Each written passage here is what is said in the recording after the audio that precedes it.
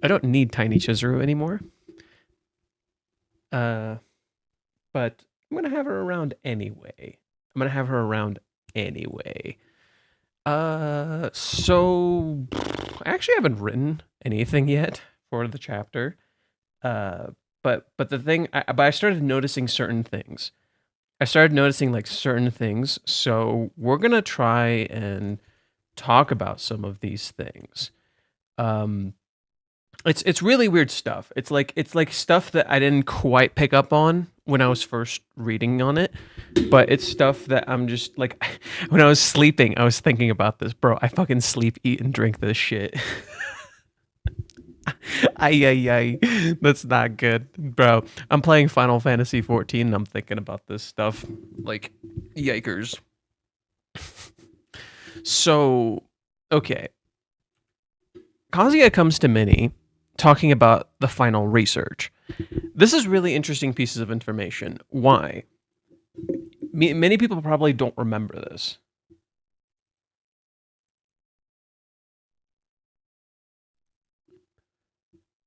In chapter 391, Kazuya literally says, could she be doing one last part of her research? Okay, Kazuya already came to this conclusion on his own.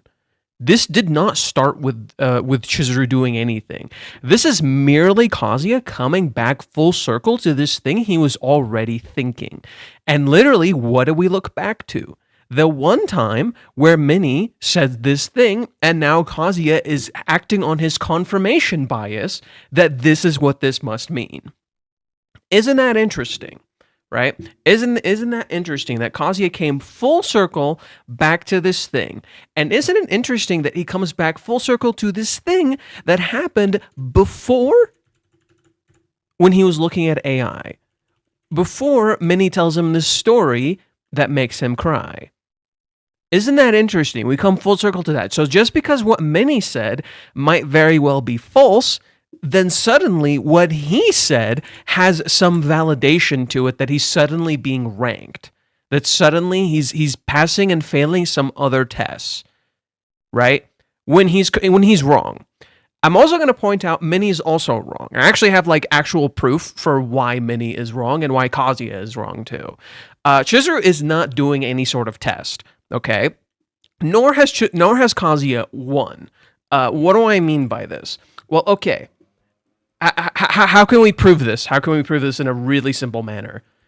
Minnie says, I think if she would say so if you failed her research. She didn't tell me anything.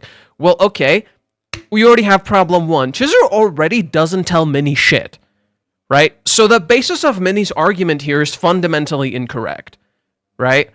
Chizuru already doesn't tell Minnie shit. Right? We've seen her lie to Minnie regularly. We've seen her hide shit from Minnie regularly. So Chizuru's already not telling Minnie shit. This doesn't say Kazuya failed the research. It's more so that there was never any test at all. And they were just sure there's some sort of test for Kazuya. Minnie and Kazuya themselves thought there was some sort of test. Let's dig a little deeper into this. Minnie, if you zoom in on Minnie here, let me pull up the picture.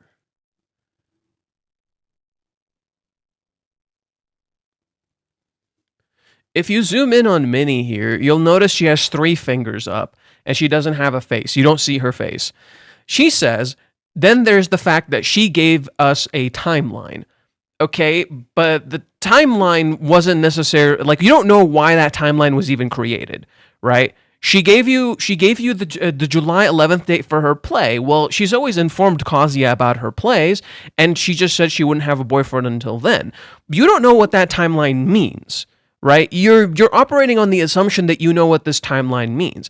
And she said yes to the date. Well, okay, this is where the problem starts to arise. Chizuru said to Umi, I want to face him head on. Okay? So, of course, she would say yes to the date. But what Minnie doesn't know is that Kazuya never said the word date, and there was more layers to that entire interaction because Kazuya never said that word. So, yes, she said yes to that thing, but she didn't know if it was going to be good or bad. She was going to say yes regardless. She actually doesn't know if that interaction was going to be good or bad, and Kazuya essentially told her that it was going to be good, right? So then you go to so she said she didn't tell me you failed. She gave us a timeline and she agreed to the day and she's looking forward to it. Okay, none of these things confirm anything, right? None of these things actually confirm anything. You don't know what this like literally. Yeah, there is a truth that Chizuru is clearly in love, right? But this idea that he won and that someone else could win, that's the problem, right? This is the problem with Minnie's mentality, and this is actually what's leading Kazuya down this nervous path and going down the wrong path. That it's this idea of winning and losing, when that's not love. Love is not about winning and losing, right? Just as like the idea that like just because you're dating someone, it doesn't mean you're in love with them, right? You could date people you don't necessarily love. Literally, Chizuru does that. That's her fucking job, right? So there's already fundamental flaws in the construction of Minnie's argument, and that's the reason it's actually making Kazuya nervous, right? The idea that Kazuya won is what's actually making Kazuya nervous because Minnie is not giving him good points, right? She's not actually highlighting good points. And so what you don't realize is Minnie's unintentionally pushing him down the wrong path and constantly telling him, you've won, you've won, you've won, you've won. Because Kazuya deep down knows that's not how love works. Deep down, Kazuya knows that's not how love works.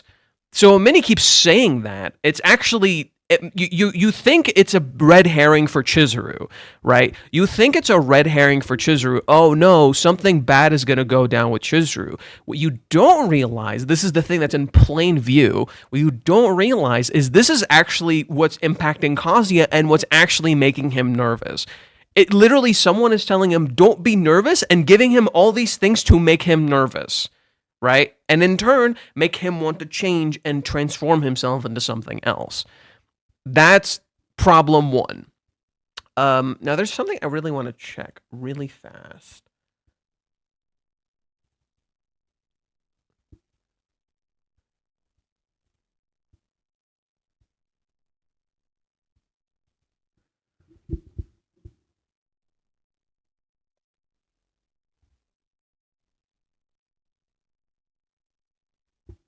So there was like some people posting stuff about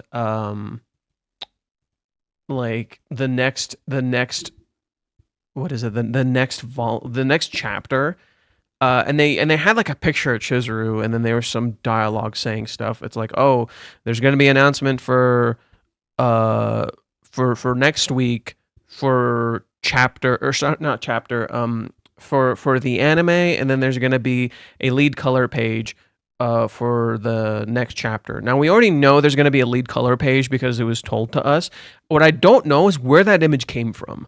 People are posting it on Twitter. People are posting it on Reddit, and I'm like, where did this image come from? It's not on the It's not on the official released image of the magazine. It's not on the other, like, because the magazine comes with two different versions of their covers, where one version is one version, this is what I pulled up. One version is this, and there's no Chizuru anywhere. And then one version is you go to,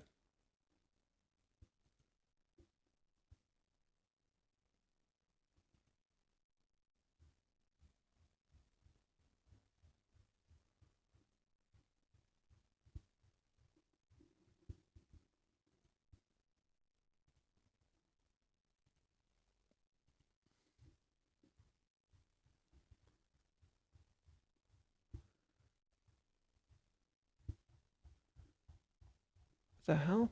I could have sworn I saved it. Whatever. Both versions just don't have this thing that people are like talking about, and I just don't know where it came from. And I'm just trying to see where people like are getting this picture, and no one's providing me an official source. So I don't know, like it looks real, but I'm not getting an official source, and I just don't know what to make of any of it, you know? And that's the issue. That's the problemo.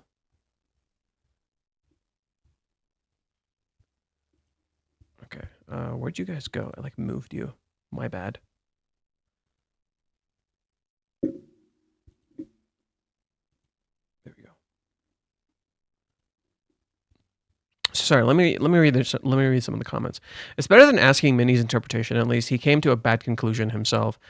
But Minnie is unintentionally reinforcing that bad conclusion. That's not a good thing. He needs someone who can look at this objectively, and Minnie is not objective. And the other thing too is he needs to stop going to Minnie, but he's not going to. He's literally never going to stop going to. The element of reversal is also present here. So okay, I said in the cover, in my thingamajig that this chapter is all about reversal. And this is literally present in the cover itself, in the cover of the chapter. What do I mean by this? Well, okay, so they do a pun here, and you probably wouldn't have caught the pun. In fact, we didn't catch the pun even when we did the translations for the thing. So the pun is the Minnie is doing this thing, which is the kyon pose. Kyon, like literally the cute heart sound pose. And Minnie is literally doing that. And then they do the uniform is in season or something like that. I forgot what the title reads here. The place I'm getting this is from Mute, who did some translations for me, and I'll go find his thing really quick so I can read it for you. So this is Mute. He is talking about the cover page. So let me read what he says. He says, just like in episode 392, Iamori-san is drinking a muddy liquid. Okay, so let's go to that. We've both been agreeing on the muddy liquid thing. Like, this thing is terrifying. But what exactly is it? It's probably a mix of multiple drinks, but if there was a depiction of a mixed drink in the past, please tell me which episode it was in. So we go to the cover page, right? We go to the cover page. He says, Yomori-san in a school uniform cosplaying a striking Kyon pose in the cover illustration. The tagline, "The school uniform look is always in season," is a play on words. Kyon and shun, season, it's work off of each other, so it sounds like a rhyme. It's hard to translate it into English, but since the overseas version doesn't include taglines, it's not an issue. And this is something Chizuru has done before, as well as something Ruka has done before, right? So that's where that comes from. That's why there's a play on words. But this is where the element of reversal comes in. Minnie is literally dressed as a high schooler, giving Kazuya advice on an adult love. She's literally, she's literally a college student dressed as a high schooler. And she's literally out of it to reflect her own lack of depth. Like, she's so out of her depth that she's the one who acts like the adult in the picture, right? Minnie's the one who acts like the adult in the picture, right? Minnie's the one who acts like the adult in the picture. She's the one who chuckles and laughs, and like she seems more mature than Kazuya. In reality, she's not. She actually matches the clothes she's literally wearing. She is deep down kind of still a high schooler. She's deep down still kind of a high schooler and totally out of her depth. Whereas Kazuya, being nervous and uncertain about things is completely reasonable, right? Kazuya doesn't know jack shit. And so it's completely reasonable to not be sure. And when Minnie says something like this in this chapter, it reflects her youngness, her deep down innocence when it comes to this stuff, and her lack of experience. That Minnie is not actually very experienced. What this does is it create a parallel to Chizuru's feelings, right? Chizuru is having this very innocent young love, in contrast to Minnie, who wants to look at this in a very adult way. And Minnie is trapped in this adultness, if you will, contrasted by Chizuru, who's becoming more and more innocent and young, right? Minnie is literally kind of transforming like Chizuru, and she doesn't realize it. and she doesn't see the similarities between them whatsoever. So Minnie and Chizuru are meant to actually parallel each other in this chapter, but actually act as reverses of one another. Whereas Minnie talks about other people, Chizuru sees other people and experiences her own feelings, right? Whereas Chizuru looks at TV, she feels her own feelings. And whereas Minnie talks about Chizuru and Kazuya's relationship, she's feeling her own feelings. You see what's happening here? Chizuru and Minnie are meant to parallel each other. Okay. There's something wrong with the flow of time in the manga ever since the kiss. Hope that means something. It does. It does. Time is a very crucial element in love. Time is a very crucial element in living and experiencing it, like the world around you. Reiji has been playing with this theme of time for a while, so time not flowing normally anymore makes a lot of sense. Thematically speaking, for the story, time is literally moving weird. Time is literally all wumbled up and crazy and weird. Now, I have a theory. I kind of want to share. This is just a theory, so I want to kind of explore that really quick. I think Chizuru's clothes changing at the end of this is actually emblematic of her love. What do I mean by this? I think that the clothes Chizuru puts on express her feelings. And I think that makes a lot of sense because the way Chizuru has dressed has always been an expression of her feelings. So when Chizuru changes clothes after thinking about the kiss, like notice this, right? Chizuru is doing all these chores. She's dressed like this. She's dressed normally. And then midway through, while watching someone on TV kiss, she has a flashback. And when she comes back from the flashback, she changed her clothes. I think these clothes are literally supposed to be about Chizuru's feelings. And that's actually similar to what we see when we go to chapter 394. Why? Because in chapter 394, we start with Kazuya. Kazuya's thinking about it. Kazuya flashes to the kiss, and then we cut back to Chizuru. And Chizuru is wearing this bra that we have not seen her wear before, right? And everyone's like, oh no, this could be a bad thing. And then it doesn't amount to anything. Like literally, we skipped the next day. This bra didn't matter. I think this underwear has to do with the kiss, right? It's actually about the kiss. And literally, the way Chizuru changes her clothes is emblematic of her feelings. Like literally when she's changing her clothes, the clothes that she's putting on, literally as you see her literally change when thinking about the kiss, she takes these clothes off and she puts something else on, right? These clothes are about the kiss. The piece of clothing that she's wearing, whatever clothing that she's wearing, is actually about the kiss. And I think that's literally the point. She literally changes clothes when her emotions about this kiss completely overflow. When she thinks about that feeling of love, she literally changes her clothes. And you see this, there is something that actually hints at this, and this blew my fucking mind when I went back to this. So, what other scene have we had where Chizuru's heart beat crazy like this? What other scene have we had where Chizuru's heart beat crazy like this?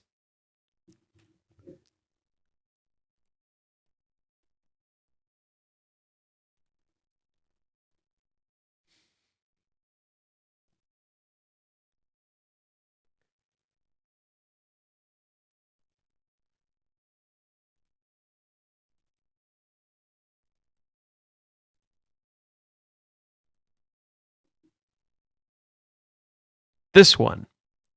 This particular scene. Okay. What does this mean? What does this mean?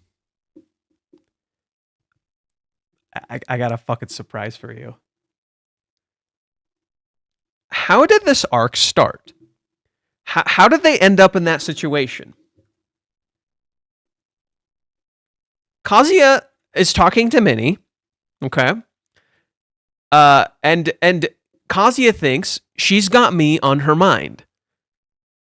Does this sound familiar? Right? Is my stock on the rise? Really, I can't tell with her vibes. You can't see past the curtain. He doesn't know. He doesn't see past the curtain. But Mizuhara asked her what she thought of me. You could even call that progress, right? I'm on her mind. I can't take this anymore. She's way too cute. He steps out, and Kazuya runs into Chizuru. She asks him if he can help. And what do you see? A whole load of boxes. Interesting. These are clothes. These are clothes. Now bear with me, it gets a little better. I've already moved half of them. I've disposed of quite a bit too. I don't know if I should hate on clothes stores or if I should hate on trends. But man, so much. I guess I've never seen her wear the same thing twice whenever I rented her. This is what makes her cute, though she's cute to begin with. Is your finger all right? Yeah, it's good. Okay. And she seems normal as ever. The progress Diamori-san began feeling. Is it all in my imagination? You got home late yesterday. Where were you? Kazuya hides where he was. Okay. Why is she bringing this up now? Was it on her mind the whole time? She's been thinking about me. Right? You've already seen her thinking about him. Okay, let's keep going. My old room. Huh? He goes to the old room. Though it's a storage room now, I'll need to reorganize stuff until these refugees have to make camp here. I'm heading there right now to Mizuhara's room. Just leave it somewhere around here. What are you seeing? You're in Chizuru's room, and what are you seeing? Chizuru's room is a storeroom for clothes. And the clothes are in boxes. Like they're not open yet. Like that she hasn't let them all out yet. She hasn't let her feelings out of the box. She wants to express her feelings through clothes. Okay. The traces of Mizuhara are certainly here. They move everything, and then afterwards they're moving one last thing to the storage room, and then they trip and fall over each other in a storage room. A storage room of their feelings. Right? A place of secrets. And she closes the door, and the chapter ends like this. So just as Chizuru is storing her clothes, which are a whole bunch of clothes that all express her feelings for Kazuya, just so when this chapter ends, she literally changes into her clothes of love. It's literally like a Sailor Moon transformation. The clothes are emblematic of her feelings. That's why she changes clothes after thinking about the kiss, after thinking about her feelings. That's why she changes clothes. And we have a lot of signs that further highlight this. For instance, let's go back a little bit more. Let's do a tad bit more of a rewind. Chapter 255. Kazuya wakes up in Chizuru's place. Okay. Chizuru is in her room, cleaning up her stuff. And she looks at her clothes. And what does she see? The first outfit she wore when she went on a date with him. The very first outfit she ever wore when she went on a date with him. And it zooms out. And she's literally surrounded by the outfit that she wore on the second date. This is literally the outfit she wore on the second date. Her phone, her outfit, and the clothes in front of her. Well, after this, what does Chizuru do? Right? You see Angel Sumi as Cupid, and Chizuru walks in. And then Chizuru tells him, I want you to stay here for a month. You can stay here for a month. And she makes a whole bunch of stuff to get him to stay. It's almost like the clothes are important. No, the uniform she's wearing in chapter 300, the uniform that you see in chapter 300 and fucking hell. No, you're wrong. It's not the same uniform. No, we already checked this. These clothes are not the same as the clothes that she's wearing. I know what you're talking about. No, it's not. God damn, y'all gotta get better eyes. Look at this. No, it is not the same. These have cuffs. These do not. These have here. It has lace up here. This does not have lace up here. No, these are not the same. These are her middle school clothes. The sleeves and the collar are completely different. Anyways, so when they first move in, they have different clothes, right? Sorry, when they first move in, her clothes are the trigger. When they go to when they move the stuff to her room, the clothes are a trigger too. Okay, but it doesn't stop there. It doesn't stop there.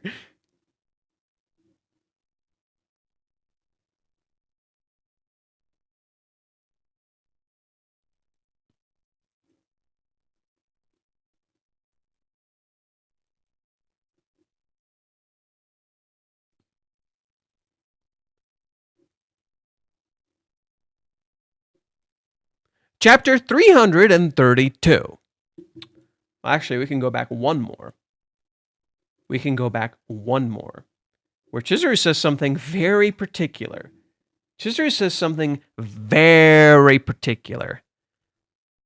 Listen to her words. All right, so some dude is like, oh, you're interested in this, blah, blah, blah. She's like, no, I already have an agency, fuck off.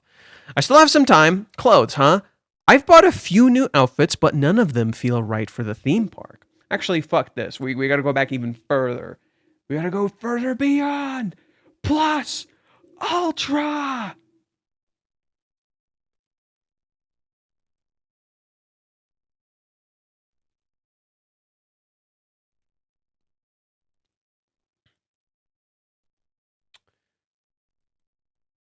Chizuru is out shopping for clothes. Fucking hell, even further back. God damn it. How far back do I have to go? How far back do I gotta go? Holy shit. Oh my god, it just keeps going. It just keeps going, dude. Okay, I'll stop at this one. I swear.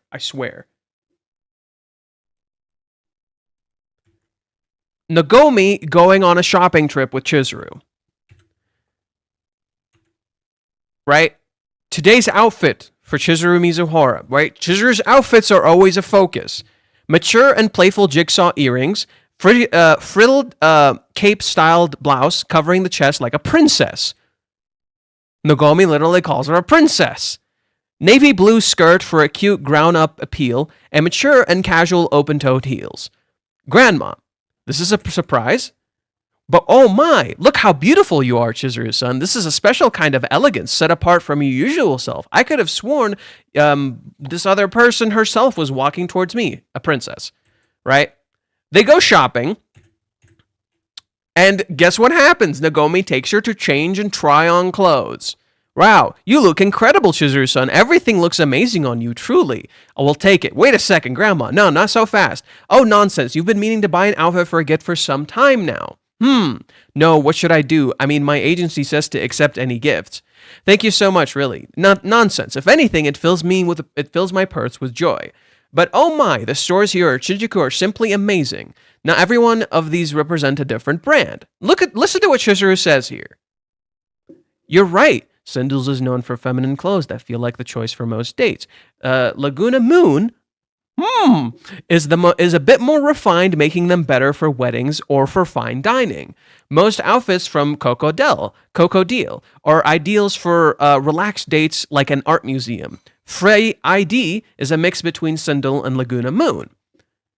Ofufuro uses unique pastel colors that really show off the playful side of women. Studios offers stylish and modest streetwear, which caters to more mature, fashion-forward women. Wow. Chizuru knows a lot about her fashion. In fact, let's get a little fucking crazy.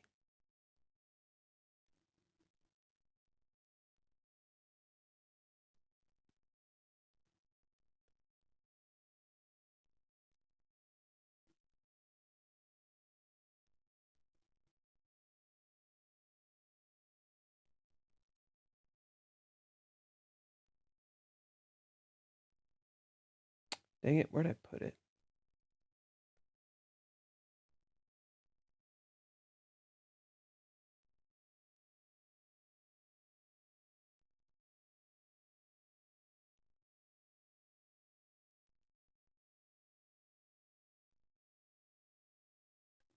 Okay, that's okay. I know where to look. I have a backup drive somewhere else. Let me go to it real quick.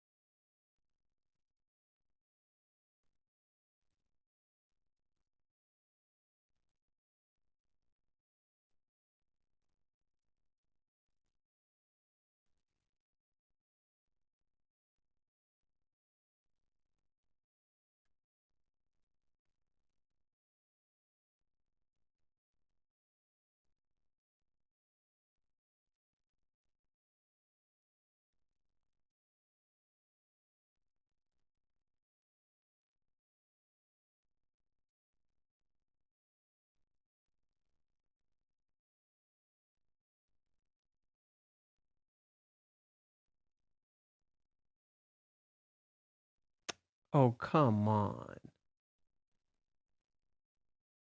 What? I know I saved it. Oh, this blows. More. Oh, I have a more section. Yes, I do. And it still doesn't have the thing I want. God damn it. This section? Oh, for the love of... Fine. Kana Hiriyama artwork. Chizuru artwork.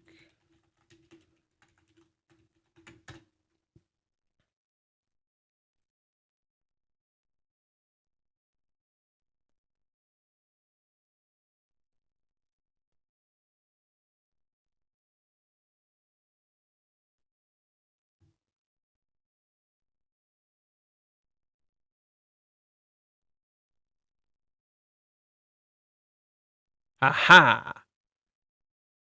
I found it. Yush. Yush.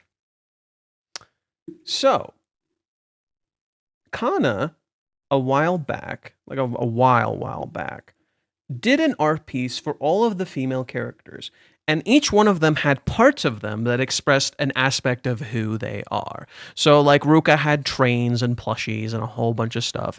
Mami had teddy bears and a whole bunch of stuff like that. And then Sumi had a bunch of food all around her. Now, notice how she drew Chizuru. Clothes, makeup, dresses, outfits. What are we seeing here? That's right. A repeating pattern around fashion. Chizuru is into fashion. Fashion is how she expresses herself. Her outfits express her character. Her outfits, if you dig even deeper into it, express her feelings. Wow, you're amazing, Chizuru. Oh no, I just have to know most of this stuff for my job. You're a fashionista. Is it about your job? Or is there more to it? Is the fashion a part of who you are? Still, I'm so glad to be here with you today. Normally, I'd never have a reason to be here on my own. That's not true, right? And then she takes her to a place called Mila Owen, is a brand for somewhat older women. And she gets her clothes. Wow, it's lovely. You think so? Huh. It's almost like Chizuru could get into fashion and help people by the same way she helps in rental by helping them get clothes.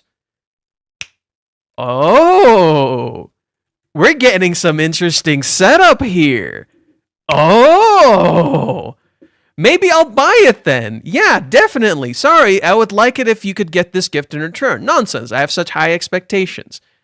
It's been ages since I last wore long boots. Hey, Chizuru, which is better, white or gray? Maybe the white. She remembers how she made her grandmother happy.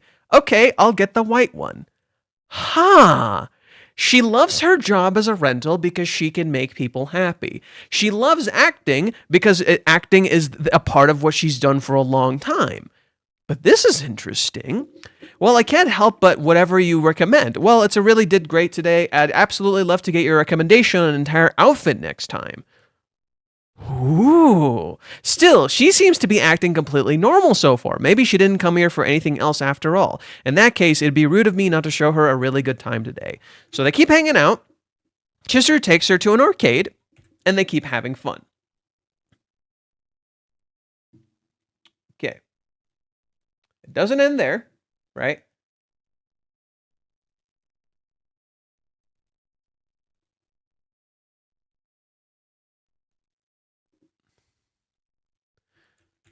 So Chizuru and Nagomi sit down and talk. Chizuru got her a blushie. She got a bunch of stuff, right? And she feels bad about having to accept this money, right? To be honest, I came here today because I wanted to apologize to you, Chizuru's son. I'd say a picture is worth 1,000 words. After seeing you today, I finally understand what a rental girlfriend is. I was surrounded by many young people. I met up with you and tried on clothes at trendy stores and immersed myself in playing crane games. It felt like I was back in my school days. It's true that when I first heard about your being a rental girlfriend, I was a little shocked, but my judgment of you were unkind and premature. I completely overlooked your true nature.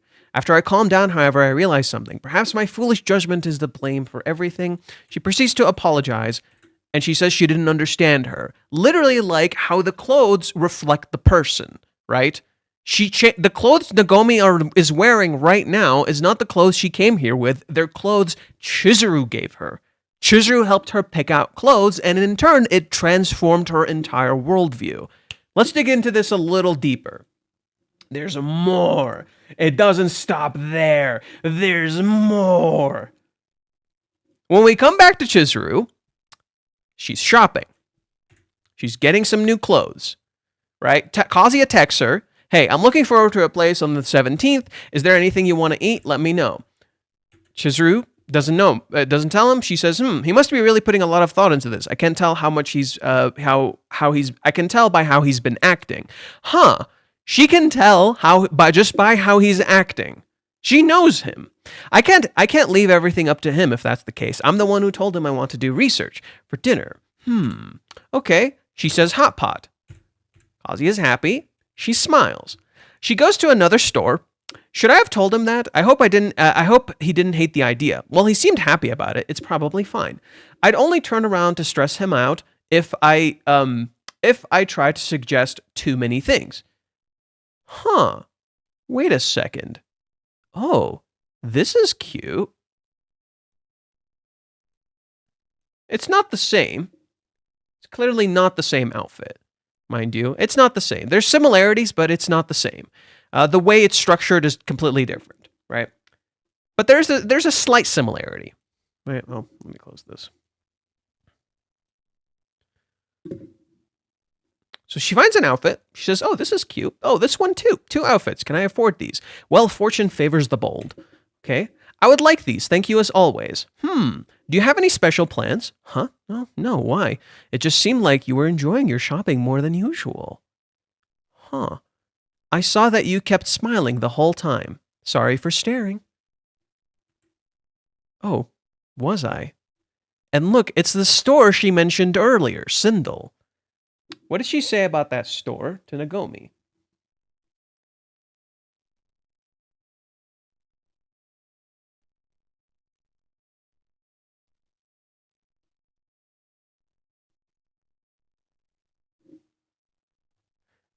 Sindel is known for feminine clothes that feel like the choice for most dates. Okay. So Chizuru loves putting on clothes for dates. She loves buying clothes. She's a fashionista. She loves this shit. Okay.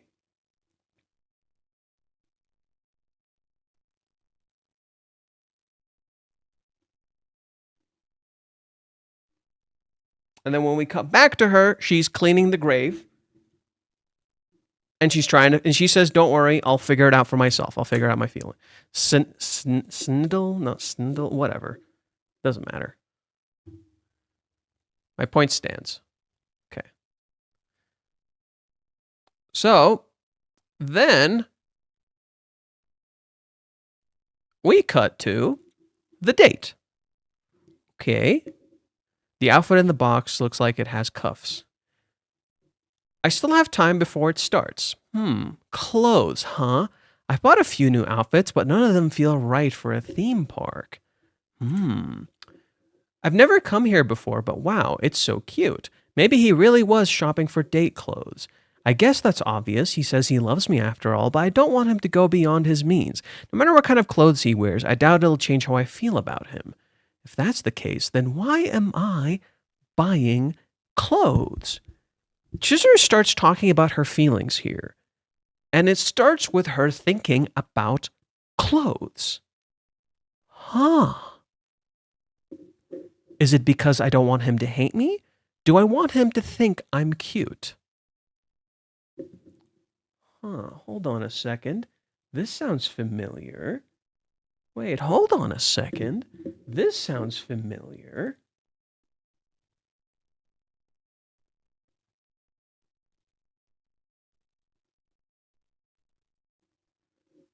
I want you to think I'm cute. Hold on a second. Wait a darn second. Out of all these clothes, do I want clothes that I like, or do I want clothes that someone else likes?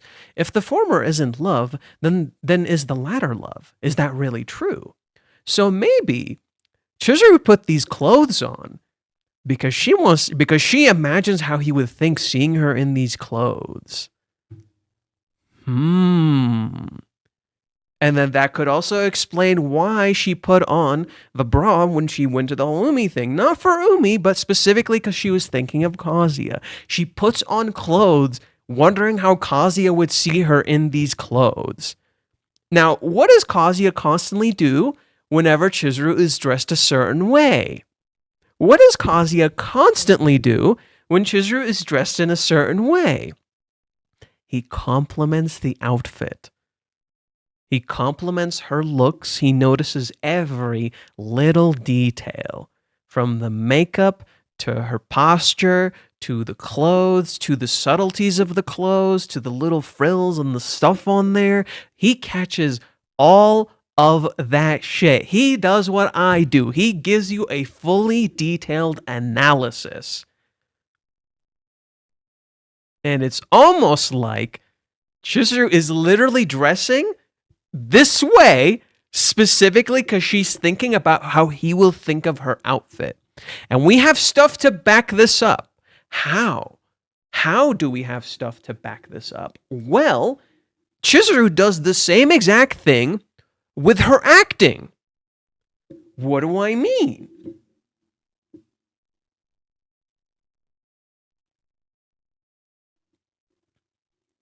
Chizuru invites Kazuya to a play to see his reaction. And then she asks him, how do you like the play? Huh? You were there, weren't you, for the afternoon show? Things got a bit messy with the birthday party and all. Oh, I'm not asking you to critique my performance or anything. I'm not asking for any technical stuff like that, but I want to hear your thoughts. Wait a second. Wait a darn second. Wait a darn fucking second.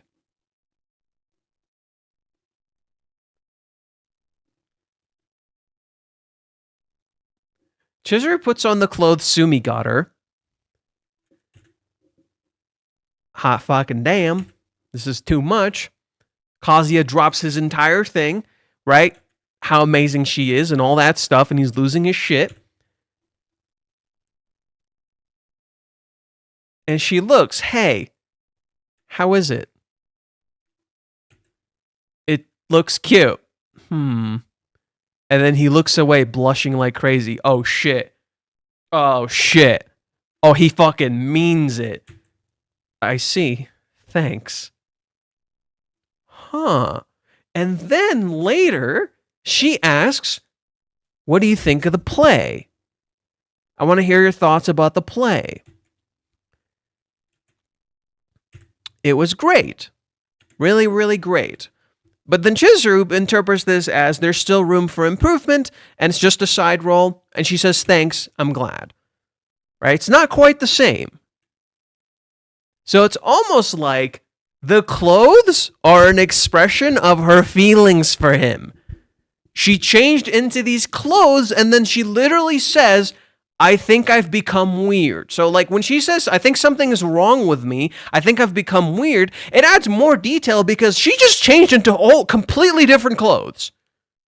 Just randomly, right? You turn the page and Chizuru is randomly wearing completely different clothes.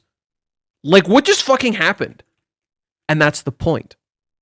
Her feelings for him are making her act like a completely different person. She's imagining what he would think of her wearing this outfit. She's like, she's literally imagining what would he think when he saw me in this outfit.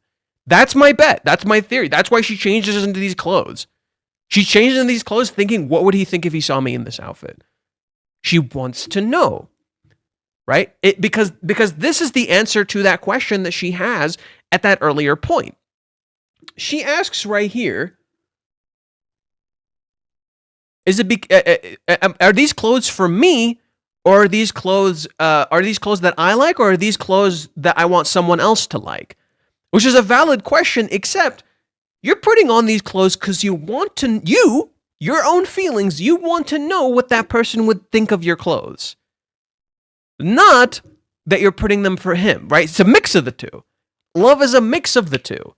It's selfish and selfless. In part, you're doing it for someone else. In part, you're doing it because you want to. And that's literally what's happening to Chizuru. She's literally stuck in between the two, right? She changes into these clothes wondering what he would think of them, right? She wants to know what he thinks of these clothes. That's what I mean. Chizuru is literally in the middle of her love. It's a very innocent form of love. And this, what does this do? It directly parallels Minnie in the opening page.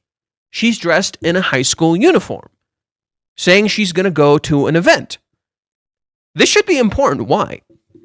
Well, in the past, when Kazuya was out on a date with Chizuru, what did he request? Right? One of their rental dates, he requested a very particular thing.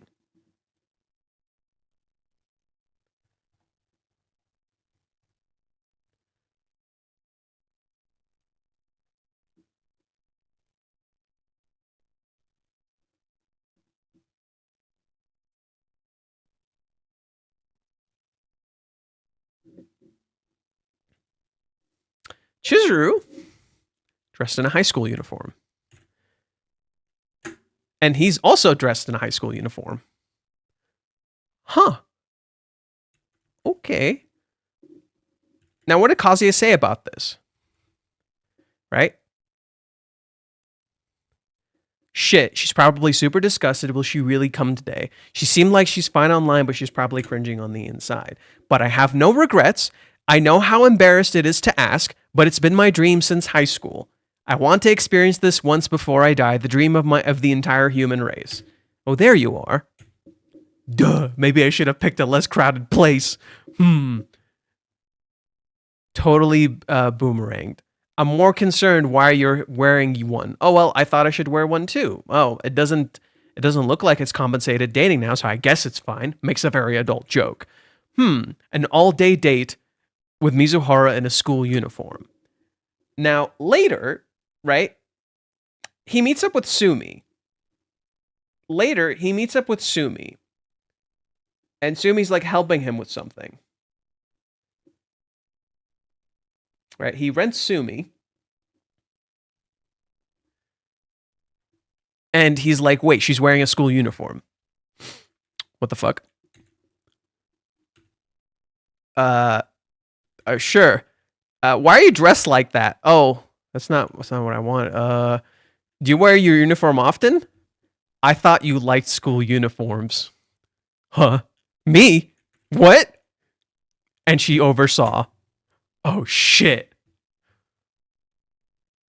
And then suddenly you're seeing Minnie wearing a school uniform.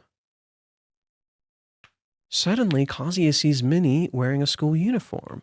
And she says she's going to an event, and she says she wants Kazuya to think she's cute. It's almost like this outfit is in part for him. You're suddenly starting to see parallels between Minnie and Chizuru. Minnie wore this outfit for an event. But she's asked him, call me cute. Wouldn't hurt, you know? Huh. And then in the end of the chapter, what do you see? Just like Minnie is dressed in a school outfit, and she wants Kazuya to call her cute, what happens? Chizuru thinks about the kiss with Kazuya and changes her clothes, literally wanting to be called cute by him. She dresses in a very cute way. She looks really cute here, does she not? It's like she dressed so he would call her cute. She put on adorable clothing. She's a cutie patootie. And she literally wants to be called cute. She is in the middle of her love. She's literally experiencing love. And that's why she says, I think I've become weird. Because literally she's acting weird. She's putting on clothes randomly for nobody. He's not even here. She just put these clothes on so she can imagine him calling her cute. Huh. Interesting. She's literally in the middle of her feelings and she's acting on them. Now, there's some interesting details. I texted Mute to specify what these words here specifically meant. So I'll read for you where he wrote. He wrote me two different things that essentially come back to the same point, but I'll read them for you. Chizuru says, oh my god. Okay, give me a second.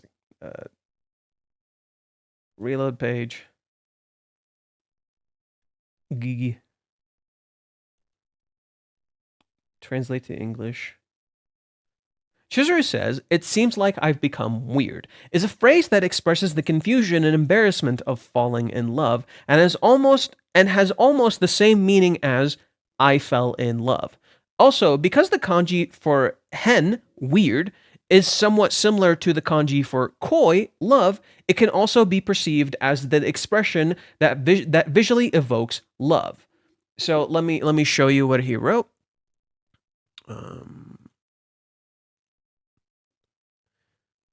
So this is what the kanji for love for koi looks like, and this is what the kanji for weird looks like. It looks similar, right?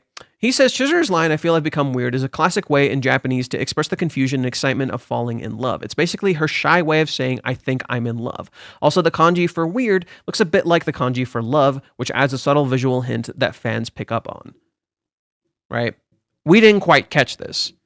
We did not quite catch this. Right? So Chizuru is literally in the middle of her love. She's literally lost in the sauce. That's what's happening. She's lost in the goddamn sauce. Not gonna lie, I'm afraid to make sense. How is it why it says it'll get a... Makes sense now as to why it says I'll get a makeover. Correct. The element of a makeover aligns really well, not just with Chizuru, but also with Kazuya. Kazuya is currently working on changing his external a lot, is he not? In contrast, you have Chizuru literally changing her clothes. Isn't that interesting, right? Kazuya is changing how he looks, and Chizuru is literally constantly changing her clothes to see what he would think of her, to be called cute by him. But Kazuya is doing the wrong transformations, right?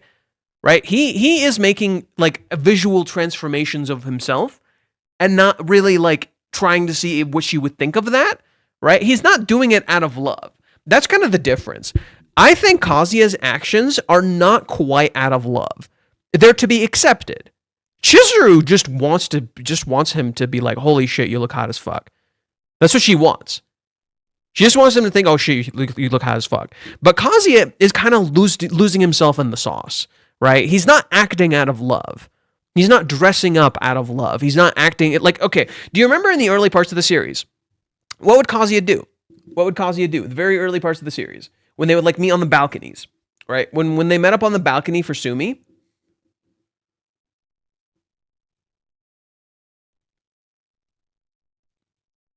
oh look, when they met on the balcony for Sumi, Chizuru's dressed as a moon witch.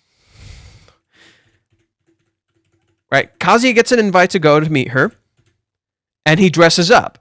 He wears these clothes, right? He wants her to think he's cool, right? And then he meets her, whereas Chizuru's dressed normally. Huh. And now Chizuru's changing her clothes. But Kazuya is changing his clothes and in turn losing his identity. Right? This is why I'm saying, like, what's happening with Kazuya is that he's losing an aspect of his identity in the way that he's changing himself in this makeover. Whereas Chizuru is not actually losing her identity, it's an expression of her identity. That's the difference. That's why the external is so important here. That's why you see Chizuru change clothes here. Chizuru is literally expressing her identity in how she looks. It's a part of her expression of the self. Kazuya, in contrast, is literally sacrificing his identity in order to be liked. It's not an expression of himself, right? It's literally not an expression of himself. And that kind of mirrors the date too. In the date, the way Kazuya is getting these clothes is not completely an expression of himself. Just as a part of Chizuru, when she's getting the outfits for the date, is trying to express herself, trying to show him she's serious. Remember what she says? Well, let me find it real quick. Where'd it go?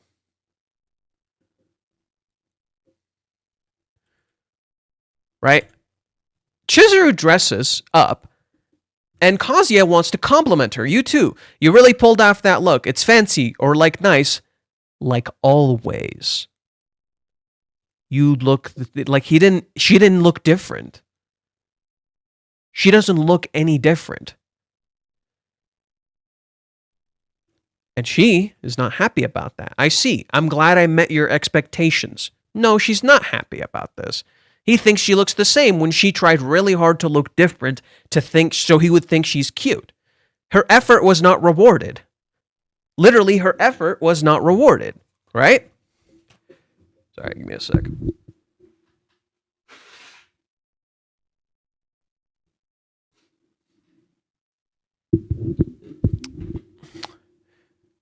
I'm still feeling some distance between us. You created that distance. I mean, you could say I'm under some pressure, she explains. Well, you probably think that I'm an expert at this because of rental dates. It makes me self-conscious about doing everything perfectly. You think I'm an expert. I don't know what the fuck I'm doing. I don't know what the hell I'm doing. I'm out of my depth, dude. Bro, I'm out of my goddamn depth. I don't know what the hell I'm doing.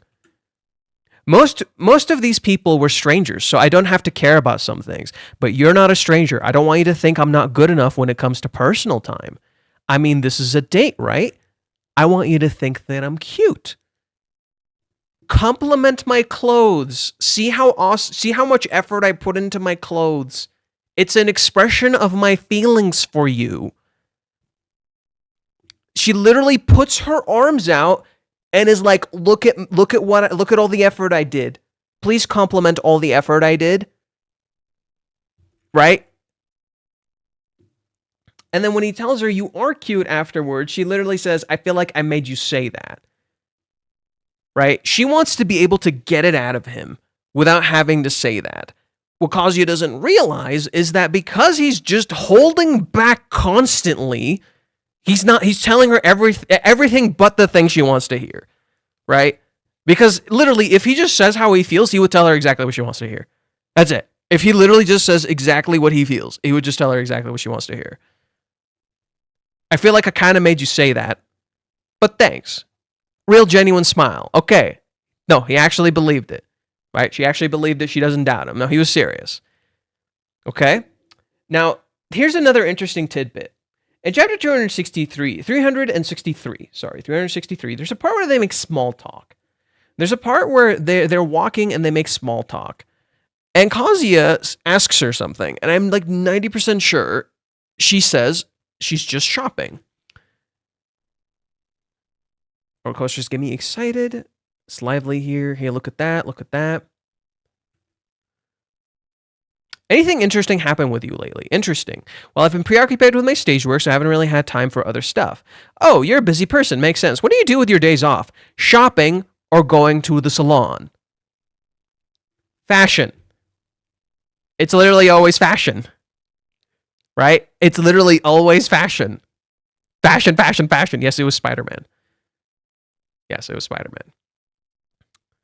Right? And then what happens in the end of the date? In the end of the date, Chizuru, because of the clothes that she wore, because of all this extra effort she went into, ends up getting hurt as a byproduct of wanting him to think she's cute. Right? Chapter 382. Kazuya finds out about the blister. I see. She also got new shoes, huh? She prepared for everything and dealt with the pain because she didn't want to ruin the mood. I didn't notice at all. That's how important this date was to her. Just knowing that makes me so happy. The clothes are an expression of how important he is to her, of her feelings for him. Kazuya did a lot of mistakes on the date. Oh, understatement of the fucking year. Understatement of the fucking year.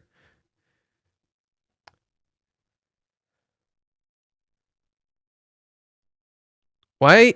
What? When she is wearing the clothes in 398, it's right after her crash out after the kiss, or on the second. No, it's current time. So no. Look. Black background means it's a flashback. White background means it's current. This is happening right now. This is not a flashback. It would have stayed a black background if this was happening then. This is a white background. We came back to the present. We literally came back to the present. We skipped back to the present. We time traveled. To be honest, most people who look at the words weird would see it in a negative way. Something is weird and something is wrong are interchangeable to an extent. I don't really agree. I feel like some of the nuance of the meaning is lost here. Personally speaking, I think some of the meaning of the nuance is lost here, right? In particular because she's being weird. She's like, I'm acting weird. I think I became weird. It doesn't sound right in English. I think something is wrong with me. Sounds better as in English, which is why they used it, right? I think I became weird sounds a little too formal, a little too awkward, and it doesn't express the intended meaning. That's why they use the words, I think something is wrong with me. But personally, I feel like some of the nuance is lost. In particular, because she is literally saying, like, I'm pretty sure I'm in love. So like, she's pretty much expressing, like, her feelings. So when you realize that there's, like, a nuance in the language that implies she's literally saying, I fell in love, as she literally falls to the ground, as you see her earlier, literally slump to the ground, right? So when you realize these words literally align with the meaning, I fell in love, as she literally tumbles over, you get the meaning now, right? So it adds more nuance to it. But there's more to this too.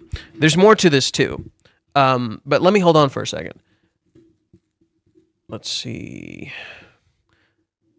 Doesn't he always think she's cute? He's just nervous to say it. Well, no. Kazuya doesn't simply think she's cute. The problem is he's just saying she's cute.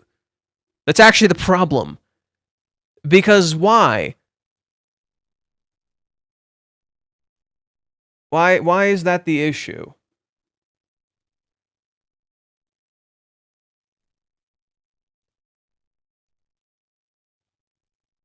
So, you remember all the dialogue people keep saying Kazuya doesn't say, like, these dialogue are a waste of time. The internal monologues, Kazuya says they're a waste of time.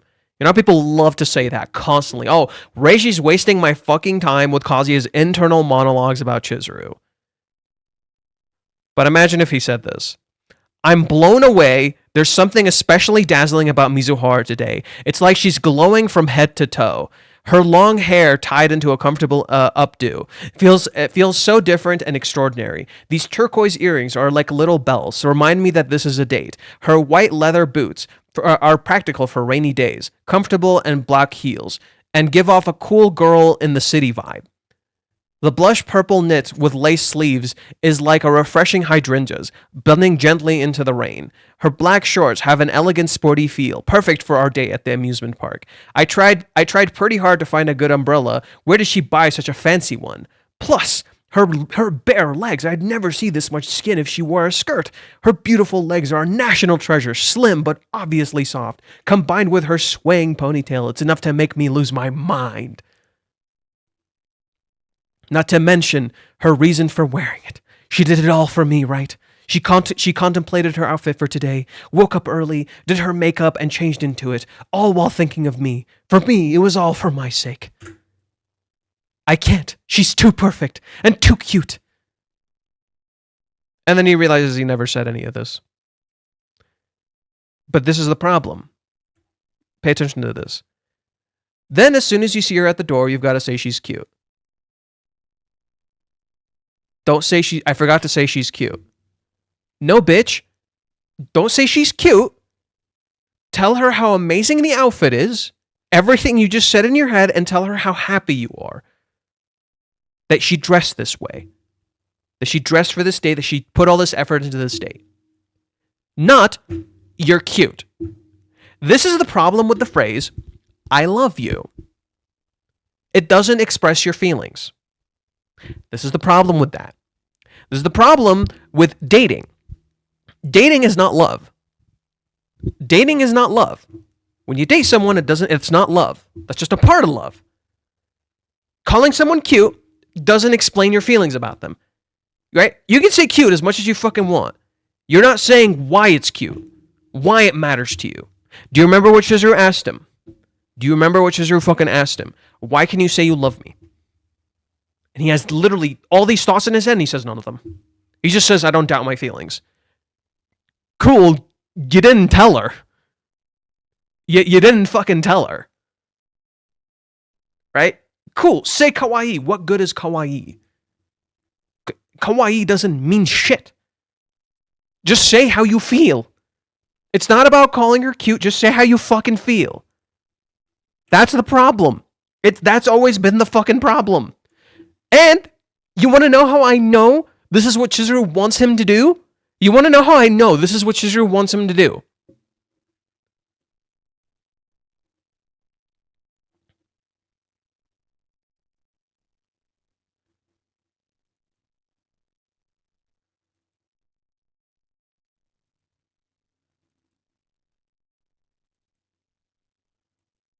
Hawaiians. You want to hear what exactly? What's taking you? You know, my swimsuit. You have some thoughts, right? This should seem familiar. Huh. This should seem a little bit familiar. Huh. I'm sensing some similarities. Huh. Listen to what he says. It's cute. It's crazy cute.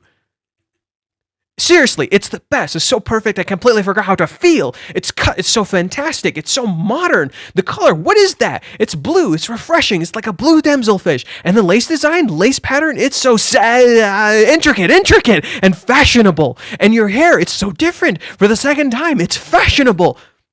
Fashion. I'm being serious. You look perfect in every way.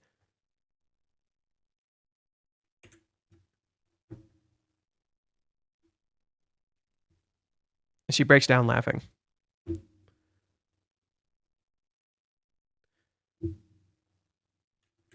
He makes her fucking day. Remember when Kazuya used to just say his feelings? Remember when Kazuya used to just say his feelings? Yeah, that's the problem. Kazuya is literally putting up a wall. And she knows the real him. That's literally the issue. Kazuya, no, it's not Kazuya just fucked up. Kazuya has a wall up. Kazuya is suffering from grief and trauma, and he has a wall up. And he's not dropping the wall. The wall breaks in the rejection. I've said this before. The wall breaks in the rejection. He didn't just clam up. Look, stop oversimplifying it. You're oversimplifying it. Kazuya has a trauma reaction, and he's putting up a wall. It is a mirror to the cheer update. It is literally a mirror to the cheer update. The cheer update is literally when Chizuru put up a wall. Chizuru put up a wall. She said, "This is my problem. I'm fine." Right? And Chizuru, through Kazuya's persistence, dropped the wall. Chizuru, in the entire date, when they're out, like in the real date, is persistently trying to give him a signal to go ahead. Hey, it's good. Open up, open up, open up, open up, open up. She keeps fucking trying and it's not working. Clamming up is accurate, though. No, it's not. No, it's not. He's not clamming up. He's in a goddamn cave. He's literally put up a wall. The dude erected a fucking wall. He didn't clam up. He hunkered down. Like, no. And so she could never reach him. She literally couldn't fucking reach him the entire time. So what happened? Kazuya got rejected and it broke his wall. Right? It put a massive dent in his fucking wall. Right? Kazuya's wall got fucking dented, like extra hard. And then the real him started coming out.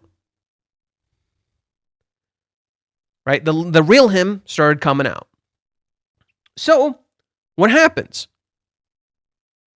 Kazuya starts opening up a little bit. Starts letting parts of himself out. But it's not like it's gone. He's going to retreat again.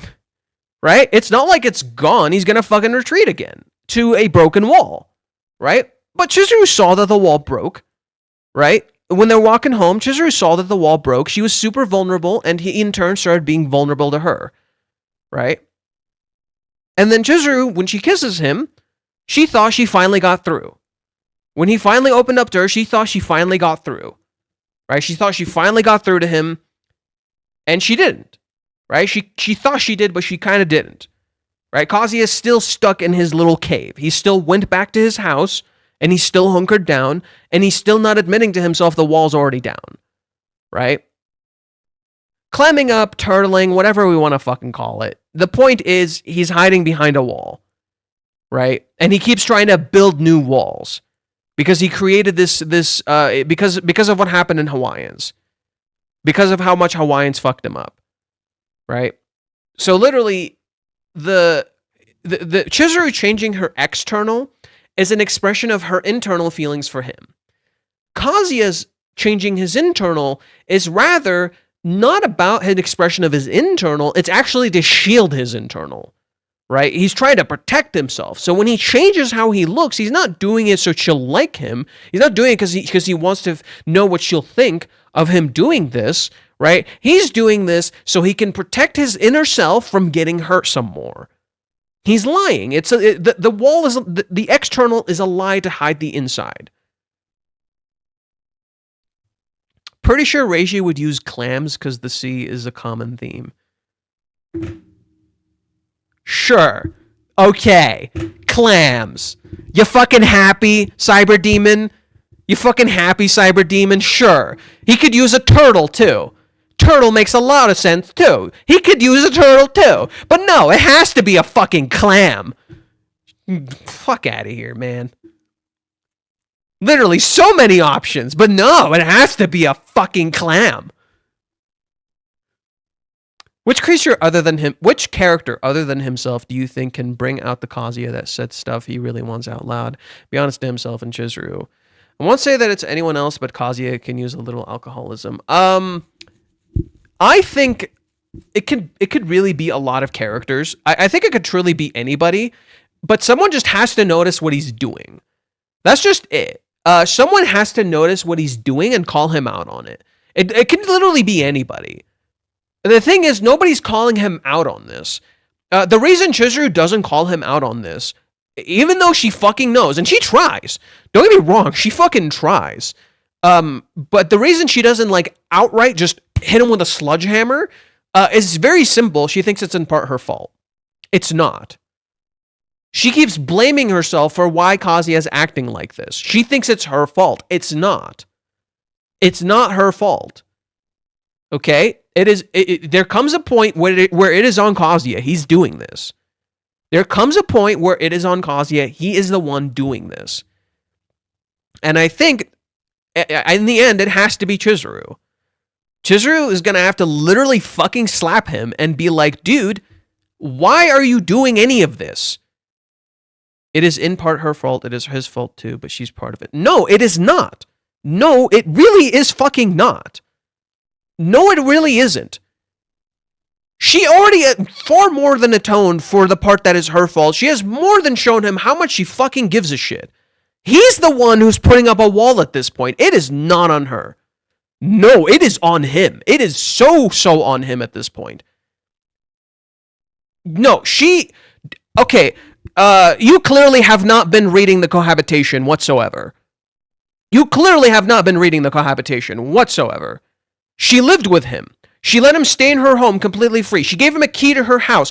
Every single time Kazuya started feeling distant from her, she brought him back. Hey, no, I'm here. Hey, what's wrong? Are you okay? Are you okay? She's always literally constantly there emotionally for him. She has made him constantly feel safe and needed. Every single fucking time. And he's the one who's letting himself be trauma controlled and going to Minnie. And she pushed. No, she doesn't push and pull. She fucking doesn't. She only did that during the exit. She only really did that during the exit. During the cohabitation, no, it's constant pulling. Literally constant pulling. No! She stopped the push and pull bullshit. She knew that was a problem and she fucking stopped it. No, she did not do this. No, she's been constantly pulling. She's literally been constantly pulling. Yes, she fucking did. I don't know why you're so certain she didn't fucking do this. She's been constantly pulling.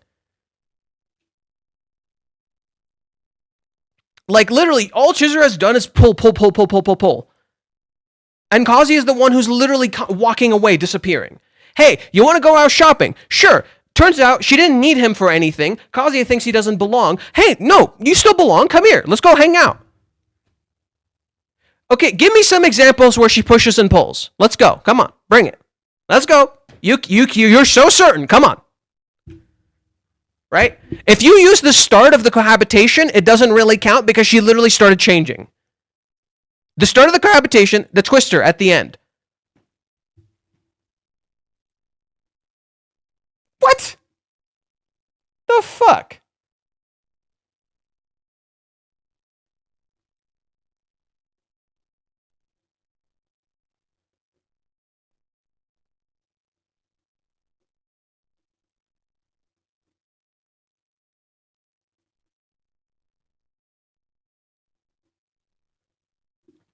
Okay, twister at the end. She tells him to hurry up and do it. They get really physically close, and she stops. I've had enough. This is too much. I need a break. This is too much. I need a break. Sorry. I'm done. This is completely reasonable. It's not push and pull. Minnie is literally pushing them together, and Chizuru is just like, okay, I've had enough. This is too much. And then what happens in the end? Minnie literally pulls them together again. Okay, the day after the kindergarten.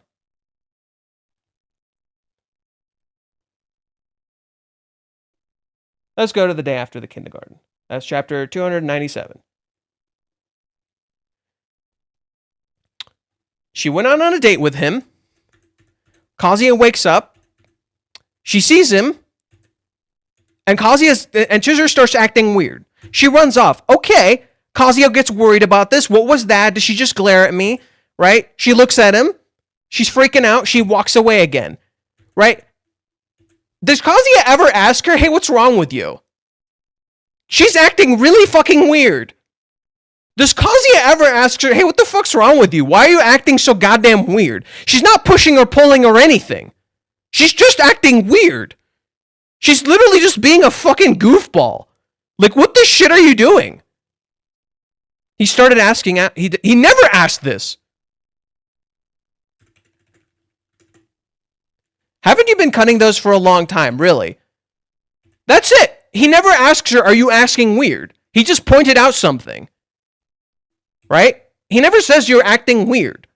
He never says this. He just says you're cutting onions for a long time. And then she walks away, and he doesn't know what's wrong. Right? And it's not his fault. Yeah, you're right. It's not his fault. How the fuck should he know? But he could just ask, wait, what the fuck's wrong with you? And she stares at him. And it's like, what? The fuck's going on? And she walks away. This isn't push and pull. She's not giving any signals. It's just confusing. This isn't pushing. This is supposed to be a goofy as fuck chapter. You don't know what the fuck is going on. You have no idea what the fuck is going on. This is not a good example of push and pull. It is not. It is just funny. It is just stupid. It is genuinely just fucking stupid and funny. It's confusing, sure, but it's not what you're describing. She didn't tell him, hey, I love you, and then just kick him in the balls. She didn't do that. She's just acting weird. It's hilarious. It's not push and pull. It's hilarious. This doesn't work. That doesn't make any fucking sense.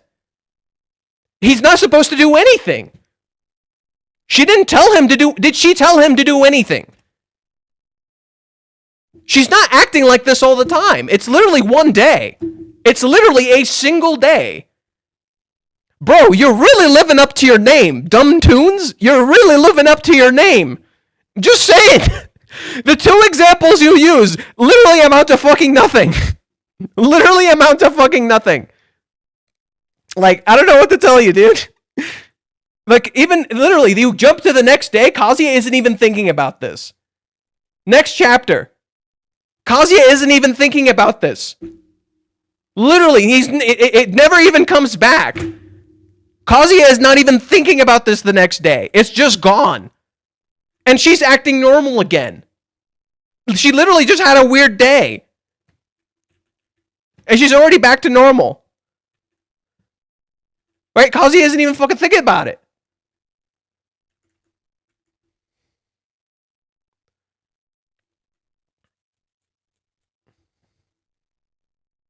A writing chapter, we'll need to add it. Yeah. And then she comes home, and look, she's acting exactly like Kazuya's fantasies. She's happy he did something. He cleared up her day. And then when Kazuya lies to her, are you lying to me? You're sorry if I'm wrong, but are you lying? Right? Good night. Everything went great. There's no misleading whatsoever. She's as direct as can possibly be. Even here, I'll even show you a moment where she was semi-misleading and then doesn't even blame him and then course corrects. Here, I'll show you a moment just to give you some leeway since you're so damn certain.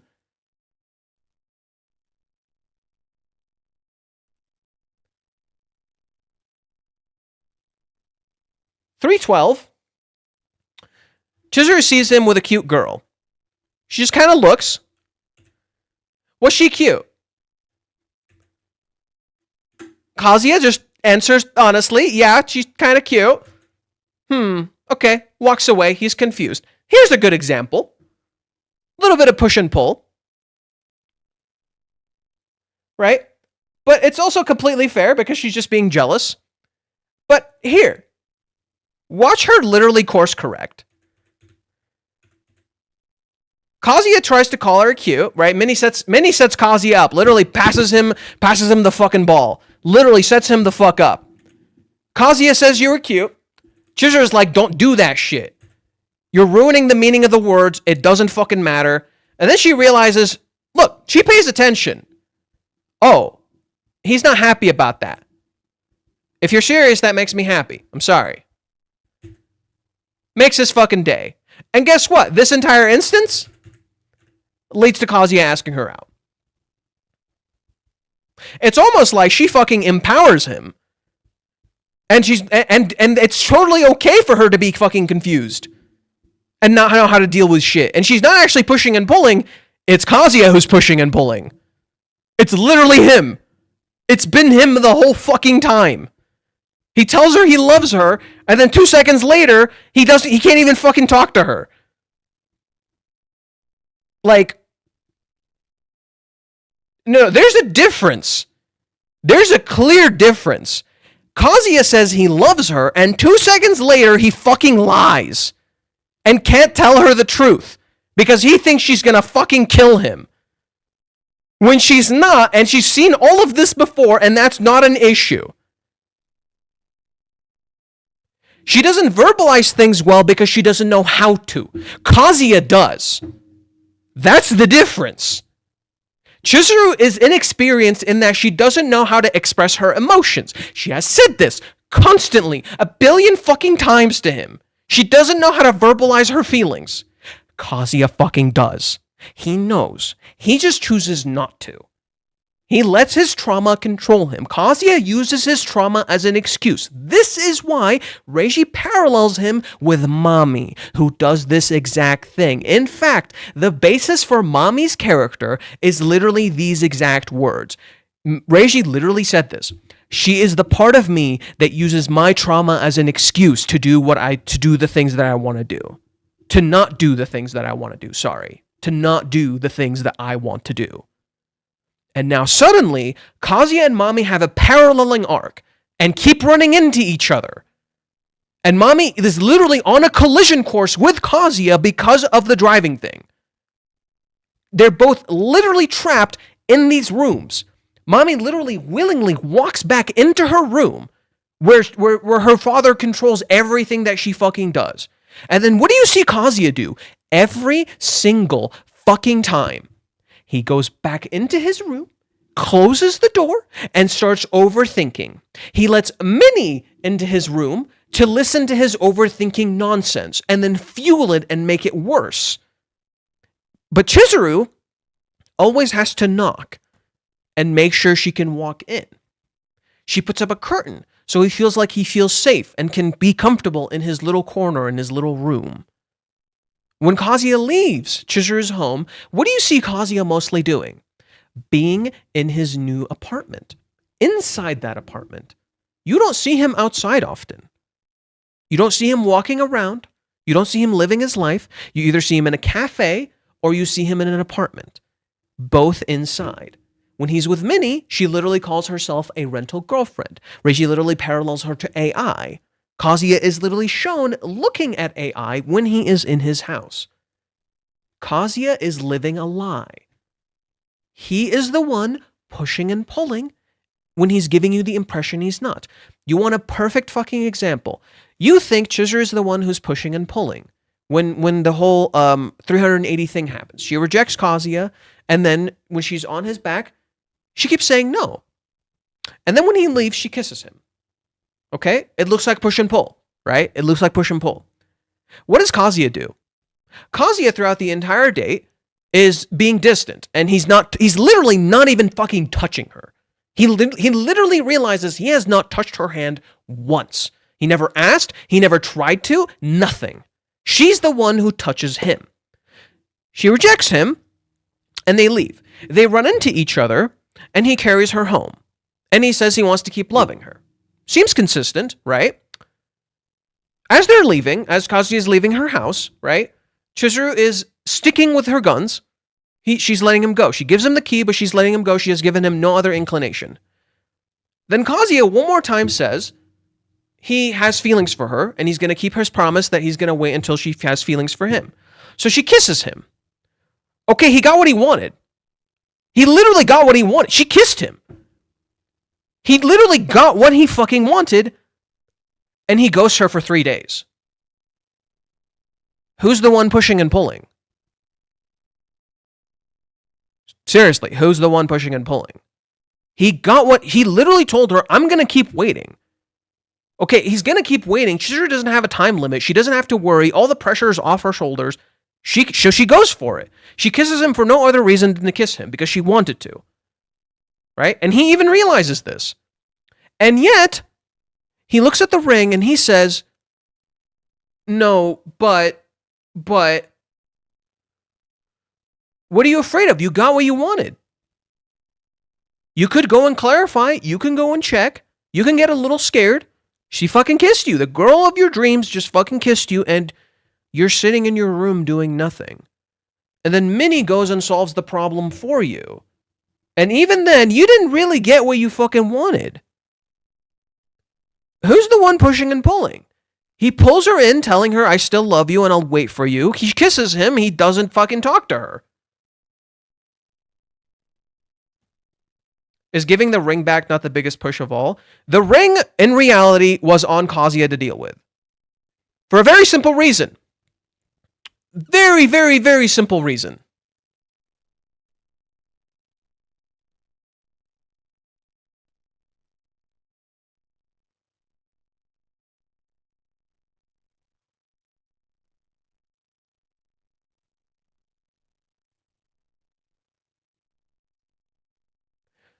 Nagomi gave her the ring under completely false pretenses. Here's Chizuru, during Hawaiians, saying she's going to give it back. This was her intention from the fucking start. I'm going to give the ring back. What does Kazuya do?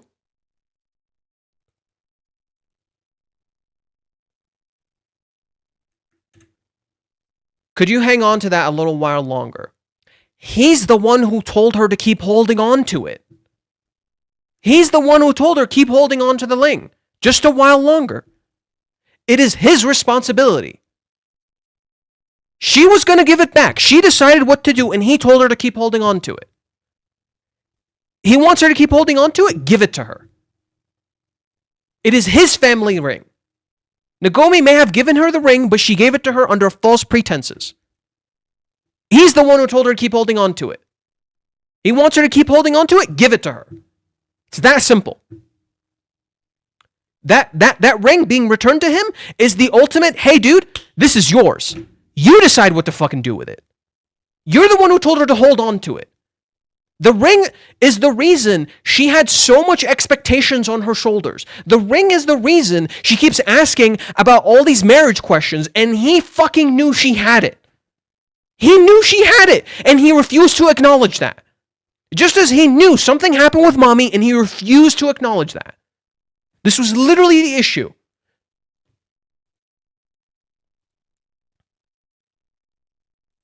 $344. After Kazuya runs into mommy.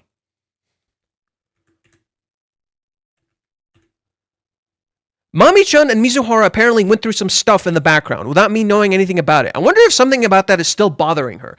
She literally tried to open up to him.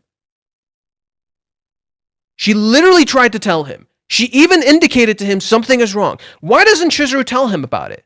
Why does he never ask why Chizuru never tells him about it? We know. Chizuru told us why she doesn't tell him about it. She doesn't want to hurt his feelings towards mommy. He knows how much she cares about his feelings.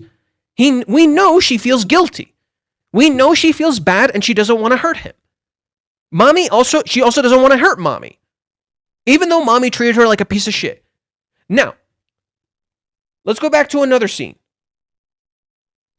Why doesn't Chizuru just tell him?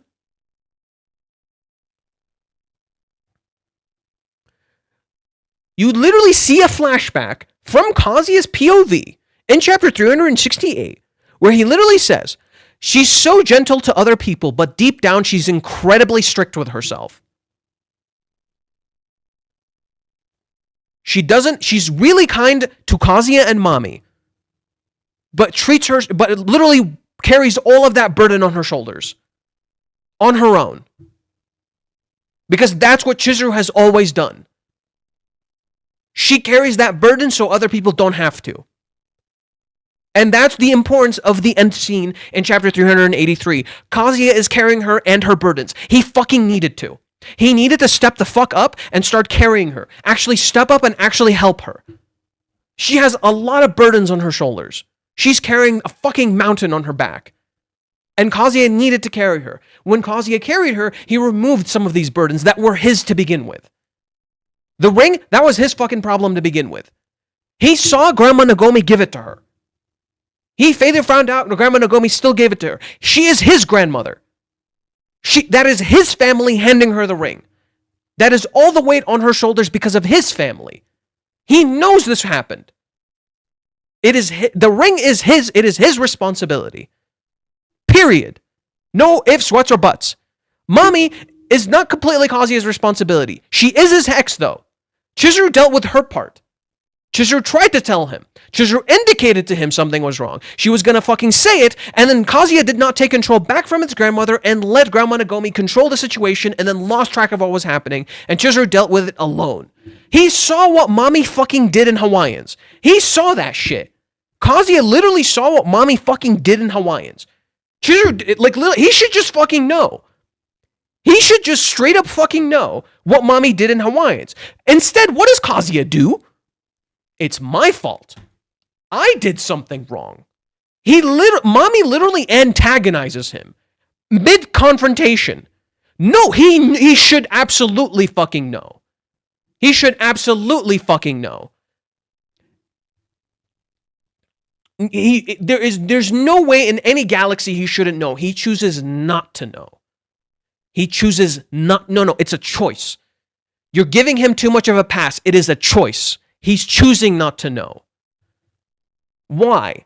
There's a very simple reason why. It's so simple.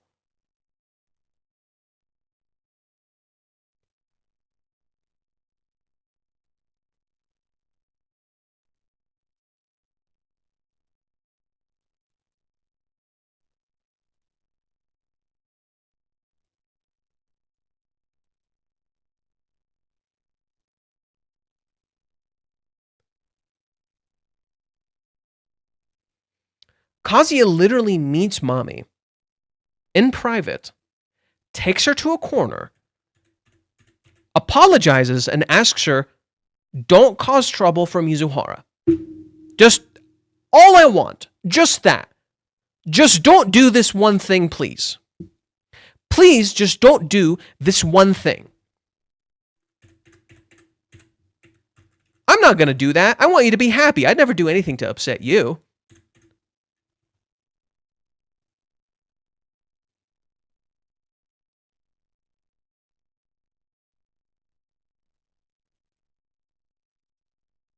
What does Mommy fucking do?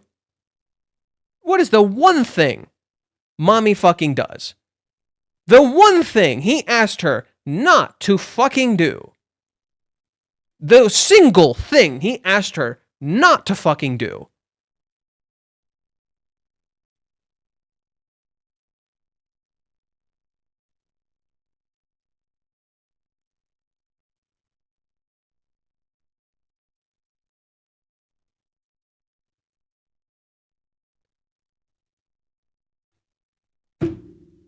Oh, look, it's an accident. Oh, it's an accident. It's not her fault, right? Right? It's not her fault, right? You can say that at first. Oh, maybe it was just an accident. She tries to play it off. Oh, she's just playing it off. But then notice what happens. I just can't hide this anymore. Yes, you can. No. Yes, you can. Yes, you can. And look what happens to Kazuya. Flips over.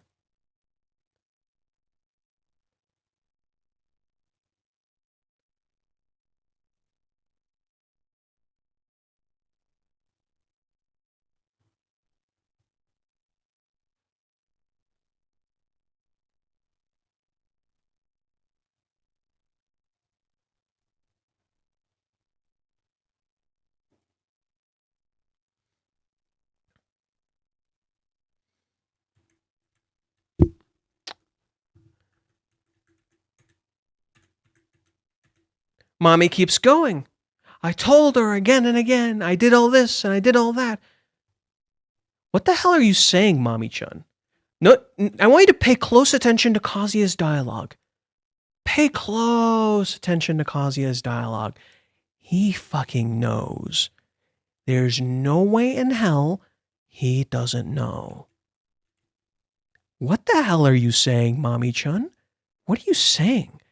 It's almost like you're doing this on purpose. Like Chizuru is a bad person. But this is too far. She knows Nagomi wanted a great-grandchild, but she never had any intention of marrying him. That Chizuru has duped us?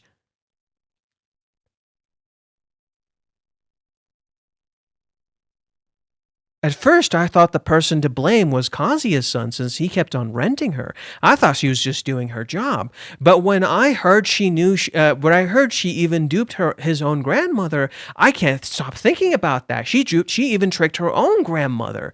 It's frightening to me to think about it. I can't sleep at night. No matter what, she always smiles. Right? Oh, okay. She's directing the blame at Chizuru. She's literally directing the blame at Chizuru. Right? She's claiming, Kazuya can tell. He can tell she's directing the blame at her. It is on purpose. He literally looks down, he's like, what the fuck are you doing? The one thing I asked you not to do. And you're doing that. Then, after Kazuya confesses, right? Kazuya confesses. What does mommy do? Then kiss her. Go on, kiss her. She antagonizes him. How could you? She just outright antagonizes him. Go on, do it. You fucking won't. He should know. He should fucking know. The reason Kazuya doesn't know, he does not want to. It's that simple. This is why Reiji references The Matrix. He references Finding Nemo. He references like 2 other things. He references, Don Quixote. Every single one of these has something in common. Characters trapped by their traumas or trapped in an alternate reality. Literally choosing to see what they want to see. That is the point. Literally characters trapped by these worlds. That is the fucking point. Kazuya is choosing not to see the reality. He's choosing to live in a fantasy. There is a reason the cohabitation by Kazuya is intentionally, regularly referenced as a paradise. Because in paradise, nothing bad happens. In paradise, it's pain-free. Your paradise has to end. That's why Kazuya constantly says throughout the cohabitation, my paradise was going to end. Because he's living in the Matrix. He's living in a fantasy. Chizuru is not the fantasy. The world he's creating for himself is the fantasy. He's literally living in a fantasy. Chizuru is not pushing and pulling. It is merely a reaction to Kazuya. He is the one creating the environment for her to push and pull. It's that simple. She's not actually pushing and pulling. She literally lets him into her home. He stays in her dead grandmother's room, the most important person to her in the whole fucking world, and he stays in that room. She gave him a key to her house. Okay? She did all of these things actively. She complimented his skills with children and his ability to play games. She agreed to go on a date with him. She agreed to meet him. She's constantly doing whatever he fucking wants. But somehow, she's the problem. Who's actually the problem? Who is actually the problem? Kazuya is doing this. He became the very thing he despised. It is that simple. Kazuya is literally the kind of character at this point in the story where, you know how a lot of people, when you go to Reddit or when you go on Twitter, they keep saying things like, oh, Kazuya has done enough. He doesn't need to do anymore, right? He's done enough. It should just all be on Chizuru. And that's exactly what the cohabitation in the 3 months is structured around. Chizuru is the one that's moving. But that's the thing. Love is a two-way thing. You can't just move and then the other person does nothing. They have to, at the very least, acknowledge their feelings, try to move, and make some changes. Kazuya not moving in the cohabitation is at first understandable. It's simple. He was recovering. He had a lot of trauma. He was moving on from that trauma. He just needed some space to improve. The problem is how he's using his time. The simple truth is Kazuya needed to create more time. He knows this. He said this a bunch of fucking times. He didn't have enough time, so instead, he banks all of the remaining time he has left on the date. So suddenly, every single fucking problem that they have, he has to magically solve in this short amount of time when he has not addressed his internal conflicts. Do you see the issue? Are you seeing the issue?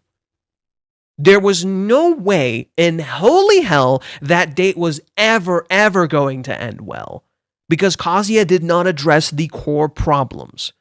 That is, his internal conflicts that he needed more time to address and overcome.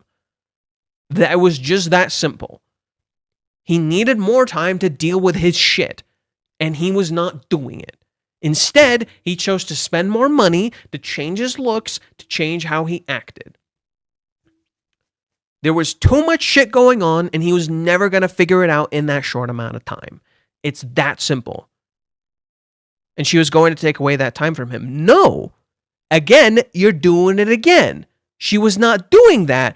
She was literally told through how he was acting that she was on a time limit. And it started in chapter 302. Chizuru always told him from the start, you can go back here, I'll show you. From the start, Chizuru did not want to waste his time. From the start, she conveyed to him she did not want to waste his time. When did this start? When did she say this? Chapter 242, literally, when the promise between them was made. Literally.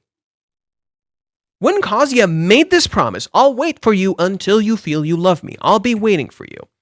She says, what are you saying? You've got the family business you need to take care of. You're going to miss your chance of getting married like that. Your time is important. Don't worry, I'll give it everything I have. I'm not going to waste your time. Okay.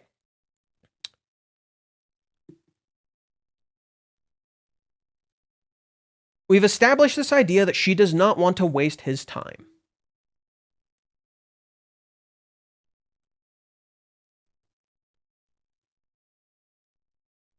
Chapter 302.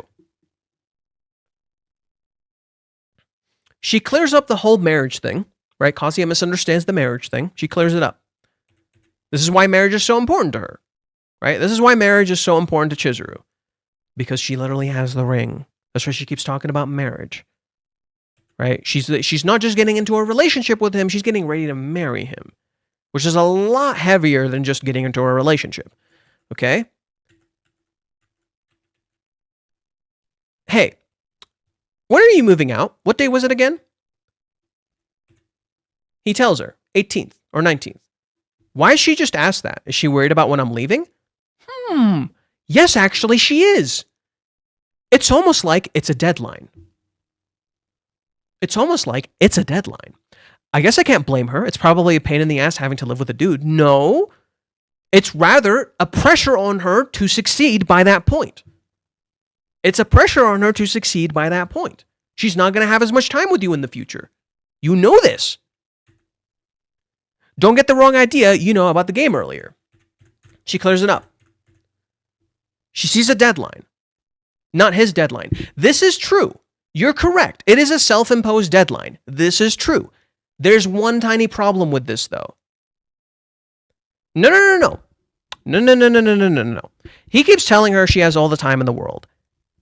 No, he doesn't. He says it once. In that promise. He says it once in that promise. He told her once she has all the time in the world. In that promise. No. He says it again after. After the date. He says it again. You have all the time in the world. No. And yes, Peter is Chizuru's wallpaper. Yes, Peter is Chizuru's wallpaper. It is self-imposed. You are correct. It is self-imposed, but Chizuru is very strict with herself. She would do this. She doesn't want to waste his time. Right? She created this time, and she's going to use it. That's just a fact. Kazuya tells her, you have all the time in the world, but then never creates more time. Do you see the problem? This is the problem with Kazuya's actions. It's truly that simple. You can say something all you fucking want. If you don't do something about it, it will stay a fantasy. It will stay a reality. It will stay a fantasy. It will never be a reality. Kazuya tells her you have all the time in the world and then never creates more time for her. He's like, he keeps acting under that strict guideline of this is the deadline, you have to choose by this point, I'm going to leave by this point. He literally keeps saying, I'm going to leave. Even when he asks her out, he literally says, I'm going to leave. I need your help because I'm going to leave at that point. I'm leaving. You have to decide by this point, I'm leaving. And then what happens after? He literally does leave and does not contact her again. This is the problem. Yes, it is self-imposed, but Kazuya keeps reinforcing it. Kazuya keeps reinforcing this to her. He's leaving, he's leaving, he's leaving. You have to decide by this point. So Chizuru starts taking more action. She starts being a lot more active about this. She starts, okay, I got to try harder. I got to do more. I got to keep doing more. I'm not doing enough. I got to do more for him. I got to do more to figure this out. And then literally by the end of the date, right, literally as the date is about to start, she literally says this again.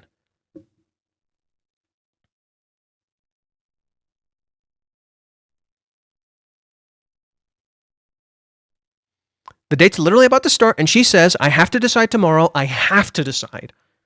I need to make a decision. When she rejects him, what does she say?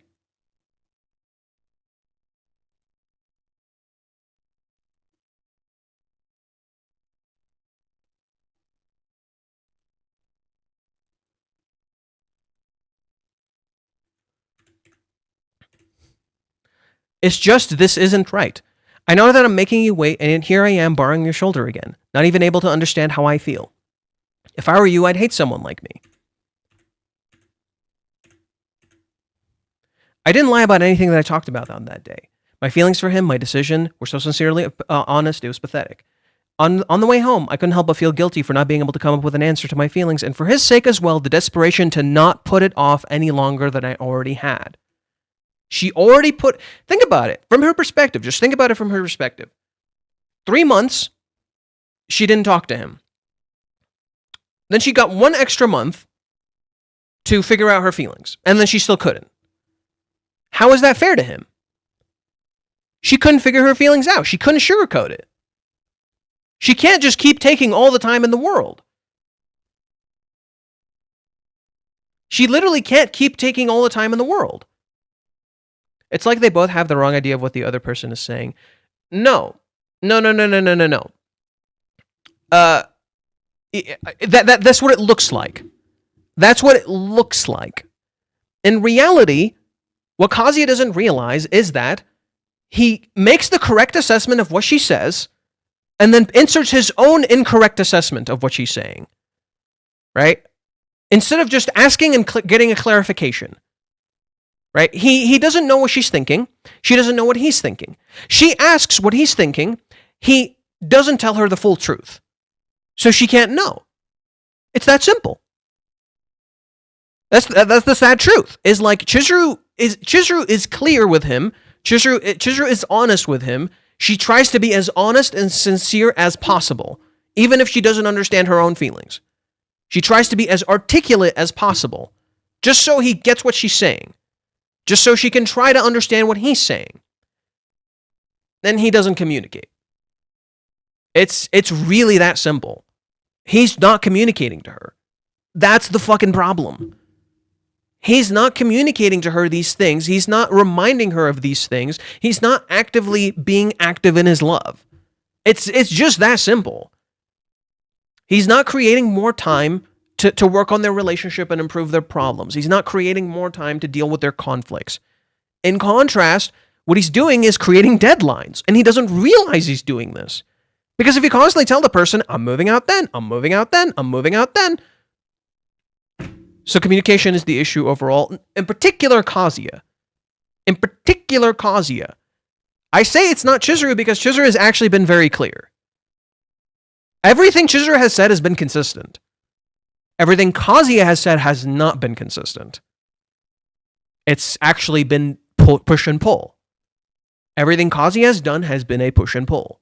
Everything Chizuru has done has been consistent. Always. She stayed consistent. Literally the whole time. Even the kiss is consistent with her actions. Right? That she would give it her all. So she kissed him. Right? Kazuya kept waiting for her answer. Okay. You told me that it's okay. I'm going to kiss you. There you go. I'm going to start a relationship. Let's do it. Come on. Let's do it. You're not going to wait anymore. Let's start a relationship. Fucking leaves. Doesn't come back. Like, literally, what's she supposed to get from this?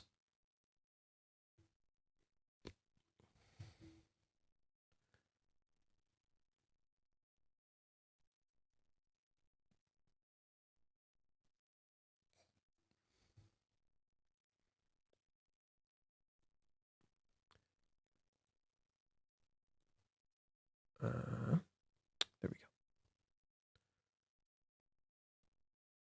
Heck, even here, what is Kazuya doing? He's communicating to Minnie. Not Chizuru. Minnie. He doesn't go to talk to Chizuru. He talks to Minnie. He operates on pure assumptions. He doesn't ask her, are you still researching? Are you still figuring this out? What's going on? He doesn't know anything. He goes to talk to Minnie, who does not fucking know. He literally doesn't know the truth. It's that simple. He has no fucking idea what's going on. He chooses to listen to Minnie, who just makes him more nervous because Minnie spouts nonsense. It's literally Kazuya. Like, I'm sorry. I love Kazuya, but it's literally him. Minnie is not the middleman.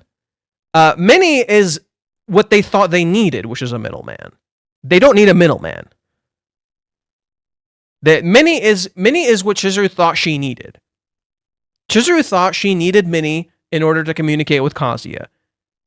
She realized she doesn't. Right? But then Kazuya keeps relying on Minnie, so Chizuru's like, okay, I'll play this game. I'll use Minnie. I'll communicate this thing to you through Minnie because you won't talk to me. But then she doesn't call him. She lets him call her. She doesn't contact Kazuya, she lets him call her. She'll use Minnie, but she won't communicate to him unless he talks to her. That to me is what I'm seeing. Like, the dude has to speak to her. It's that simple. He can't keep using Minnie forever. That's not going to happen. He has to fucking talk to her. So if I'm correct, he only communicated with Minnie and being dependent on Minnie. Correct. Reiji makes a joke about this in the very early parts of the scouting, where Kazuya looks for Minnie and she's not there to solve his problem. And Reiji literally makes a joke, codependent. Like, I'm not shitting on Kazuya when I say this, but out of all the unreliable people to confide in, you choose Minnie. You could have picked Mommy, and it would have made more sense. No. I think Minnie theoretically is the most reliable. I think Sumi would have been the best, to be honest. Sumi would have probably been the best, but Minnie is the easiest. That's why he relies on Minnie. She's the easiest. Right? Sumi requires some effort. Mommy, why the fuck would he talk to Mommy? Sumi requires some effort. It's not easy, you know? They both used Minnie as a crutch after the ghosting. Chizuru wouldn't talk to Kazuya, and Minnie had to step in to get Chizuru to stop ignoring Kazuya. Well, no. Chizuru let Minnie into her home, because what did Chizuru need? A push. She let Minnie in and be like, hey, give me the push I need. That's what Chizuru did. Chizuru knew she needed to move. She knew she needed to talk to someone. She sees Minnie, so she lets her in. And she tells her everything. And she's very open and direct with her. But Minnie is not what solves this issue. Chizuru is. Chizuru lets Minnie talk her into it. Then she goes and solves everything herself. And then never uses Minnie again. Not a single time. Nope. Who uses her?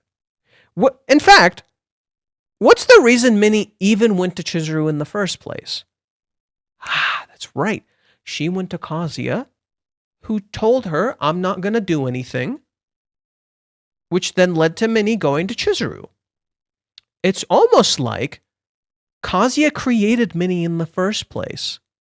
The reason Minnie became a crutch in the first place, it was because of Kazuya.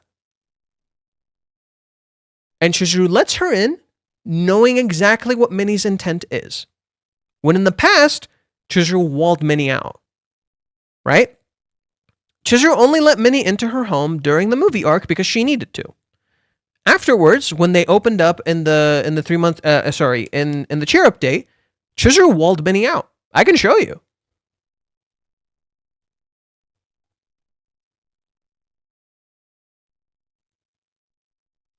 Chapter 166. Minnie runs into Chizuru. Minnie wants to talk to her. Chizuru runs off. Chizuru's like, nope, see ya, bye-bye. Doesn't tell her anything. What happens after? Kazuya runs into Chizuru. And they talk. And Chizuru, what does she do? She asks him about a dress. Which dress would you prefer? Kazuya's indecisive and eventually says blue. So she picks the blue one.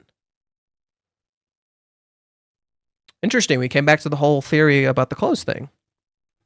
Oh, interesting. So Chizuru was already walling Minnie out. She was not using her. Then you come full circle. And what happens? Kazuya uses Minnie. So Chizuru in turn is like, okay, fine. I'll do this. I'll hear what he's thinking. I'll face these issues. And then Chizuru starts moving. And keeps moving. And keeps moving. And keeps moving. And then she deals with her issues. If you think Chizuru is the perfect flawless woman, you don't understand her character at all. You view her as the same way Umi does. Who are you talking about? What? Who are you referring to here? I don't know what you're talking about. Anyways, so no. What happens? Chizuru uses Minnie to solve her issue. But she doesn't rely on her again. She only lets Chizuru in. Chizuru only lets Minnie in because Kazuya keeps using her.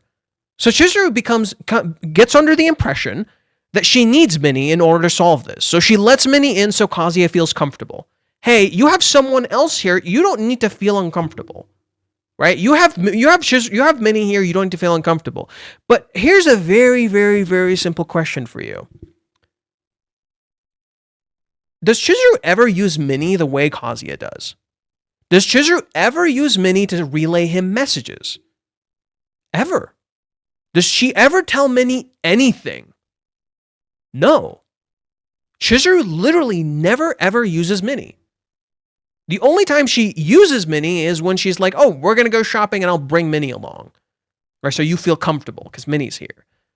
Right? And then, oh, we're going to go to the cosplay thing and Minnie's there. So you feel a little more comfortable. Right? But that's kind of it. Right? She doesn't actually she just has Minnie around so she can do the things she wants to do. That's it. She just has Minnie around so she can do with the things that she wants to do. But she doesn't actually use Minnie. But she didn't make attempts to respond to Kazuya after 3 months. We're not talking about the 3 months. I don't know. Even after they started talking, Chizuru used me to facilitate her desire to go, Kazuya to move on.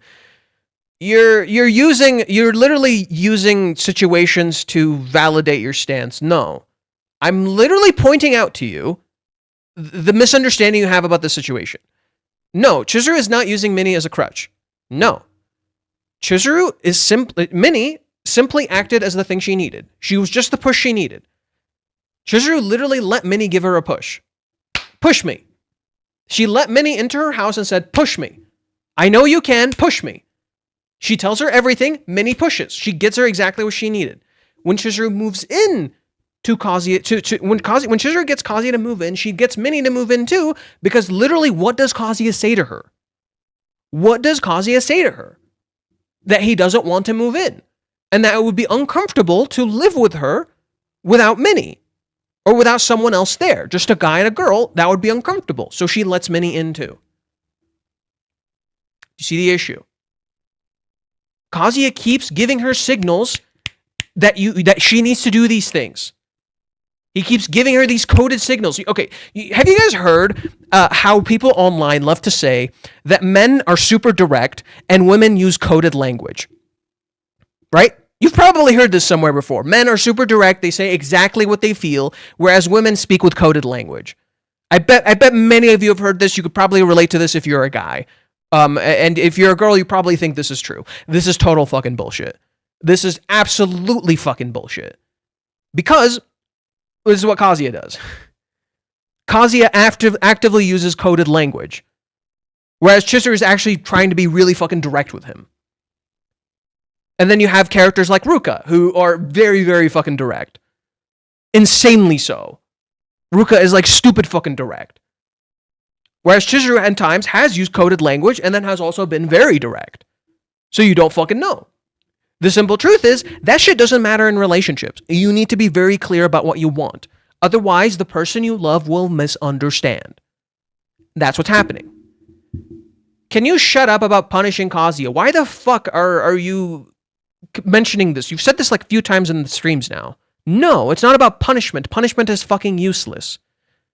Punishment is fucking useless. It doesn't do anything. Punishment is just to validate how we feel. That's all. Okay? No, that's not. Punishment is not justice. It doesn't do anything. What I'm talking about is Kazuya just needs to realize what the fuck is going on, wake the fuck up.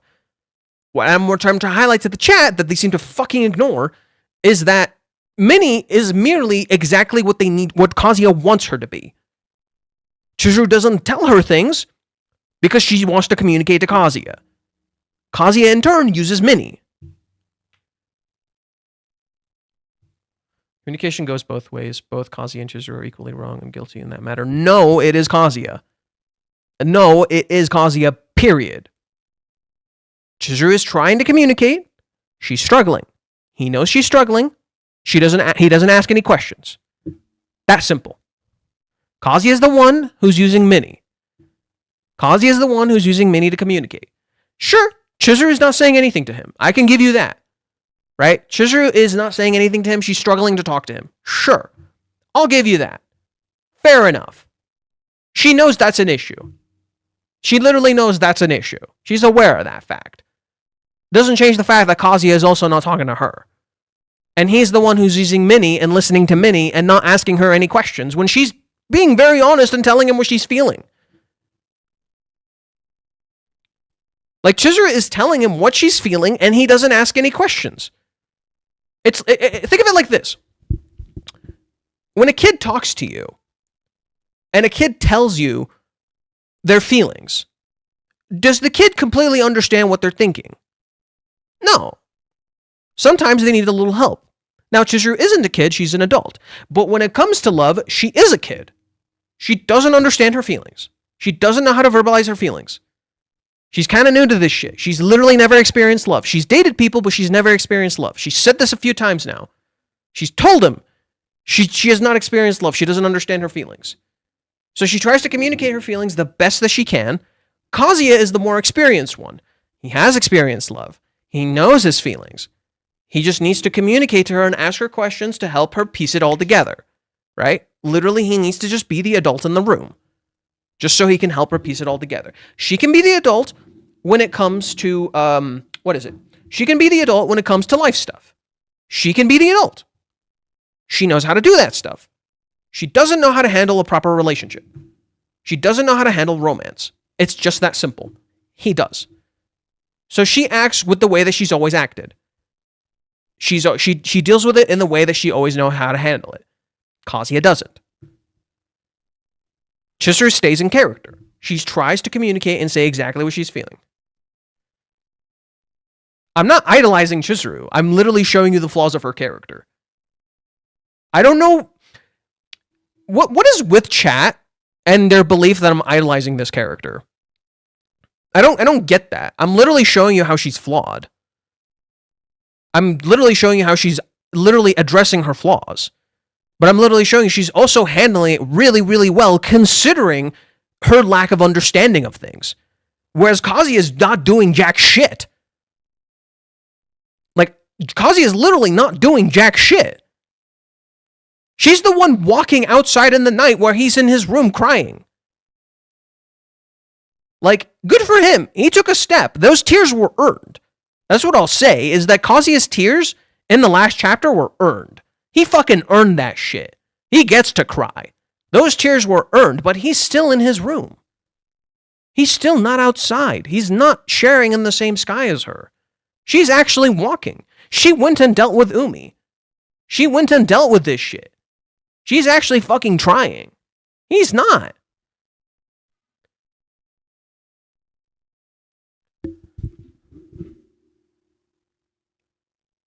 I'm not saying the burden is solely on Kazuya. I'm saying a majority of it is. A majority of the burden of communication is solely on Kazuya. A majority of the burden of communication is on Kazuya. It's just that it. It's not about being a simp. Jesus Christ. You know what? Fuck you, Chupto. I'm temporarily banning you for that. Fuck you, man.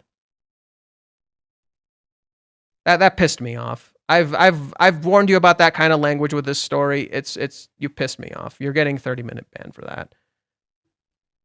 I've wasted enough time talking about this. I'm getting a little annoyed. I was gonna do so much more, and then I ended up fucking talking to stupid people in chat.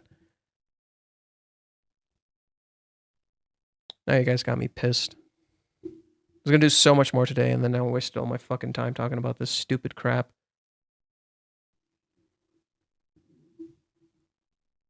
Unbelievable. I don't even know where to fucking go.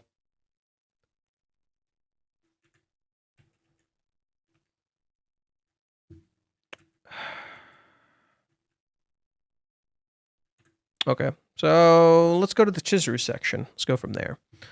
So Chizuru is doing laundry. Kazuya flashes in her head. Okay, finishes laundry, goes to the bathroom. Cleaning, Kazuya flashes in her head. What is she doing in all of this? She's touching things. Right, what is she doing in all of this? She's literally touching things. Okay. Gets the food ready. Eating, right? You see her eating. And a girl says, I hate you, kirai. And then he stops her and kisses her. Badum. She stops eating and she puts the food down. Right? She literally stops eating and she flashes back to that moment. What's interesting about this is that this scene on TV is kind of like them, weirdly enough. This scene on TV is kind of like them, weirdly enough. What I mean by this is that the girl says, I hate you, but she clearly likes the dude. It's so fucking obvious. Like, she likes the dude, and the dude sees it, and he kisses her, right? And I think the whole point of this sequence is that the dude hurt her in some way because he lied. Right? Because what's happening here, the dude clearly lied in some way and hurt her feelings, so she says, I hate you. This is Kazuya. This is literally Kazuya right here. I'm gonna be real with you. This is pretty much Kazuya right here. Kazuya says one thing, does another. He lies to her. She keeps saying not to lie, he lies to her. Right? His feelings are real. She knows this, but he's lying to her. So, literally, what happened right here, the girl is a mirror to Chizuru. She's like, I hate you, even though she actually loves him. And then the dude grabs her and kisses her. She's literally kind of seeing her own feelings on TV, in a sense. She doesn't actually hate him, but literally she's frustrated by him. Because he says one thing and then he does another. Just like this dude probably did one thing and did another. So she sees this and she remembers her own feelings. Not just because of the kiss, right? It's literally her entire feelings being portrayed here in front of her. Right? It's all the pieces. I hate you. No, I love you. Literally the opposite, right? The opposite of I hate you is I love you. So literally they hate the person, but in reality they love them. Just as Chizuru says one thing and it looks like another, right? And it reflects her feelings. She feels a frustration and hatred for Kazuya because of how he's acting, but she actually loves him. So the person grabs and kisses her. Then Chizuru remembers that moment, right? And if you remember, what did Chizuru say? Right? If you remember, what did Chizuru say?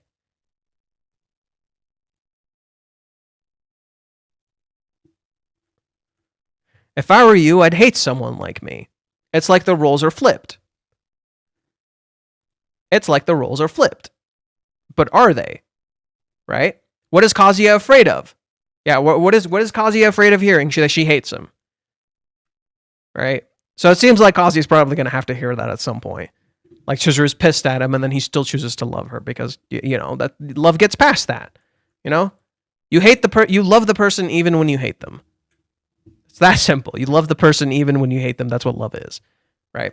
So you get here, Chizuru closes the gate and she slumps over. And she feels her feelings. And what's happening here is that this entire sequence is a reverse of how Kazuya found out his feelings. Where when Kazuya found out his feelings, it was, he didn't pay attention to the fact that he liked Chizuru. Whereas with Chizuru, and then afterwards, what does he do? After this point, what does Kazuya do? Kazuya tries to find out more about her. right? If you go to chapter 17, I think. 18. 19? Right? You go to chapter 19. He says, I want to know more about her. What does Chizuru do before this point, before we get to this point? Chizuru wants to know more about him. She goes to Kibe to get to know more about him. She goes to Minnie to get to know more about him. She sees parts of him and she keeps falling in love with these parts. And then she kisses him. Now look at this entire sequence. Think about this entire sequence. It's a mirror to the sequence in the beach. In the beach, what happens? Kazuya jumps in to save her, pulls her out.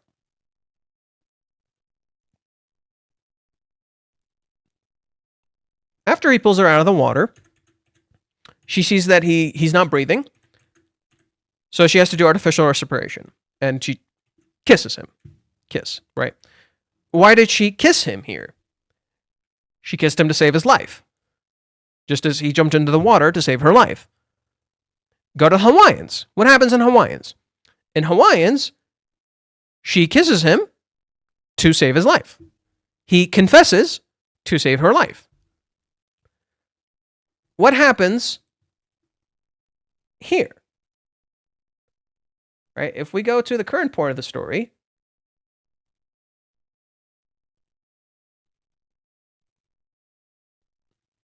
Kazuya sees Chizuru is hurt, and he carries her home. He says, just get on, and they go.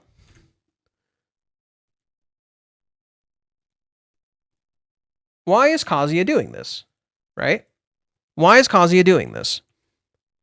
She says sorry. He says, don't worry about it. You're not heavy at all. Right? He's doing this because he cares, right? He says, can I keep loving you? She says, no. I mean, it's just, this isn't right. Right? But what does Kazuya indicate to her here? I'm not just doing this out of the goodness of my heart. I'm doing this because I love you. And he keeps fighting her on this. So what is he doing here? He's not doing this because he needs to. He's doing this because he wants to. The whole point of this entire argument here, yes, no, yes, no, yes, no, yes, no, he's doing it because he wants to. He's not doing this because he needs to. Right? He's choosing to love her. It's an active choice. So when you get to the kiss, what is the point of the kiss? The kiss simply is an active choice. He chooses to keep loving her. He chooses to come back to that night and keep loving her, regardless of what he is being presented. Right? He is being presented a no. She's not changing. She's not looking any different. She's staying stone cold. And he chooses to keep loving her. So she chooses to love him. The kiss is a choice. It's that simple. It is a choice. Whereas all the other kisses could have theoretically been out of necessity, not a choice. So, when now it's just a choice that she made and nothing else, it changes the meaning of how these things occurred. What Chizuru experienced is similar to Kazuya, but the complete fucking reverse. What I mean by this is that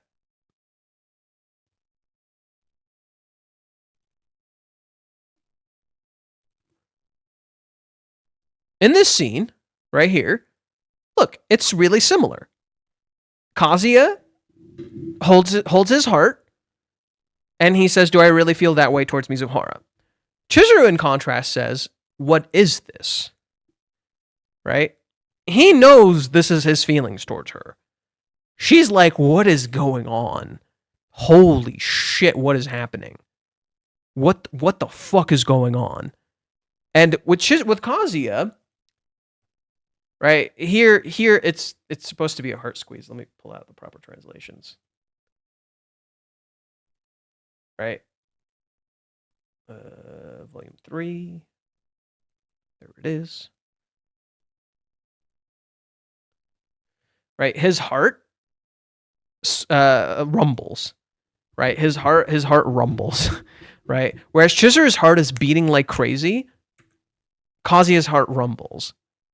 Right, Kazuya is at the very beginning of his feelings for Chizuru. Right, she's starting to flash in his head. Chizuru is like literally the floodgates of her entire emotions are exploding. That's why their hands are reversed. Kazuya holds his chest like this with this hand. Chizuru holds her chest like this with this hand. Chizuru falls over, and can't even speak. Kazuya can think, right? Kazuya is frozen thinking about her, but he can think. Chizuru can't even think. You don't hear any of her words. She just falls the fuck over. She just literally like the breathing, the intensity, right? She's literally hyperventilating, like right? And then she hears the bumping, and it escalates, right? It keeps escalating, and it's immediate, right after the kiss, right? This isn't out of necessity. It's because she's just feeling it. And it's not the same as Kazuya's, because Kazuya's is his love just starting to bloom, and he's becoming more aware of it, right? He just realized he liked her this whole time.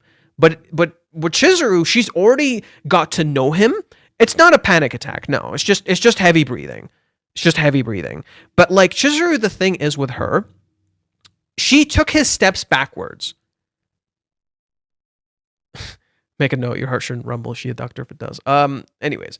Well, because okay, so that's another thing. Let's get back to this.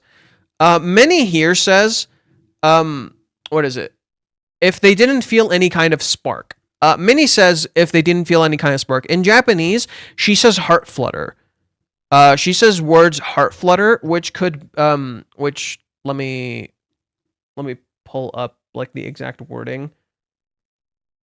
So she says the words tokamiki, which mean beating of the heart with joy, excitement, etc. Palpitations, throbbing, pounding, fluttering. So it's like all these things. That's what she says. It's not. She doesn't say there's a spark. That's just the localization. She says a heart flutter. So Kazuya does. That's why Kazuya doesn't get it. She doesn't say there's a spark. She says there's a heart flutter, and then she specifically adds your heart skips a beat. So with Chizuru, it's not just skipping a beat. It's beating like fucking crazy. And the whole point of the sequence is that Chizuru went through the steps backwards. That's why I said my thumbnail is the feelings. It's the similar but it reversed. It's because Chizuru literally went through the steps backwards. She has reached the pinnacle of her love, or maybe like the deepest part of her love, if you will. She's so in love that it's more than what Kazuya was feeling. It's similar, but it's more. Right? Whereas Kazuya keeps getting flashes of Chizuru in his head, and Chizuru also keeps getting flashes of her head. With Chizuru, she flashes back to exactly that moment every time she sees him or feels that emotion in some way. And it's because in that moment, it's when she felt her love completely. And she felt how deep it is. In this moment, she felt how deep her love is. Whereas Kazuya, in that moment, was just becoming how aware of the fact that he loved her. Right? He just became aware of the fact that he loved her. Here, Chizuru just realized how deep her love actually is. It's like she fell into the ocean. It's literally like she fell into the ocean.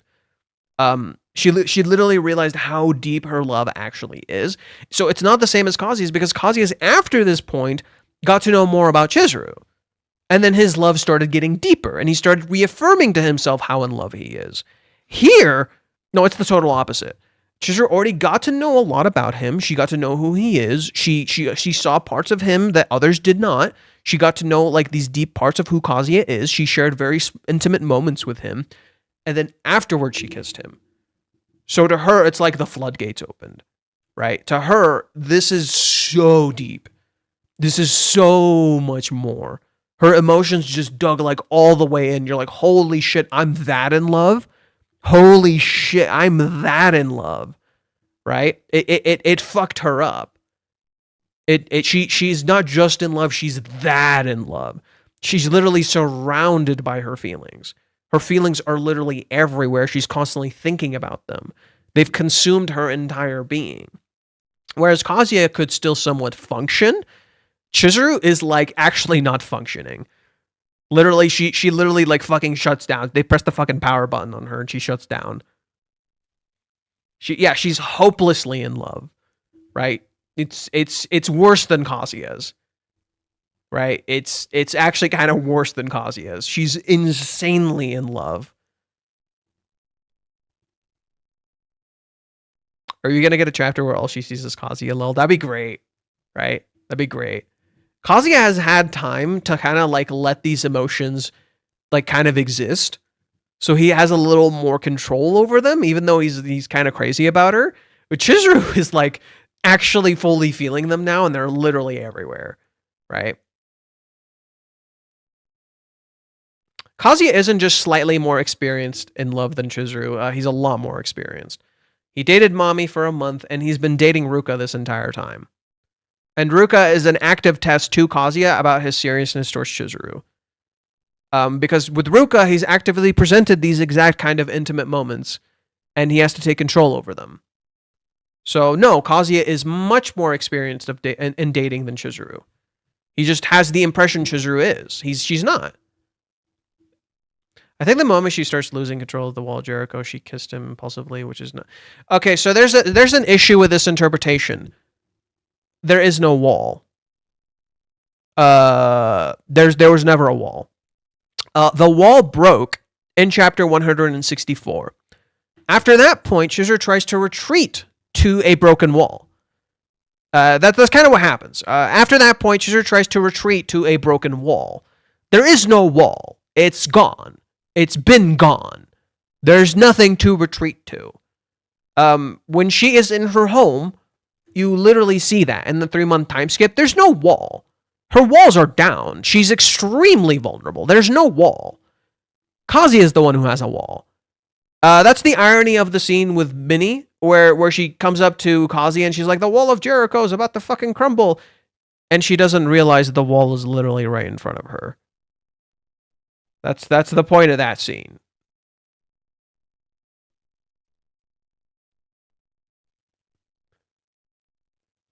Right? Minnie is literally off in her own La La Land, happy over this stuff. And she tells Kazuya the wall of Jericho is about to fall. No, they're gonna fall any minute now. The walls have been gone since chapter 164. But Minnie doesn't know that because Minnie never saw them actually interact. So she had no idea. She had no idea. Minnie has a biased view of Chizuru.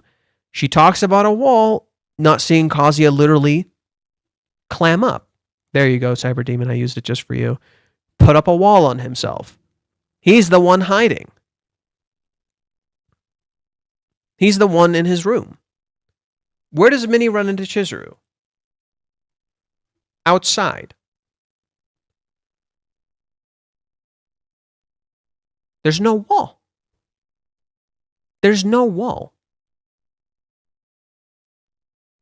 Chizuru does not have a wall up. She's been very vulnerable this whole time. There is no wall. Kazuya is the one who has a wall. Right?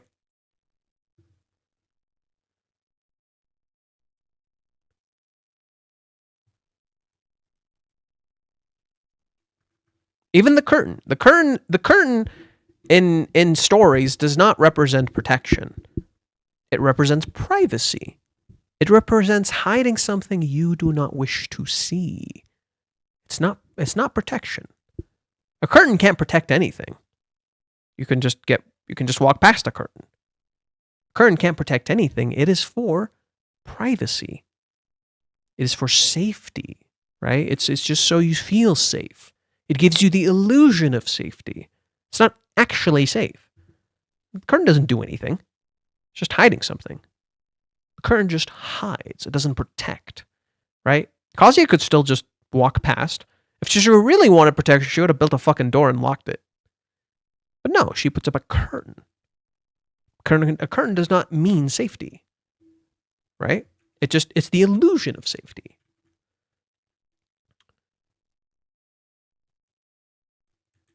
And that's why Chizuru needed to walk back behind this thing before she could crash.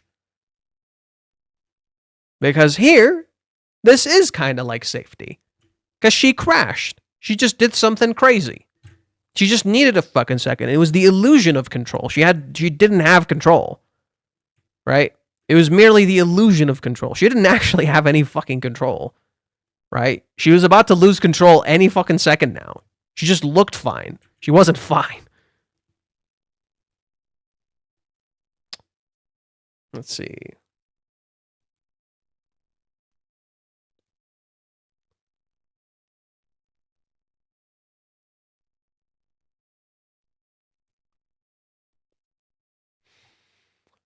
Okay, let's read what some of the people said here.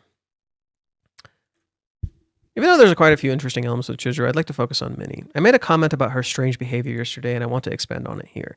Let's start with what we know about her. For a large part of the manga, Minnie has acted as a go-in-between for the two main characters, especially since the End of Paradise arc, where she literally served as a carrier pigeon.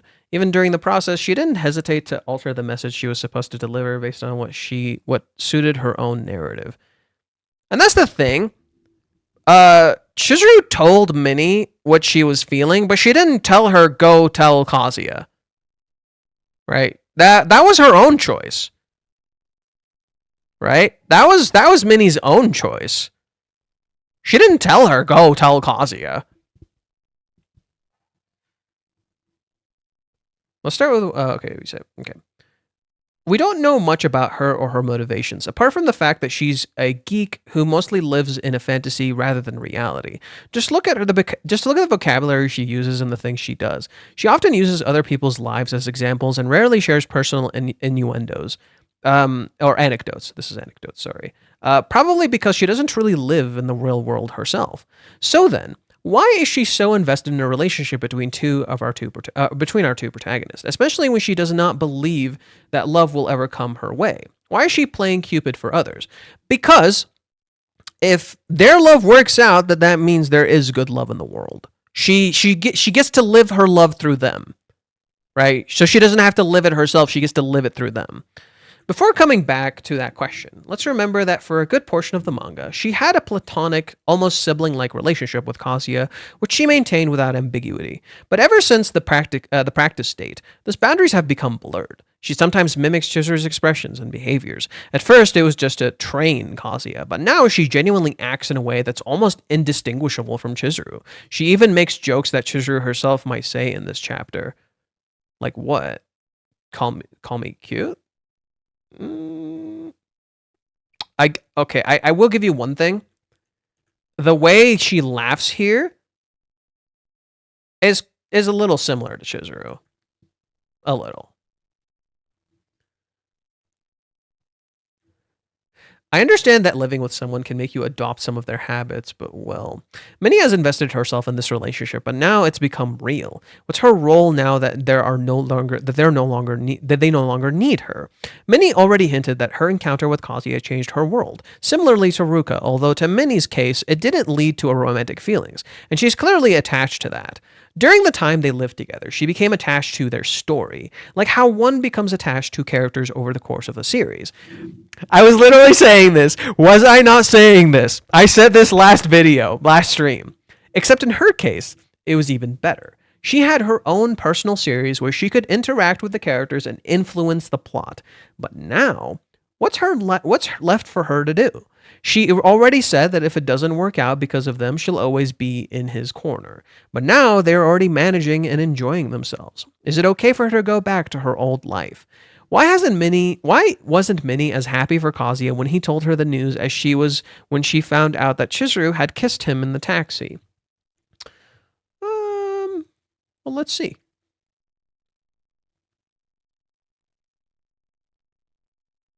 Well, she was happy.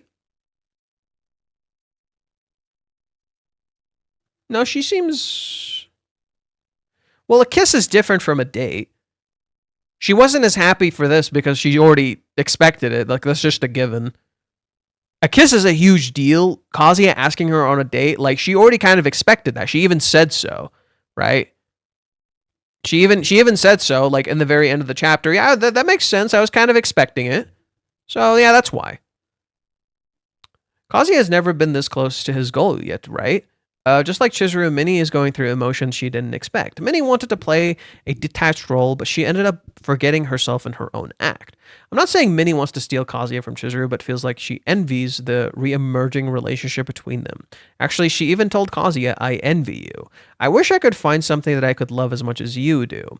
So he wanted to experience the same thing Chizuru did during the rehearsal date and played along, even going so far as to try to claim emotions and memories that weren't hers. But this isn't her love story. If she helped them in any way, it was purely by coincidence, and now they're doing just fine, maybe even better without her.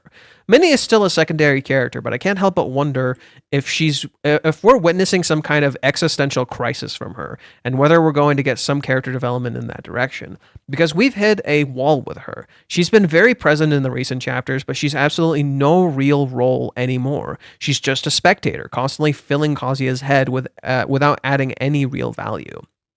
That's really well put. And the irony is, Minnie is literally the audience. The irony is, Minnie is literally the audience. So it's literally like our role. We're literally just spectators. We can't actually truly influence and change the characters. Minnie fell in love with Kazuya without realizing it. She's not falling in love with Kazuya. I said it best last stream. I have to find the clip. I said it best last stream where it's like Minnie thinks she loves Kazuya. She's in love with the idea of him. She doesn't actually love him. She's in love with the idea of him because what is she? A rental girlfriend to his client. He's not real. What she loves isn't real. What she feels for him isn't real. She's in love with the idea of him.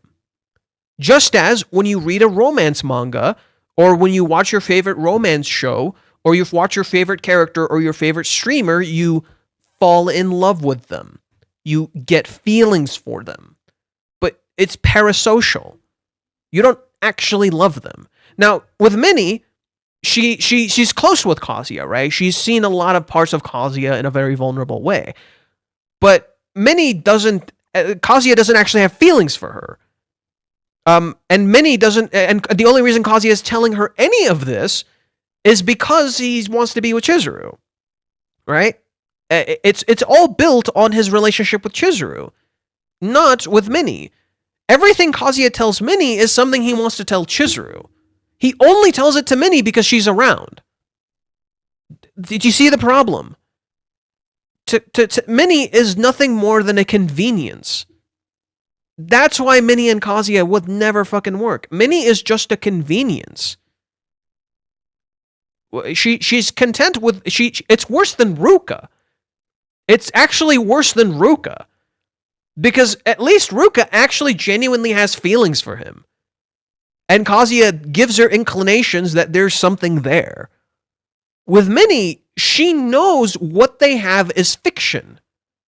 He only talks to her because he's convinced he can't talk to Chizuru. Everything he tells Minnie, he wants to tell Chizuru. He doesn't want to tell Minnie. Do you see the problem? Their entire relationship is built on a lie, therefore even her feelings are theoretically a lie.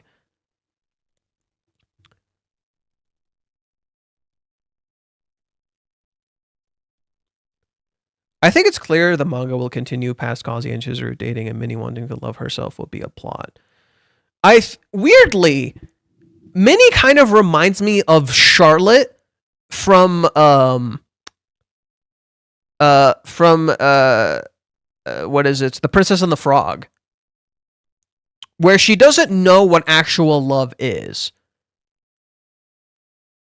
And she thinks she needs a man in her life. Right? To get this kind of love, and then she learns what real love is through Kazuya and Chizuru's relationship. I thought that could be Mommy, but what if it's both Mommy and Minnie? Because both Mommy and Minnie don't really know what real love is. To Mommy, love is freedom, right? If she gets love, she gets free from her circumstances. To Minnie, she thinks love is beyond her. Right? And she doesn't actually know anything about real love. So Minnie is literally both, Minnie and Mommy are literally both Charlotte. Because guess what? What does Reiji do? He literally mirrors Mommy with Minnie. Does Minnie love Kazuya? She thinks she does. She has the illusion that she does. She doesn't actually love him. She doesn't really know, like, she knows him, but the only reason she does is because he tells her things that he wants to tell Chizuru. So the entire foundation of their relationship is a lie. Couldn't you also say Sumi too? Because not like she knows what the real love is either. Well, no. Sumi is a little harder to guesstimate, but I think Sumi actually knows real love. I think. I don't think she's been in a relationship, but she feels more experienced than Mami and Minnie because she's a rental girlfriend. She would know. No. The reason I say Sumi would actually know is because she's a rental girlfriend. She knows how important love is because she actively acts it out. She would get it. She didn't just put herself in Chizuru's shoes for the practice day. She fully climbed onto Kazuya's back to recreate the piggyback ride when he carried her home. Sure, it was under the guise of understanding the whole scene, but that's also one of the most genuinely intimate moments Kazuya and Chizuru have ever had, and Minnie just climbed all over him to play act. You guys remember my fucking stream when talking about it in chapter 389 and how fucking bad that was?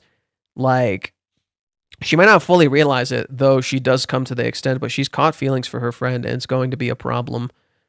Honestly, I don't think she's in love with Kazuya. She thinks she is. She thinks she is. Minnie is under an illusion. She thinks she is. If you compare her to the other girls in the harem, I'd say terms of emotional intensity goes like this. Chizuru, she's deeply in love with him. Ruka, she started out with infatuation, but I think her feelings have matured over time, but now she really likes Kazuya. Sumi, she has a crush on him, but she's not in love. Minnie, I think she's more in love with Kazuya's way of life and his determination for the sake of love rather than Kazuya himself. Are we just going to ignore Mommy? Are we just going to ignore Mommy? Granted, Mommy does like him, and she's just lying to herself about her feelings.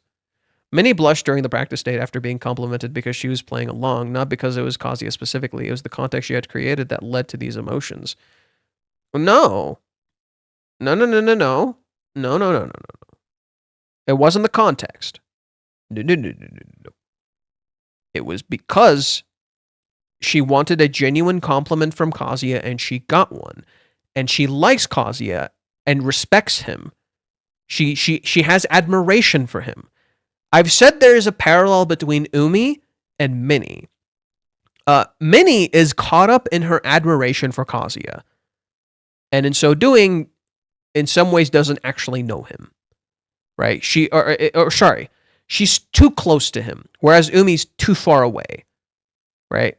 Maybe Umi doesn't know Chizuru at all, right? There is a parallel between Umi and Minnie, and their element of admiration for that person. Minnie's admiration blinds her because imagine your mentor telling you you're cute. This older person whom you respect tells you you're cute, even though she asked him to, even though she wanted this, even though she's on a date with him. Right?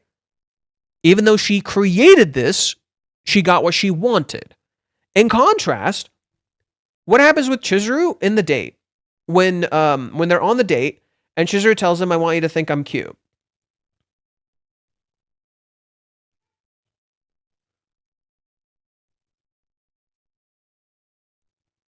Kazuya tells her, and she points out, I feel like I kind of made you say that.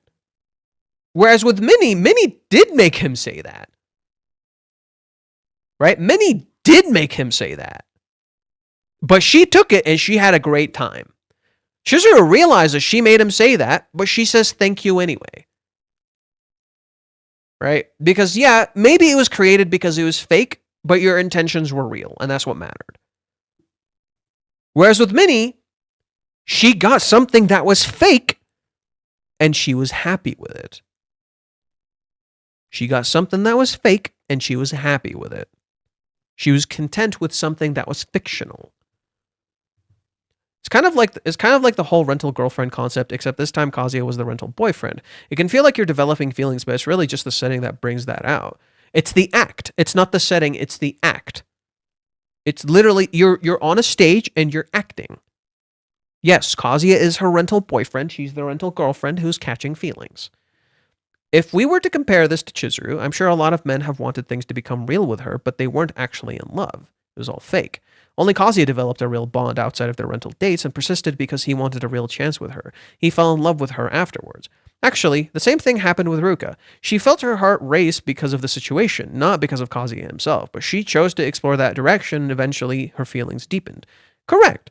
Chizuru, I would agree that that's exactly what happened with Ruka. And this is completely true. With Minnie, it's in part the situation, in part her creating the illusion for herself. She literally makes it happen, right? But that's the difference between her and Ruka. Ruka makes the certain situations happen without realizing, right? Ruka lives in an illusion, but Ruka kept trying and actually explored something real. Minnie continues to create an illusion and never actually explore that. Never actually try to see anything real. She's content living in an act. She's content with the act, right? That's why I'm saying it's worse than Ruka's. Because at least Ruka actually tried to explore something real, like you're saying. It's not just the situation, it's the circumstances that led to it, as to why it happened. Right, so with Ruka, her heart races, but it's literally because of circumstances. So for instance, her heart raced because she literally just fell off of a thing and Kazuya looked heroic. So her heart raced. Then her heart races again when she gets him to hug her while they were hiding from Curry. It's the circumstance. It's literally circumstantial evidence, right? Then she gets another circumstantial evidence. She takes Kazuya to a fucking love hotel. And then afterwards her heart races. Of course it's gonna race. No fucking shit. Right? She gets Kazuya to put something on her back. Of course her heart was gonna race. No fucking shit. Like the guy she likes is literally touching her. Of course her heart is gonna fucking race. No fucking shit. But then later Ruka stopped checking. Right? Later Ruka literally stops checking. And her heart keeps racing regardless. It's almost like her feelings have nothing to do with that. Right? What does Reiji do in Hawaiians? Ruka's heart keeps racing, but she's not around Kazuya. It's almost like her heart racing has nothing to do with her feelings for Kazuya. Those are two completely different things. Right? And the feelings she has for him are different. And eventually Ruka does realize she does actually love him. Right? In Hawaiians is when Ruka truly realizes the full extent of her love for Kazuya. That's when it happens. Right? It's when she chooses love over infatuation. It's when she chooses love over desire. And that's where Ruka actually truly starts to love Kazuya. That's why her love after that point begins to mature. Because she actually picked love, not just desire. Minnie is just acting on desire. She's willingly living in fiction. Everything she's feeling is correct in that sense. It's circumstantial. It's an act. She's putting on an act. She knows Kazuya loves Chizuru. She doesn't believe in love. At least she doesn't believe she's made for it. No. Mommy doesn't believe in love. Minnie wants to believe in love. That's the difference. Minnie wants to believe in love. And because of that particular desire to believe in love, that she does this. That's the reason because she wants to believe in love, because Kazuya makes her believe in love, she does what she does. That's the reason she acts on the things that she acts on. That's why she's falling in love with him. Because she wants to believe in love as he does. She's in love with the idea of him, not actually him. He's literally a rental boyfriend. So in the end, things never went far between them, and she never had a chance to really get to know Kazuya or deepen their bond beyond their master-apprentice or brother-sister dynamic. Ruka said, "I deserve Kazuya. Look at what he did to my heart rate." And Chizuru said, You ain't seen nothing yet. Watch this." That's good. Okay, down to business. The Chizuru and Minnie jealousy arc seems more and more like a pipe dream these days. But every time Kazuya and Minnie meet up casually like this for strategy sessions, I find myself hoping for it again. Chizuru is not jealous of Minnie in that way. What she's jealous of is that Kazuya tells her everything. The jealousy stems from her wanting to know what he thinks. But she's not actually jealous of Minnie. I think Minnie is jealous of Chizuru. I think that makes more sense, right? Chizuru is not outright jealous of Minnie because she wants to talk to Kazuya, not Minnie. And I think Chizuru realized that. That's why she sets boundaries with Minnie. Because she doesn't want to talk to Minnie in order to talk to Kazuya. But it leaks out of her sometimes. She can't help it. That's why chapter 387 is like that in the end. She couldn't help it. She wanted to know. Right? And maybe, just maybe, he told her, even though it's stupid and it makes no sense, maybe he told her she's being weird. Minnie's feelings are evolving. It started with admiration to infatuation to infatuation. No. Minnie's feelings have actually remained quite consistent. You just think they've evolved. They have not evolved. Minnie is literally living a lie. Her feelings are not evolving. Ruka's feelings actually evolved. Ruka actually developed real feelings for Kazuya. Minnie didn't. Minnie's living a lie. She's a rental girlfriend. Her admiration and infatuation are very closely linked. Admiration and infatuation are very closely linked. Why do you think people watch YouTubers and then get infatuated with the idea of them? Minnie is literally a YouTuber. She's a cosplayer. She literally epitomizes parasocial relationships. She is the epitome of a parasocial relationship. And she's literally developing a parasocial relationship with Kazuya and Chizuru. She lived, she doesn't do it anymore. She lived in Chizuru's room, literally living Kazuya's dream for him. She talked to Kazuya as Chizuru hoped to talk to Kazuya, living Chizuru's dream for her. She fell in love for Chizuru. She's not actually in love. It's not love. Do you think the moon is beautiful, Faye? Shut the fuck up.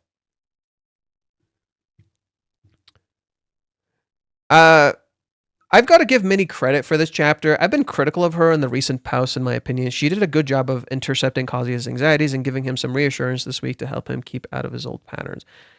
No, she actually made it worse. I'm sorry to tell you. You think she helped. She made it worse.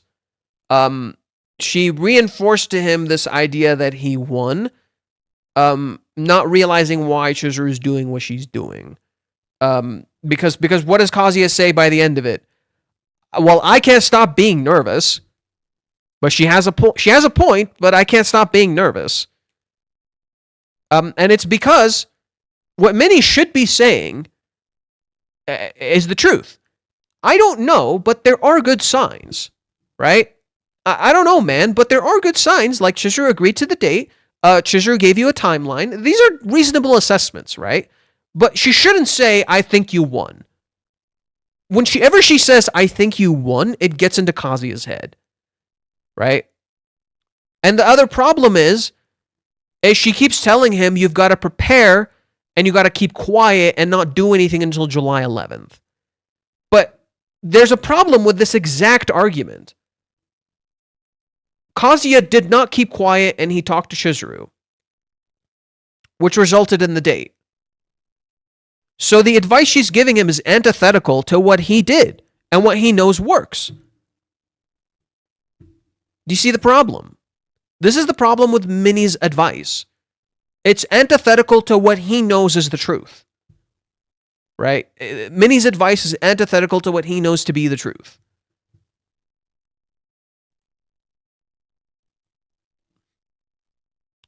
When the camera shifts to Chizuru, it's by contrast, it's clear that she has no such support network. The silent panels, the faithless angles, the empty rooms, page 11 to 14 are really drilling into the readers that Chizuru is alone in this big old house, a contrast made especially sharp by the cheerful note on which the Kazuya mini scene wraps up immediately beforehand. Yes, this is important. Let's circle back to the bit about a faceless angles again. We spend half the chapter following Chizuru around, and we get corners of her face as early as page 12, but we don't get a clear full-face shot of her until the last 2 pages of the chapter. In particular, you don't see her eyes. In particular, you don't see Chizuru's eyes. And once we do, we can see the reason for all this buildup. Girl has got it bad. The flashback gives us a chance to see the aftermath of the kiss from Chizuru's perspective, and it's evident that it took all she had to stay presentable for long enough for the taxi to pull away. Page 17 and 18 make it clear that she walked out of its rolling ball of adrenaline. Make it clear that she walked out of it as a rolling ball of adrenaline. That's not the face of a girl who was giving a farewell kiss or a girl who was trying to dispassionately conduct research. That's the face of a girl who wanted to. Well, I won't get vulgar in the serious discussion thread. And the final page of the chapter makes it clear that it wasn't a momentary overflow of feelings. She didn't just suspension bridge affect herself over Kazuya's imminent departure. Yes, this is why I compared it to the kiss when Kazuya was drowning, right? Or sorry, when Kazuya's lungs were filled with fucking water. That's why I didn't compare it to. That's why I compared it to Hawaiians, right? Hawaiians is all these other reasons. Right? It's not a suspended bridge effect. It's not anything else but her own choice. The importance of that kiss is that it was her choice. She chose to do it, period. Even back at home later, she's still a mess, lying around the floor in an uncharacteristic state of dislevelment and still rocking the full face blush. Plus, the way she's talking, what is this? I think something is wrong with me. She's evidently feeling swept up in the emotional roller coaster in a way she's not familiar with. When she has the time to cool down and look back on it with some distance, I think Chizuru will recognize that she's finally been hit with the infatuation that she's been so frustrated by not having tapped into before. But while she's still in the grip of it, I can't blame her if it's too all-consuming to analyze. Two scattered thoughts to run things off of. The brief glimpse of Kazuya on page 15 during the flashback is interesting. We don't get to clearly see his face, either due to poor visibility at the time or just Chizuru's own memory being fuzzy, but it seems like she's still coming down from the initial shock and confusion. Well, no. She saw him as he saw her. So what he's referring to is right here. Kazuya could not see her face. She couldn't see his face either. She had no idea what he was thinking.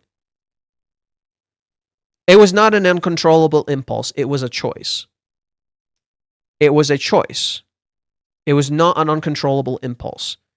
It was emotional, yes, but it was a choice. Why? Because look at what she does.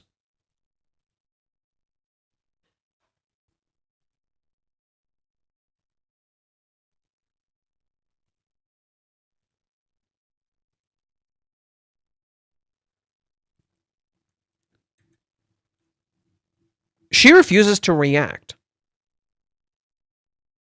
No matter what Kazuya says, she does not react to what he's saying. The only time she reacts is when he says this. This is when she acts. She waits until this exact moment. And to me, this moment connects to chapter 383 as well as one particular scene.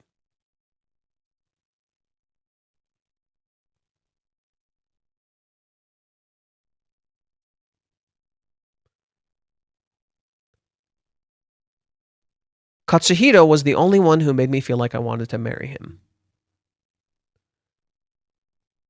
In that moment, Kazuya made a vow. She wanted to marry him.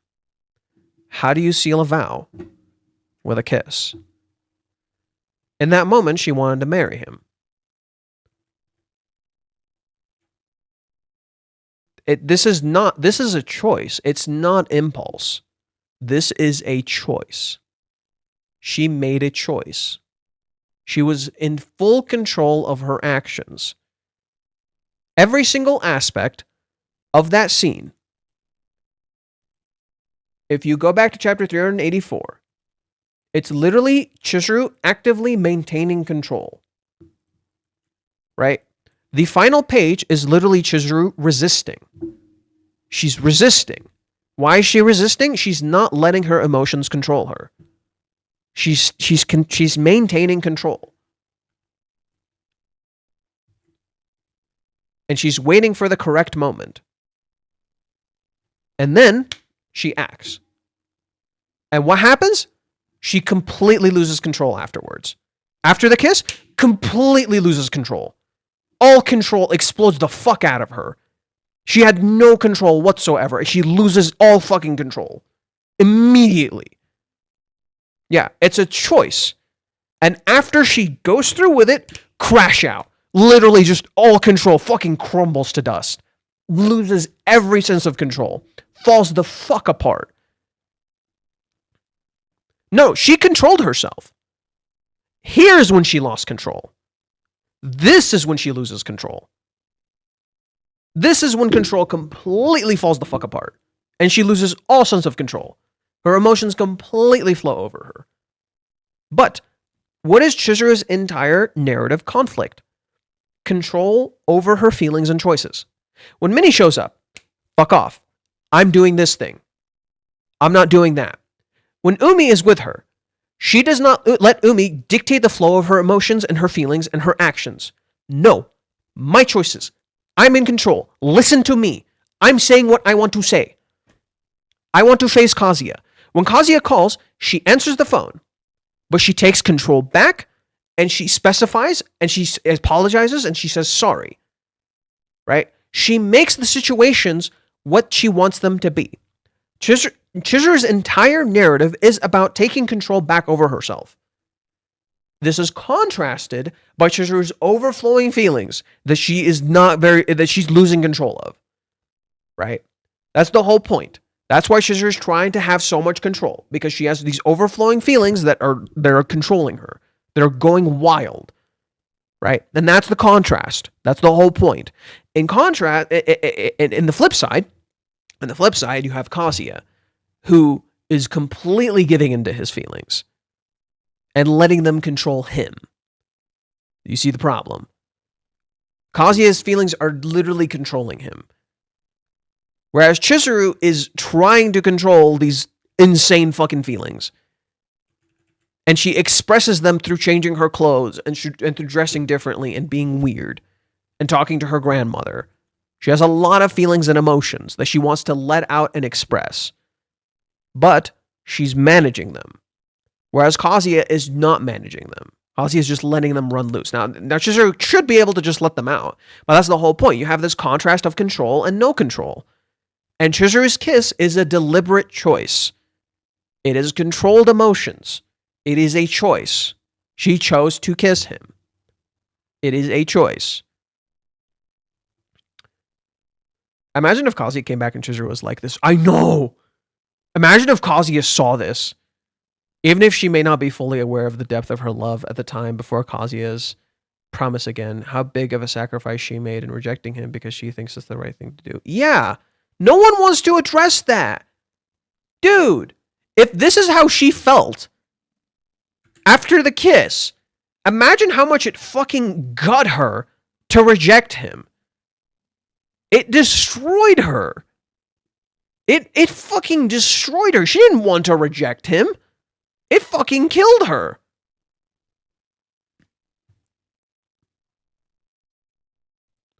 Let me turn on the lights. It's getting dark.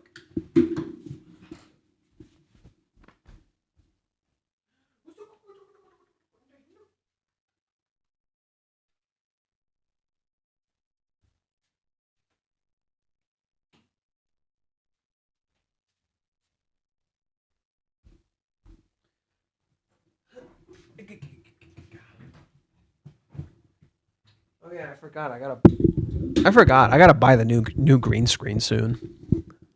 Shit. Okay, so yeah, the whole point I was getting at in this scene was that the reason Chizuru couldn't see Kazuya in this sequence is because Kazuya couldn't see her. They're supposed to mirror each other. I need some water.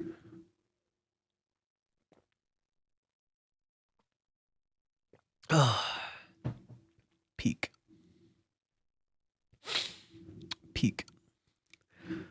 Let's see. Initial shock. I saw Kazuya. I think it's understandable that as a natural pessimist like Chizuru would be nervous about how he would take in the kiss. Yes, that's the entire point of chapter 397. The reason Chizuru is in shadows is because she doesn't know how Kazuya took the kiss. She contacted Umi. She talked to Umi to reject him.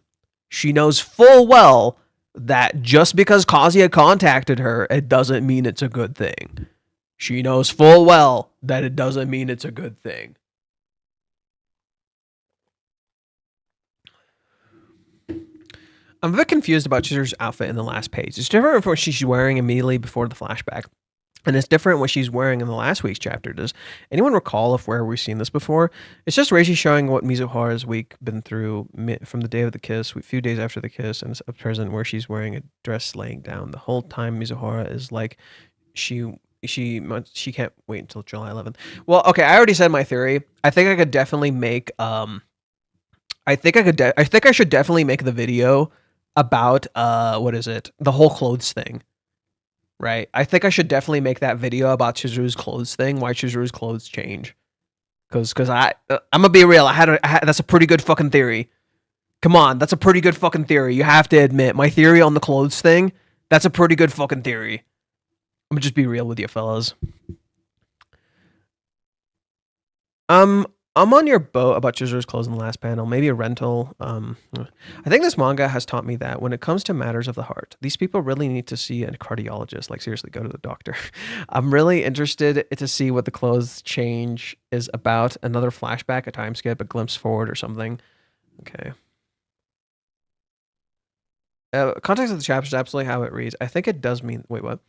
I think something is wrong with me as being her state of lovesickness personally. She's used to keeping her emotions tightly controlled. That being this distracted and jittery is unsettling and confusing her. Oh, well, no. She's literally changing her clothes. Chizuru is expressing herself. Correct. Yeah, Chizuru changing her clothes is Chizuru expressing herself. And causes can absolutely read how it reads. I think it does mean that. Well, again, remember what Mute said? Mute literally said that Chizuru's line, I feel like I've become weird. That's what it reads in Japanese. I feel like I've become weird is a classic way in Japanese to express the confusion and excitement of falling in love. It's basically her shy way of saying, I think I'm in love, as you literally see her fall over. Also, the kanji for the word weird looks like a bit like the kanji for the word love, which adds a subtle visual hint that fans often pick up on. Right? That's the whole idea. I also think that jarring clothing and setting changes suggest there's more to it. This is a series where the seemingly obvious emotional relationship moments usually have some sort of extra layers. When Rika drives Kazuya to a love hotel and starts pulling off her legs, it's just to talk. When Chizuru kisses Kazuya in front of her family, it's both an expression of her love and a strategic response to the situation. Even rental dates look like one thing, but is really something else. And I can't shake the suspicion that this is another instance of this, where it looks like one thing, but there's more to it. I gotcha, it definitely could be true. Oh, the Fallout. Send me this shit on Twitter. That's so funny. Love sickness. May I ask when Chizuru got it bad for Kazuya? I just want to blah, blah, blah, blah. So my interpretation of the last chapter is that it's emphasizing the taxi kiss itself as a key turning point on Chizuru's feelings. I think you're correct when you say her self-doubt was winning out after the park and the piggyback ride. Chizuru has been expecting love to feel like a kind of storybook infatuation, her self-doubt to cover because her feelings in practice proved to be subtle and less overwhelming. Well, in the walk home, she literally said the walk home felt like a story. That's not right. What you're describing isn't right. No. She envied Ruka because Ruka was so passionate. And expressed her feelings out loud a lot. Chizuru's love is different. This is where I agree with you. I think Chizuru's self-doubt was not winning after the walk home. I think in chapter 384 and 385, Chizuru was doing something very particular. And she was testing the waters. I think there was a sort of final test, if you will. That's totally possible. And I think in some ways she was also trying to get Kazuya to see her. She wanted to be seen by him. She hoped he could see her and remember her because she knows Kazuya is acting weird. Remember this. This is very, very, very important. Chizuru knows Kazuya is acting weird. Right? Chizuru knows like Kazuya is being weird here because she knows how Kazuya actually is. So she knows he's acting fucking weird here. She's not stupid. And so she gives him the key, she gives him the keychain. What did she tell him the keychain was? It was a gift. It's like she's trying to get him to remember. Remember me, remember me. This entire sequence is about remembering. What does Kazuya say? Besides, after everything, all I can remember is the smile on your face. What is the reason Kazuya even says what he says? He remembers her. I told you guys what was the whole point of the sequence in chapter 385. 385, the sequence where Kazuya says, I meant that promise that I said yesterday. Chizuru was acting stone cold that entire sequence. Right? She was acting stone cold that entire sequence. But what does Kazuya see? What does Kazuya remember? Her smile. He remembers her. He doesn't remember the stone cold Iron Lady. He remembers her smile. In contrast, if you go to chapter 252,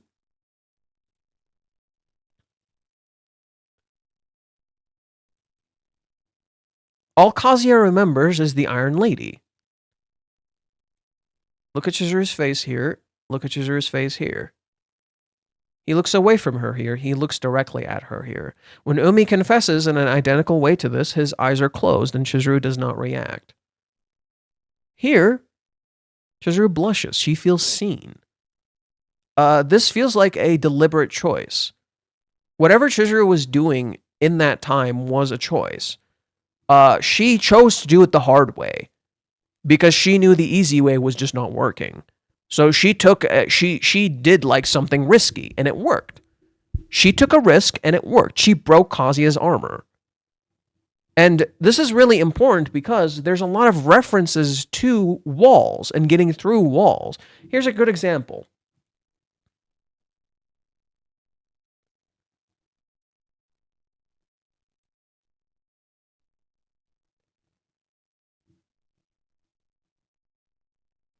In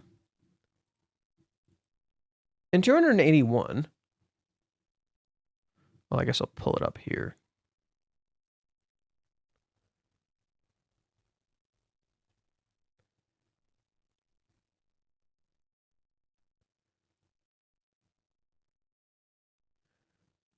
So in 281, Chizuru references something. They're looking for the spider, and she says, even the Yijing fortress fell to Yansho, a decisive battle in the Three Kingdoms period of China. So basically what happened in this battle. So what's happening here? Chizuru is hunting the spider. She's trying to get this spider. And the spider hides behind something. And what she's referring to in this particular battle in the Three Kingdoms, Chizuru regularly references the Three Kingdoms and tacticians and the art of war and stuff like that. So, in this particular battle that Chizuru references, the Yijing fortress, basically there's this big fortress and the army couldn't get through it, And so the dude who's running the fortress just thought to himself, you know what? I'm just going to double down. Right? I'm just gonna sit and double down with this and not like let this person get in. We're just gonna wait them out. They can't do anything. We're just gonna wait them out. So what did this dude Yan Shao do? He dug under it. He literally dug under the wall and then tore it open, and then just broke in. So again, you have a reference to a fortress, a reference to a wall, a reference to someone turtling up, right? And so to me, what Chizuru did in that chapter is literally break through Kazuya's fortress. Through patience and perseverance, she got through Kazuya's fortress. She knew how to get through, right? What Chizuru did, in my opinion, in chapter 385 and 384 is trust herself.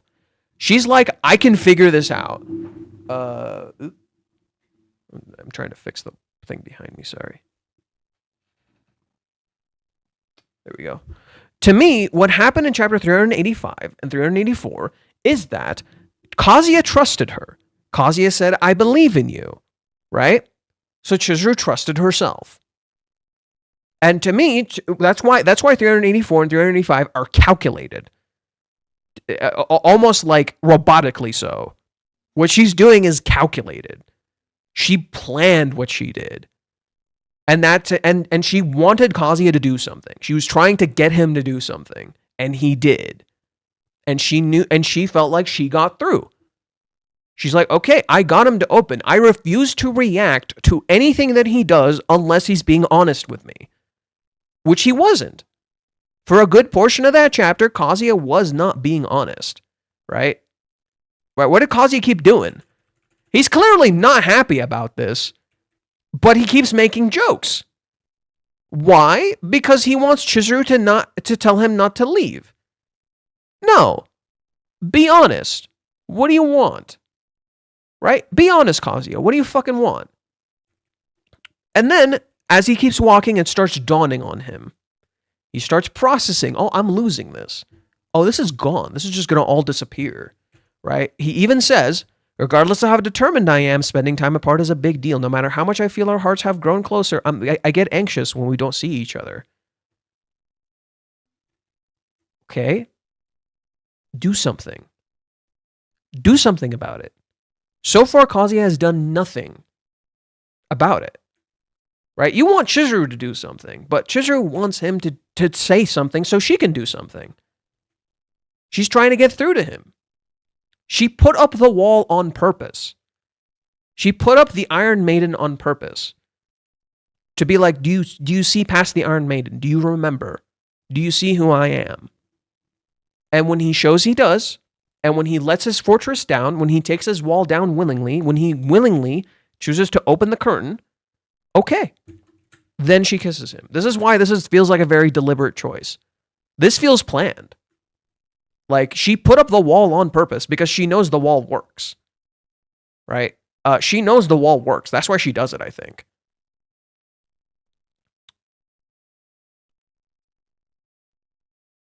It's not an impulsive act. I don't think so.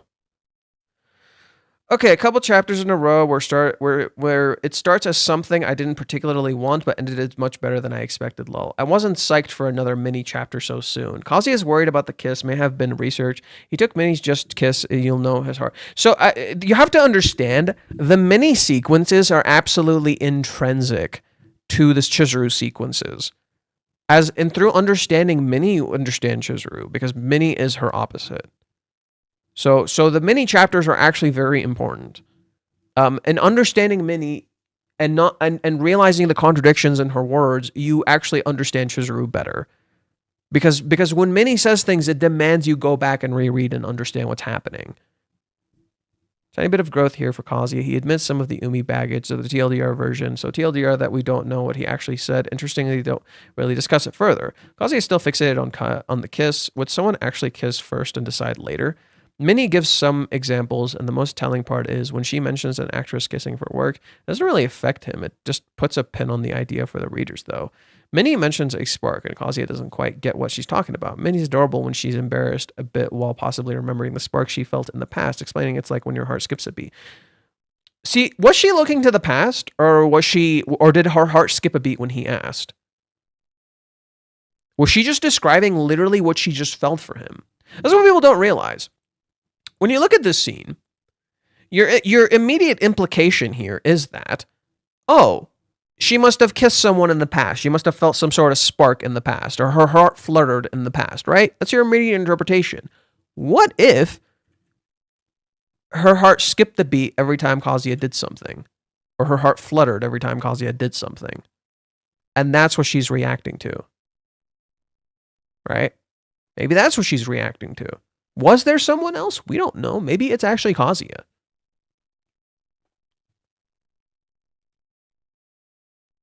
But maybe there was, right? We don't know. Maybe there was. My point now is the side that it could call her cute. Got really embarrassed when talking to him specifically about a spark. Refers to herself as a girlfriend. Right? She's literally being Chizuru, right? She's literally being Chizuru. She's literally placing herself in the position of Chizuru. Chizuru is cleaning the house and can't stop thinking about Kazuya's goofy ass, making a meal, turns on the TV, and stopped in her tracks by a kiss. Flashback to Kazuya moving out day partway 3. She holds out together until she gets back inside the gate of her home. Simply similar to we've seen her after some big moments curling back in her what's a 2-page spread. The most fascinating part, the flashback ends with her not being where the flashback started. She's in an outfit we've never seen before. This implies this isn't a one-time thing. Like, she's told Sumi he's always on her mind. She's agonizing over this. We see Kazuya's key. Chizuru lying on the floor. Sayuri's partner's on the altar. Her grandma, I think something wrote me. Oh, sweet baby girl, you're a lovesick. Being lying on the ground, listening to this, and well, okay. Anyways, I said this kind of joke yesterday, but I keep coming back to it. I've always marked Rent-A-Girlfriend as a sort of harem manga anime, but over time the story has been such with feelings for Kazuya. Rent-A-Girlfriend is not a harem. Also, this person keeps him spelling Chizuru, and I don't know why. Okay. Which means that even as the MCs are inching closer towards actually being a real couple, we've got the half the cast of the manga feeling something romantic towards Kazuya. And Reishi has all this on his mind. When Minnie confronted Chizuru at the school, she specifically asked, "Do you really not care if someone snatches him away from you?" And that imagery of those people tickled all the boxes. Minnie, well, no. No. No.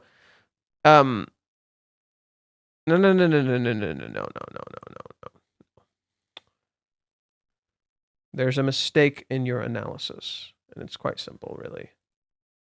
Elementary, my dear Watson. Elementary. The visuals in particular mirror specifically what Minnie is saying. I have faith. Sumi has faith. Her eyes are closed. Whenever people in this story have faith, their eyes are closed. Because faith is blind. You don't know. You have to believe. You have to close your eyes and you believe. Sumi literally has faith in Chizuru. She closes her eyes and she literally tells her, whatever you decide, I know it will be good. It is faith. Here, I'll show you.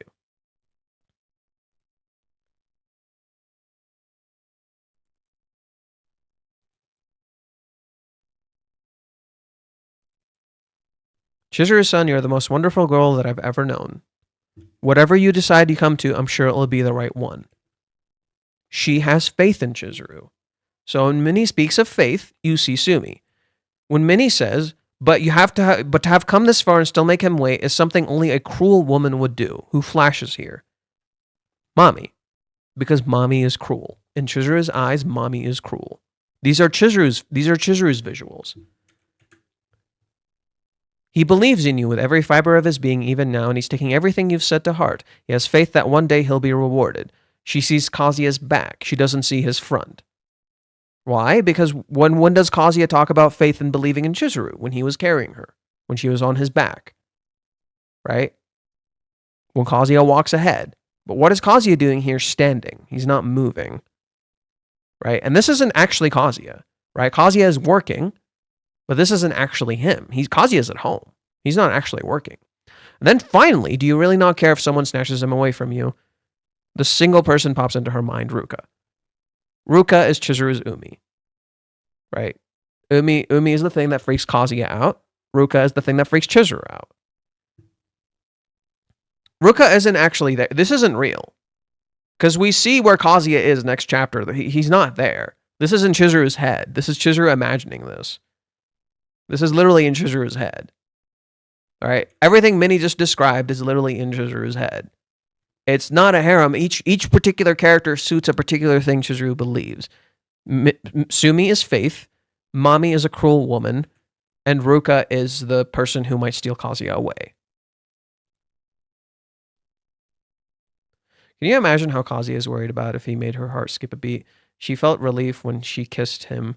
She felt relief when she kissed her mind at ease, then got inside, and the first moment she wants to think of, she starts panicking.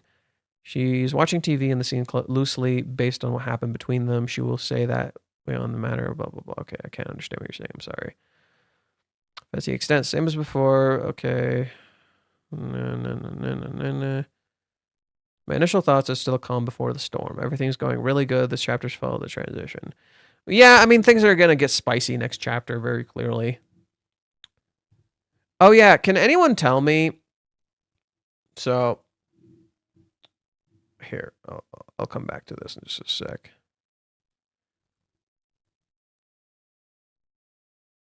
For this thing. Okay, for this thing.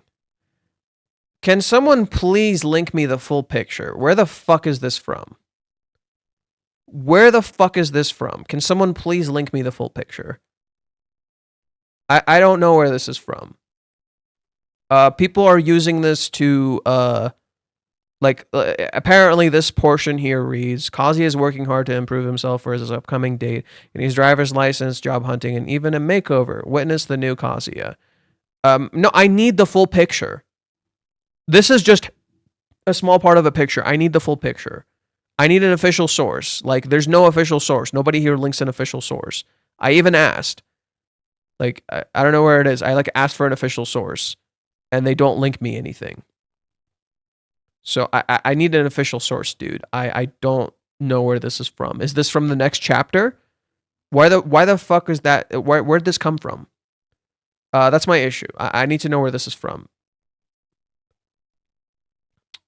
And yeah, and that one apparently, they talk about Kazuya getting a makeover, and there's a lead color page.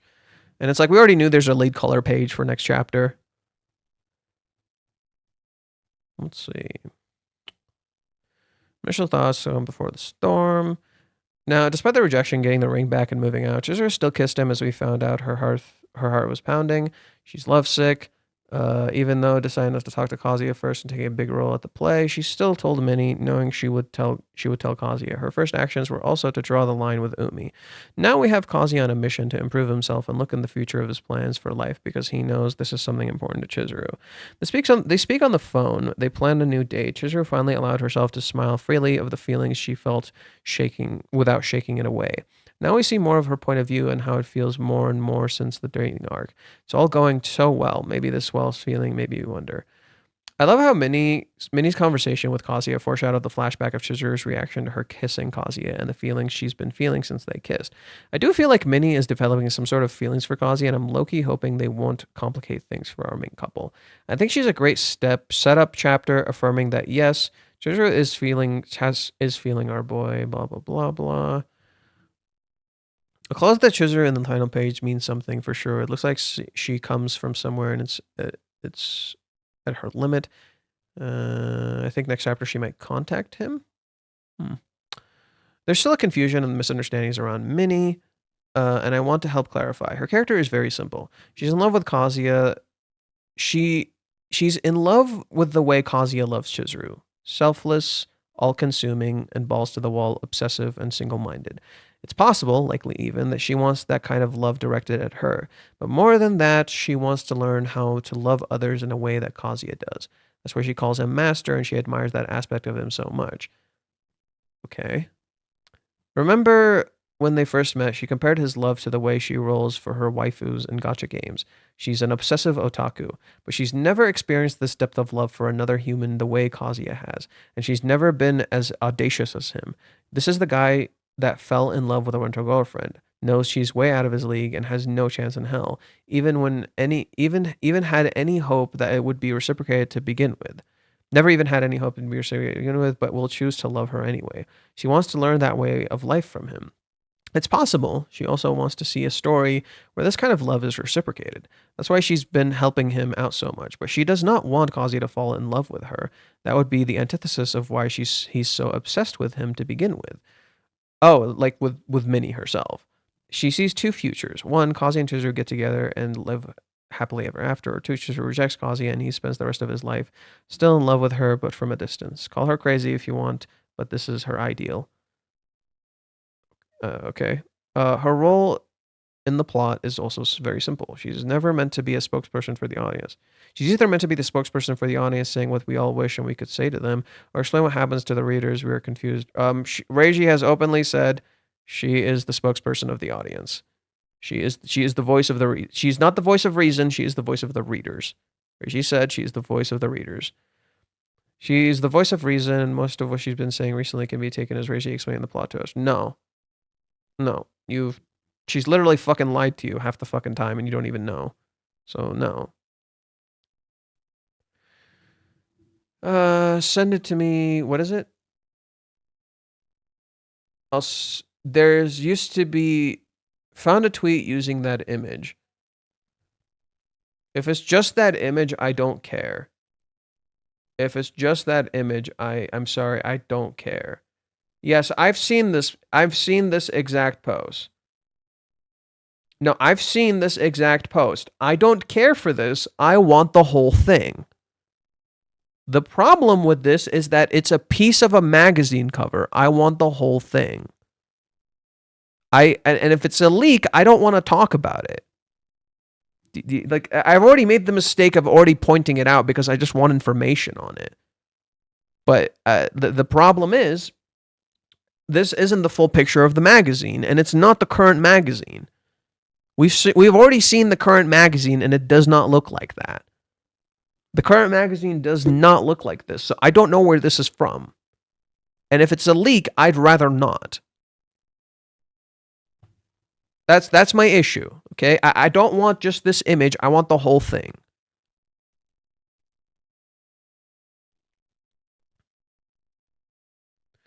The Reddit OP is being gatekept. He's gatekeeping it? Well, fuck him then. Yes, this chapter, while important, felt more like a transition-only chapter. I don't agree. I think there's a lot to analyze, so let's get to it. When Minnie congratulates Kazuya on securing a date, it doesn't have the same effect as him congratulating Chizuru, does it? You're right. He does congratulate her. Huh. That is an interesting catch. I didn't even think of that. He just did what he needed to do so Umi wouldn't take Chizuru away from him. And Minnie has her own way to increase pressure on Kazuya when she tells him she's looking forward to the date.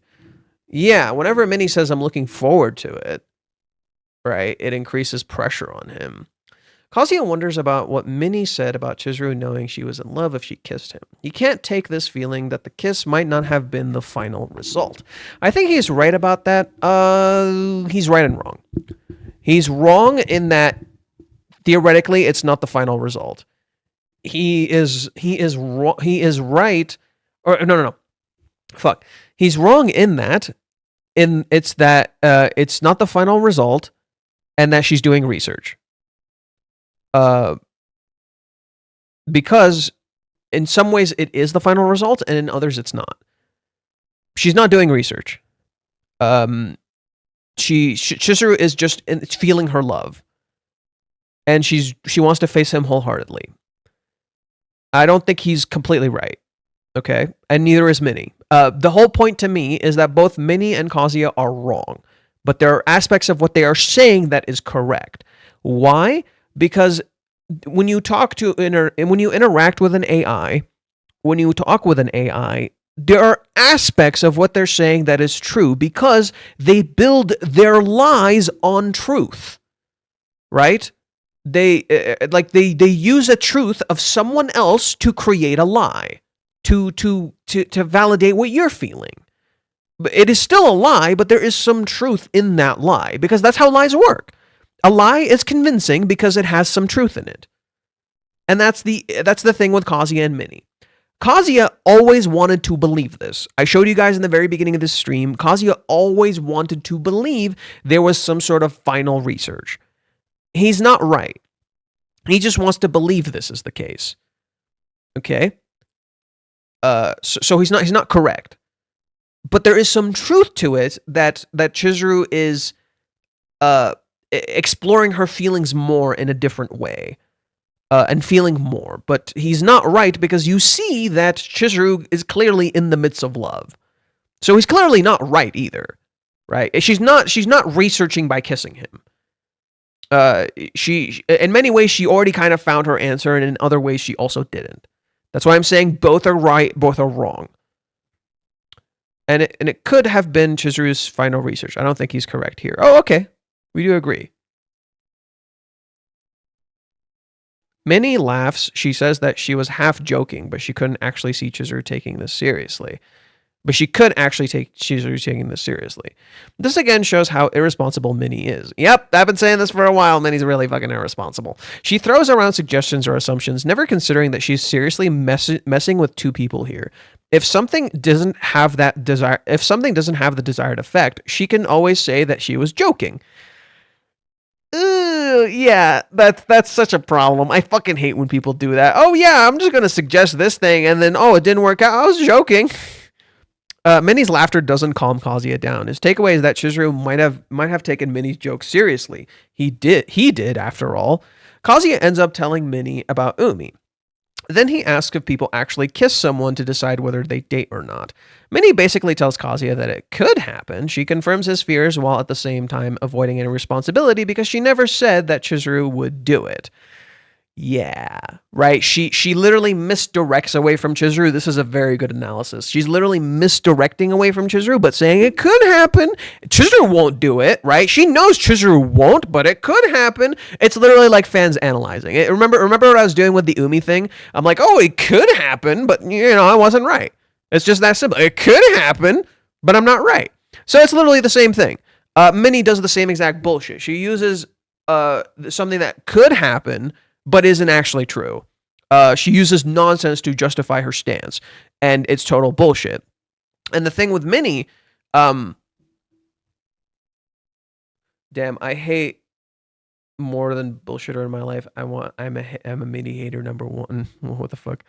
Let's see. Right, and that's the thing. I think the kiss is an expression of Chizuru's love, not her researching it. It is an expression of Chizuru's love. It's the opposite of what Minnie told her to do. Minnie told her, just kiss him and you'll find out. Chizuru kisses him because she wanted to, not to research. That's the mistake here. Chizuru kissed him not to research, but because she wanted to. Okay? That's the point. That's the misunderstanding here. In the end, Minnie tries to give Kazuya confidence by telling him that she thinks Chizuru would have told him if he failed her research, once again reaffirming the wrong assumption that the research is about him. Minnie is still confident that Kazuya has won, and she tells him that he doesn't need to do anything but keep quiet and get prepared. She makes it look like the best course of action is inaction. Everything she says tells him not to talk to Chizuru. What terrible advice. Pretty much. It makes no fucking sense. Literally, the only reason this date exists is because he fucking talked to her. The only reason the date even fucking exists is because, what did he do? He took action. And then he tells him, she's essentially telling him what you did was a mistake while congratulating him for it. She congratulates him for doing what he did and then essentially tells him it was a mistake. Like literally, Minnie is like, oh my God, I know exactly how to describe Minnie. So there's a culture in Japan where essentially the whole idea is to like keep to yourself and don't say anything. It's like if someone's having a problem, keep to yourself and don't say anything. And it's such a problematic thing in their culture. It's such a fucking problem. There's a game that perfectly represents this. It's called Persona 5. Persona in general is literally about rebels. The whole point of Persona is literally about people rebelling and not conforming. The whole idea of Persona is not to conform. They do it in a very blatant and direct way, but it conveys the point really fucking well.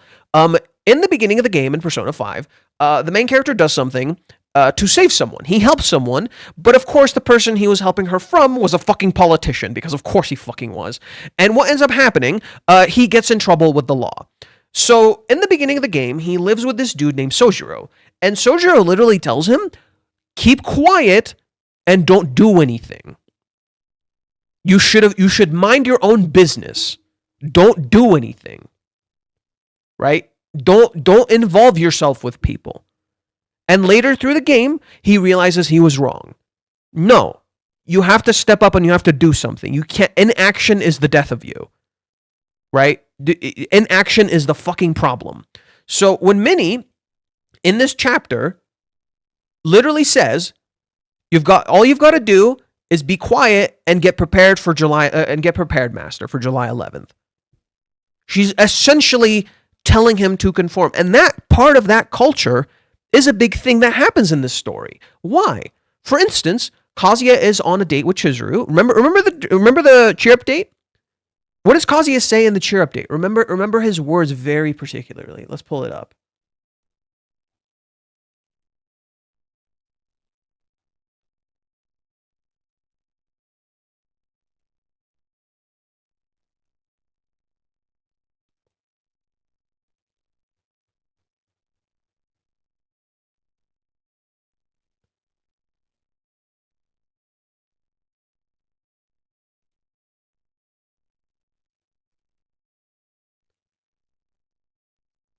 Right then, why did I say that? Right then, why did I say that? That to this day, I'm not sure. Some people out there, when faced with a trembling girl, might be able to think, "Oh, well, I'm just a client," and put up with it. But me, I don't have it in me. Kazuya and Chizuru are literally rebels against against tradition. Everything about this manga is a rebellion against tradition. It's not super wholesome and perfect, and yet it has wholesome elements into it. Chizuru is not a traditional girl, and yet she is still a girl and doesn't mind being a girl. She just doesn't want to be told how to be a girl. Kazuya is not a traditional man by any sense of the word, right? He doesn't do what other people do, and people often demean him for not doing what other people do. People often demean him for not being like other people, for not acting like other people, for not minding his business, for always involving himself in other people's business. So Minnie, what she's doing here is actually reinforcing that idea to him. Mind your fucking business. Don't do anything. Stay stagnant, right? That's the problem. That's literally what Minnie is doing. She's literally telling him, stay stagnant, don't involve yourself, don't care about other people. But that advice is fundamentally antithetical to Kazuya. Minnie can't give him advice because how Minnie lives is antithetical to how Kazuya lives. How Kazuya goes about what he does is antithetical to Minnie. Minnie would have never done what he did. Ever. She would have never done what he did. She lives comfortably. She literally lives, she's comfortable with a lie. She lives in comfort. She's okay with comfort. She doesn't actually face harsh truths. She doesn't confront the element of conformity. She lets society tell her how to live. What does Minnie do throughout the entire date? Right? When Kazuya and Minnie are scouting, what does Minnie do? She tells him advice that's about conforming and what other people would want. Right? All of it is about other people and fitting in and conforming. When this whole idea in this story is not about conforming, but finding your individual self. Finding who you are. Embracing your individuality. In fact, that's literally something that happens.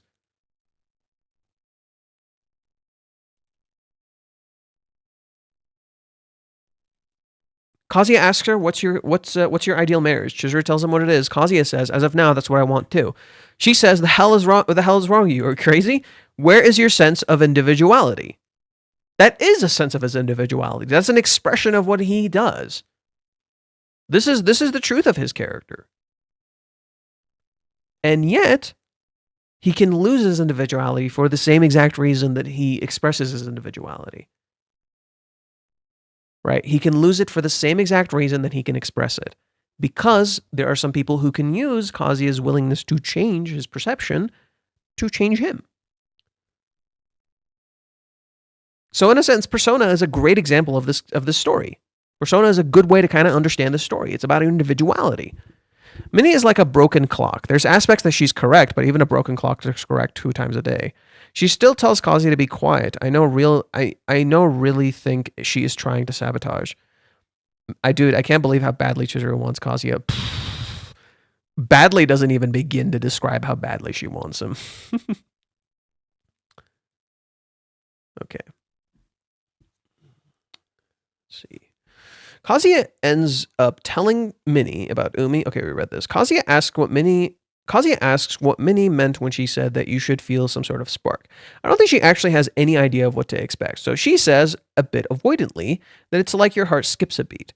He thinks back to the kiss and to Chizuru telling the cab driver to go. Then he also thinks that Chizuru might have meant this when she said at Joypolis that it wouldn't be cheating if he didn't feel anything if you kiss someone. Now he fears that Chizuru might not have felt a spark when she kissed him. In the end, Minnie tries to give Kazuya confidence by telling him that she thinks Chizuru would have told him if he failed the research, once again reaffirming, okay, we already read this, I think. Yeah, terrible advice. We cut to Chizuru. She's constantly distracted. No matter what she does, Kazuya keeps coming in her mind. In that state, it will be hard to focus on her play, right? While eating, she watches a movie. There's a kissing scene, and Chizuru has to put her chopsticks down. The memory of that kiss that Kazuya comes the memory of that kiss with Kazuya comes rushing back to her.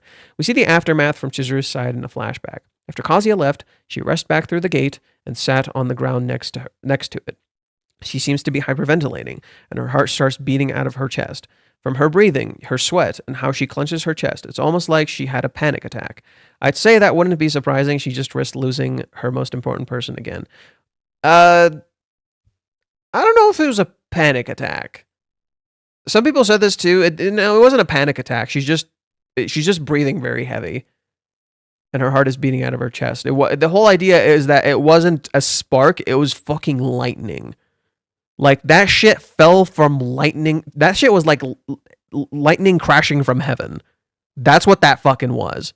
She opened the goddamn floodgates, right? Literally, it's not a panic attack. It's so much more. Chizuru wonders what this is. You also see her in the end lying on the floor in a new outfit, her hair and her face a mess, telling Sayori that she thinks there's something wrong with her.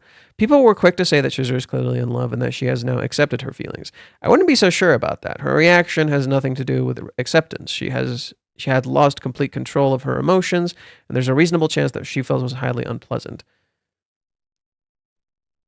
No, even Japanese fans literally. Okay, so first off, we said this earlier. First off, the word is not "there's something wrong with me."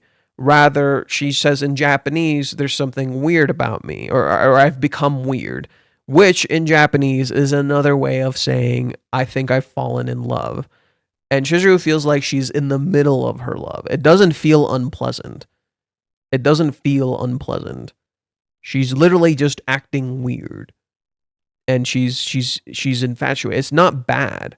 Chizuru holds love in much too high regard to say that feelings were love. You make me panic doesn't expect sound like a confession. She didn't say you make me panic. She said you make me act differently. I think Verkas is taking a little too many liberties here, and I don't agree with his stance. He's taking a little too many liberties. I keep telling you that Chizuru probably doesn't think that she felt there can be love. No, it is. Chizuru is literally in the middle. Okay.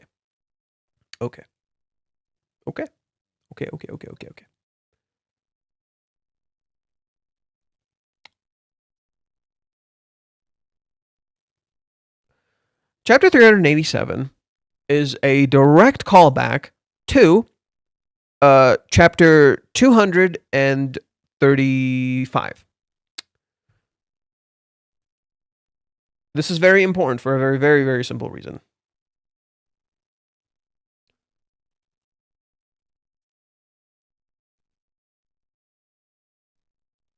In 235, Minnie could look at Chizuru's feelings and blatantly say, "It's love. That's what you call it." This scene is a direct reference to this. Why? Kazuya leaves. It's literally recreating the 3 months, and Minnie can tell Chizuru that she's in love. Here, the love is in plain view. It's literally all over the goddamn room. It is in front of Minnie.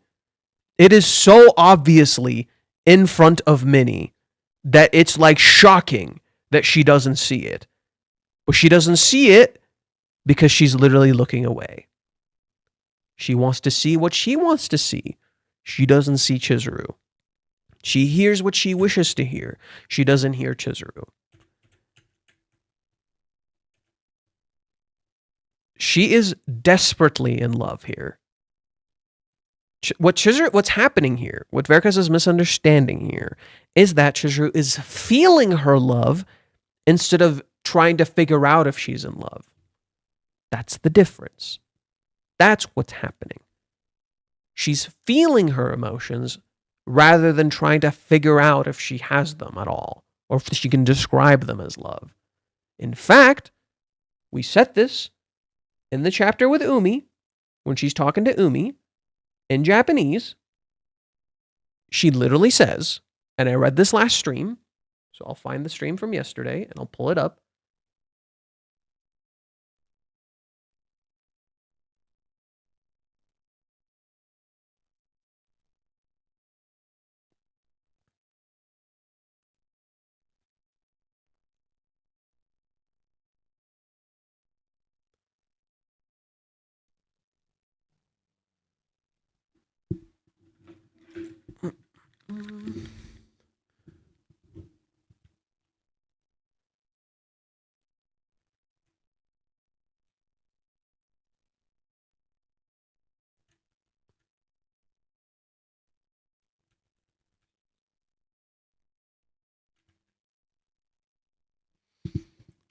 Okay.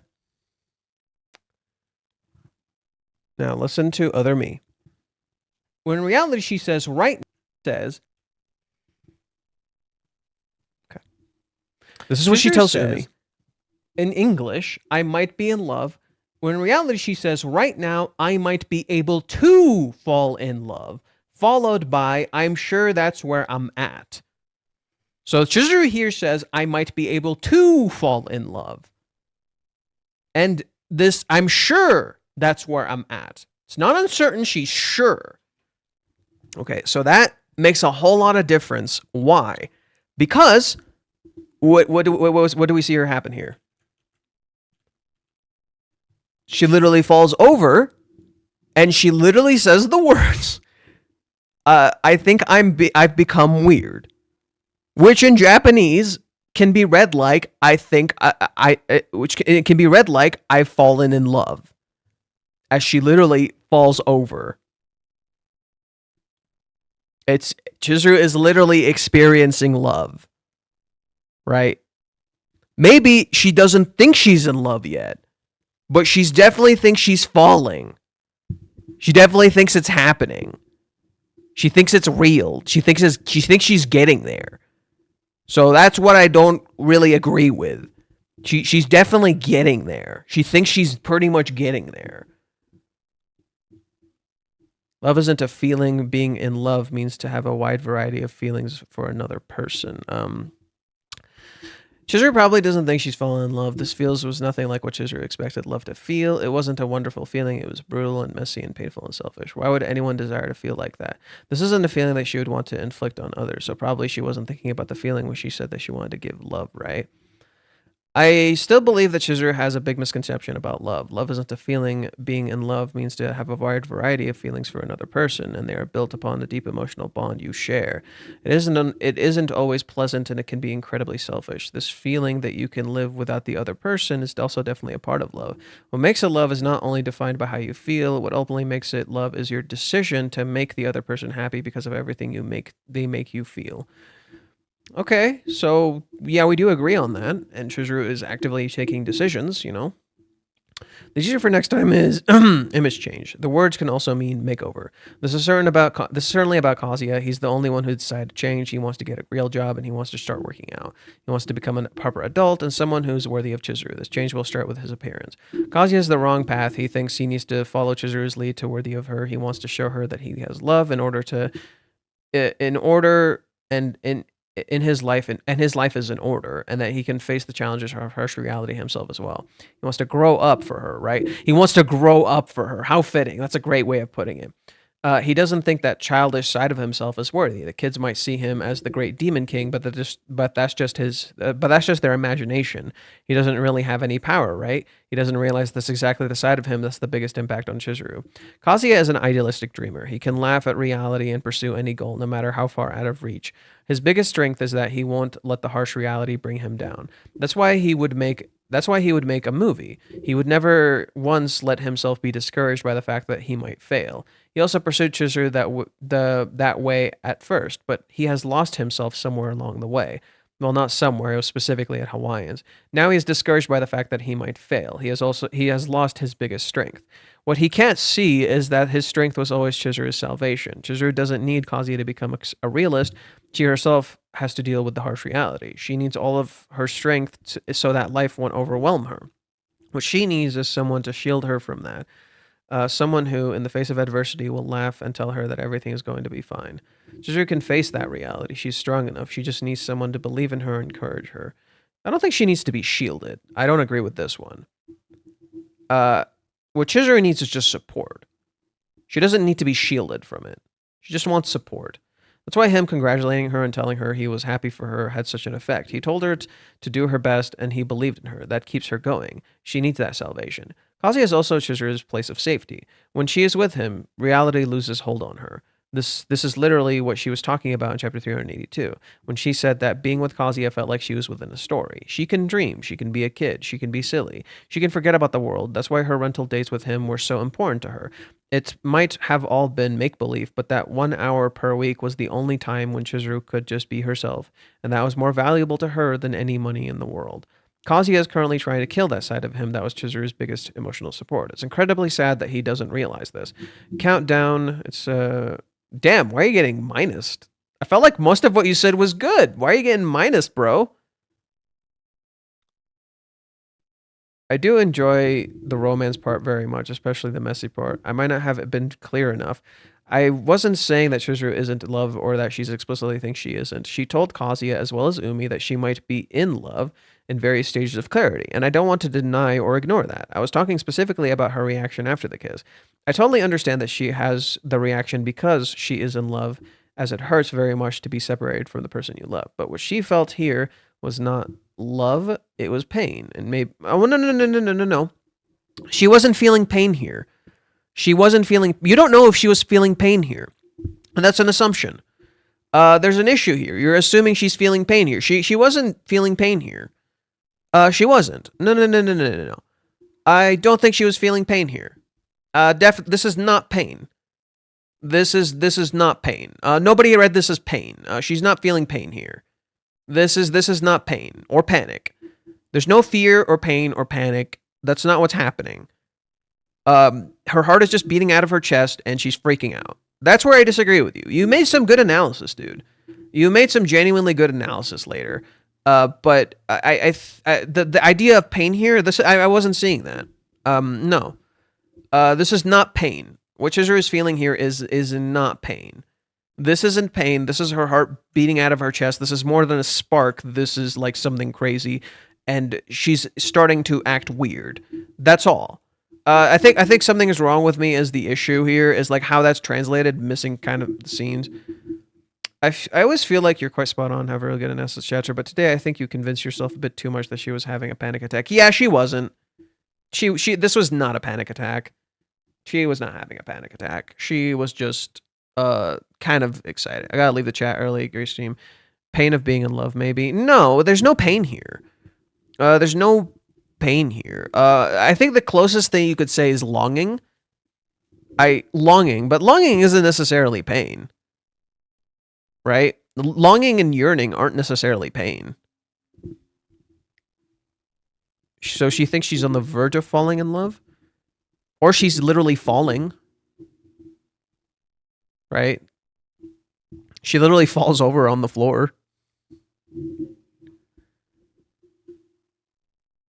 Yeah, it's definitely not a panic attack. I that's something I don't agree with.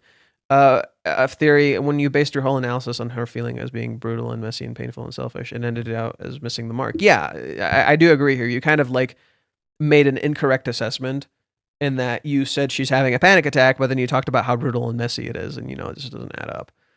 I'm very confident the next chapter is a conversation between Umi and Kazuya. No, we're not going to see that for a little bit.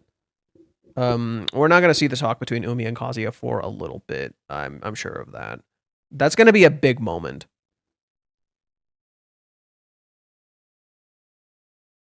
Yeah, no, Chizuru's been feeling emotions for Kazuya for like the beginning of the series. I talked about this yesterday. Minnie making fun of Kazuya for his paranoia is too funny. That's actually part of the fucking problem. No, I don't think Kazuya and Umi are going to talk next chapter.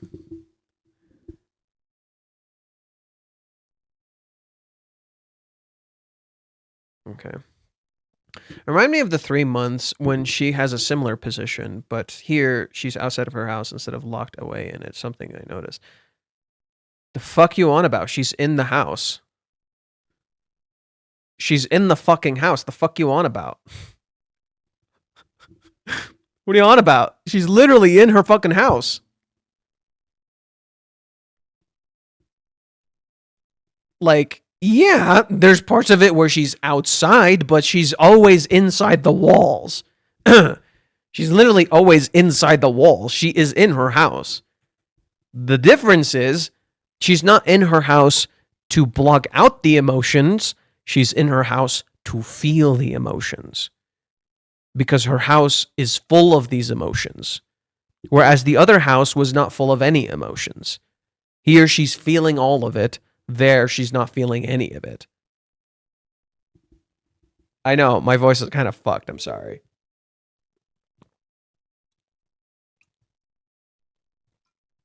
Ugh. Doesn't help that I'm a little hungry. Let's see. I do gotta finish reading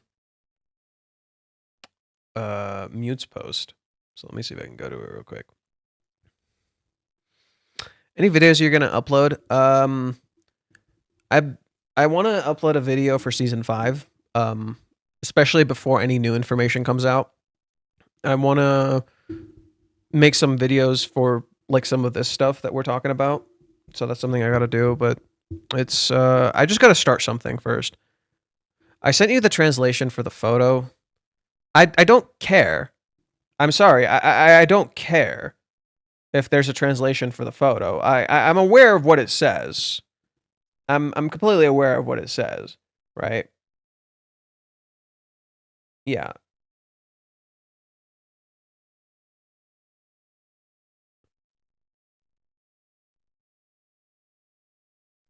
Yeah, I'm just not gonna talk about this until I see official information. That's all. I'm sorry, I'm just not gonna talk about this unless I see official information. That shit can fuck right off. Cool. Chizuru lies, or rather doesn't tell things properly to Minnie. What if she did the same to Umi when he asked whether they're dating or not?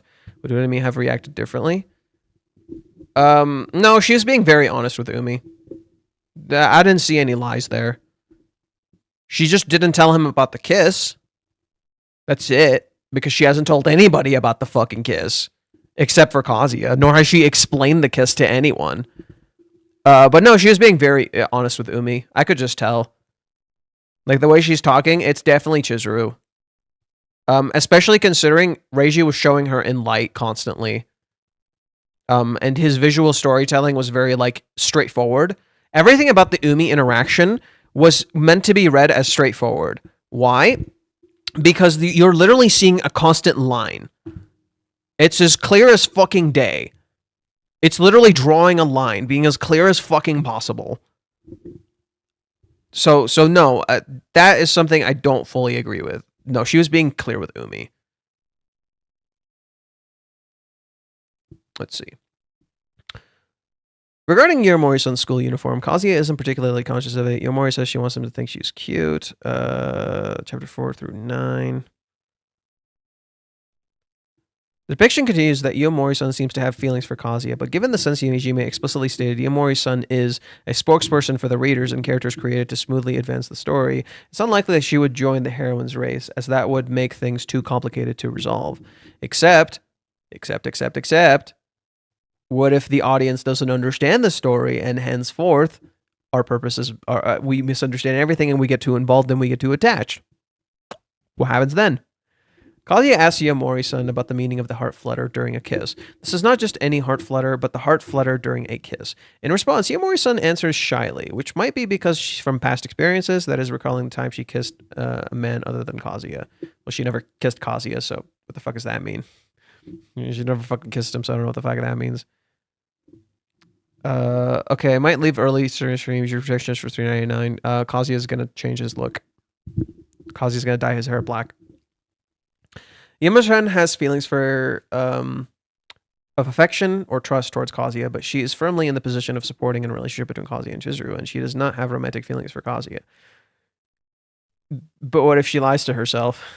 Depictions like the date rehearsal arc or scenes like that one might lead to some mistakenly think does Yamori like Kazuya, but it's safe to say that's not the case. Wow, Mute is like really firm about this. Yamori-san probably doesn't fully understand Chizuru's feelings either, but it's a sure win that hasn't changed. This is something that she's telling both Kazuya and herself. It's because she gets anxious. Kazuya will too, and also as a result of analyzing Chizuru's feelings, it's a confidence that Kazuya's victory is undoubtedly assured. But you just said Chizuru doesn't understand Kazuya's feelings. Or sorry, you just said Minnie doesn't understand Chizuru's feelings, so how the fuck could she be assured? By the way, the standalone price for Gosto Justo drink bar is 47 yen to 570 yen. Varies by time and location. If Yamori-san were a rental girlfriend, it would be quite the bargain, wouldn't it? Oh yeah, because it's a real place, I forgot.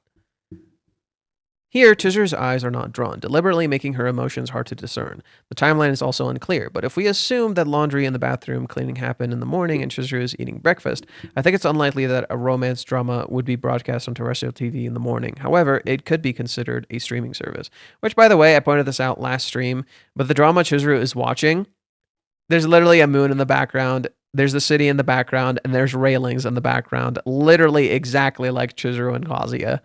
Like, it's literally exactly the same fucking thing. It's so funny. It's the entire date being recreated. Here, Chizuru's eyes are not drawn, deliberately making her... Okay, yeah, we read this. So I left him a comment on this in a different thing, but we'll talk about it shortly. When Chizuru kissed him, the fact that she seemed calm was actually because she was in a "oh no, I've done it" state. Chizuru's heart pounding strongly overlaps with the moment when Kazuya fell in love with Chizuru. It becomes clear here that the kiss was not for the sake of the investigation, but was done impulsively. I disagree. It was planned. Chizuru might have realized that this feeling is love. Might. You don't know. Might. Very key words here. The spare key returned from Kazuya. Every time she says this, Chizuru must have remembered Kazuya. Yeah, and that's the thing.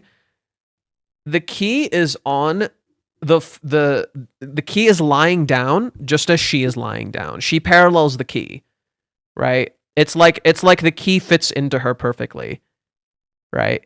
And it's literally Kazuya's key, right? Kazuya is the key to this. Get it? Kazuya is the key to this feeling. Get it? Do you get it? Right? Kazuya is the key to this feeling. And this is a direct reference to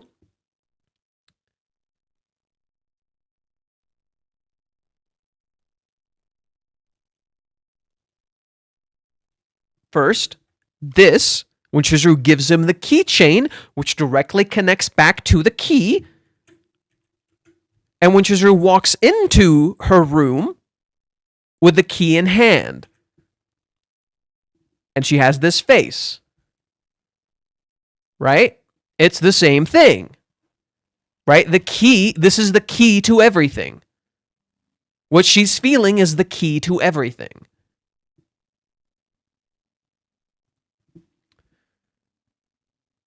Since stage rehearsal starts from this weekend, it's not for the stage. She's wearing piercings and cute clothes, so I predict that she's heading to a rent-a-girlfriend job. Chizuru's expression is full of maidenly charm, which is great. Image change. Next time will be episode 300 for image change. I predict further hope that Chizuru on a date with her boyfriend, blah, blah, blah. Someone says she looks different. Oh, someone thinks she looks different. Interesting. So he made another post right here where he said, even though it's the same kind of excitement Kazuya feels in episode 117, when Chizuru feels this in chapter 398, it took 8 years in life for Chizuru to feel excited about Kazuya, excluding the excitement in the storage room as Chizuru wasn't aware of it. Well, no. This is a fucking lie. We've seen her get excited many times before, right? And even people pointed out here, right? No, that's not true, man, right? This is Kanokari World comparison with the Date Edition. No, there are many choices where she got excited. She got excited as early as chapter 15. Like, no. This is just not true. So I commented this. This is not quite the same, but it's intentionally similar. This is both of them becoming aware of their love and being conscious of their feelings. Their hands are reversed, so is their background. Chizuru's heart is exploding, Kazuya's is squeezing. Chizuru is much further along. To me, this is Chizuru opening the floodgates in reverse. Remember what Kazuya tried to do after this? Get to know Chizuru. Well, Chizuru already got to do this. This idea to me is that Chizuru is taking the steps in reverse, which is why her reaction is so intense. It's very deep love.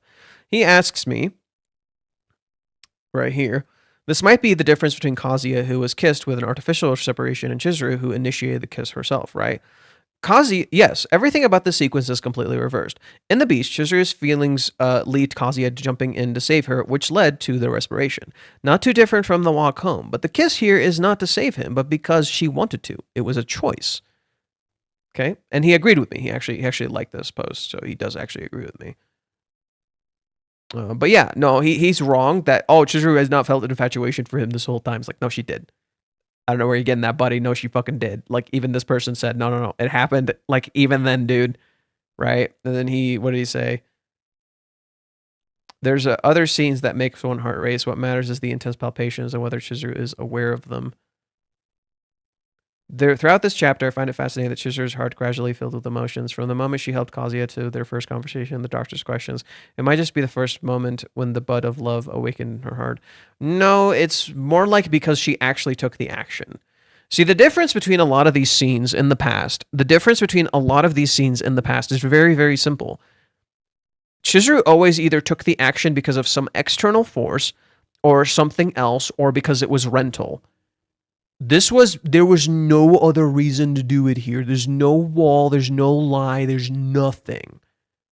It's completely and utterly real. The kiss is completely and utterly real. So it is hitting her like a fucking truck. Because she knows it's absolutely real. That's why. That's why I'm saying it's like her emotions exploded like a floodgate. Because what she experienced was completely and utterly real with no masks whatsoever.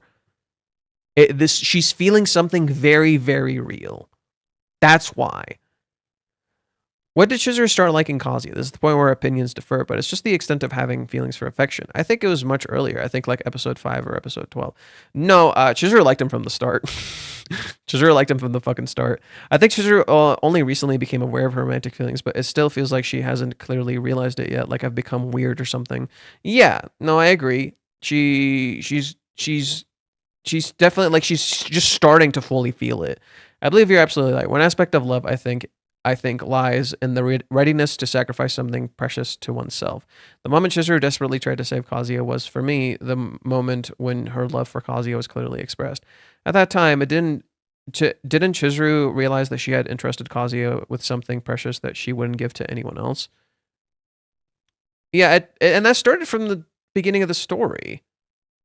She already started doing a lot of that stuff from the beginning, right? And then there's a lot of other moments, you know.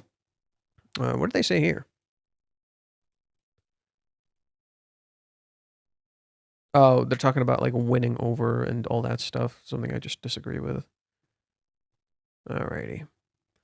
So it's 7:06. I have to wake up early tomorrow, so I'm gonna have to call it for now. I might write something for Twitter, maybe at work tomorrow.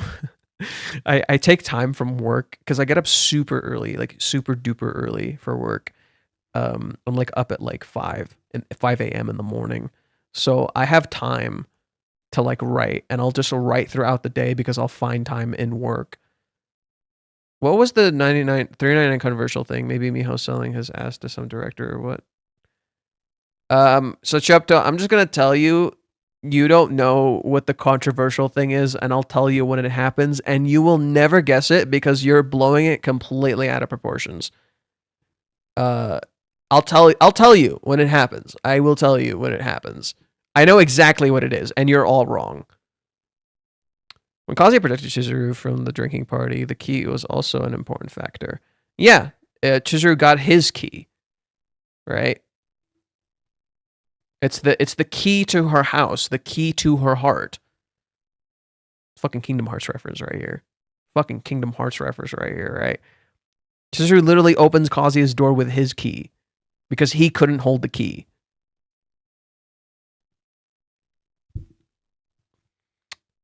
Look closely. I think the key is on the table. Yeah, it is. I didn't say it was on the floor. I almost said it was on the floor, but it's on the table. Also, the table is behind her, and she's in the way, looking away from the key or Kazuya. Well, no, the key. So look, the key may be behind her, yes, but the key parallels her. Visually, the key parallels her. It may be behind her, but the key literally parallels her. It's literally in front of her visually, even though Sayuri is supposed to be in front of her. So you're literally seeing a contradiction. Visually, you're seeing a contradiction. She's looking at Sayuri, whereas Sayuri is behind her and the key is in front of her. Do you see the issue? Right? Sayuri is in the past, the key is in the future. Whereas visually it's flipped. Right? The key is behind her and Sayuri is in front of her. That's the idea. The past and the future are flipped. The past and the future are literally flipped, where they shouldn't be, right? Or they should, or no, yeah.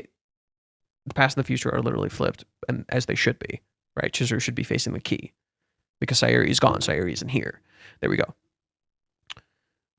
Also, the table is behind her, and she's the way looking. Yeah. How many chapters do you think before it does happen?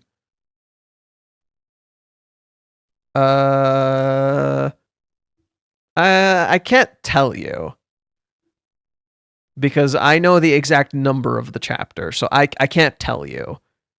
I know exactly what chapter it is, so I can't tell you. So just don't worry about it. I just can't tell you. I know exactly what chapter it is.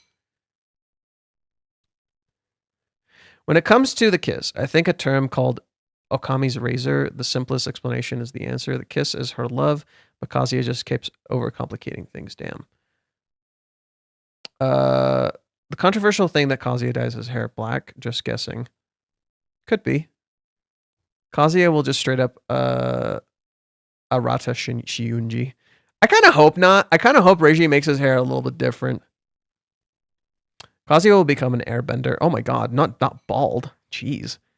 Kazuya's hair is naturally black, so he doesn't need to dye it. Actually, he does. Because he already dyed it. So he would need to dye it again to make it black. Doesn't make sense. He needs to dye it first before he can go back to being black. Because it's already dyed. Oh yeah, well, anything to do with his hair in general. 401 is my guess. I'm gonna guess chapter 422. I know too, haha. At least tell us where there'll be no more NTR. No, there's no NTR. You're good. There's never been NTR with this series. Like, I'm sorry, y'all are like lost in your own fucking fantasy. There's never been NTR with this series. For chapter 218 is not NTR. The only NTR I could possibly give you is Ruka getting cucked.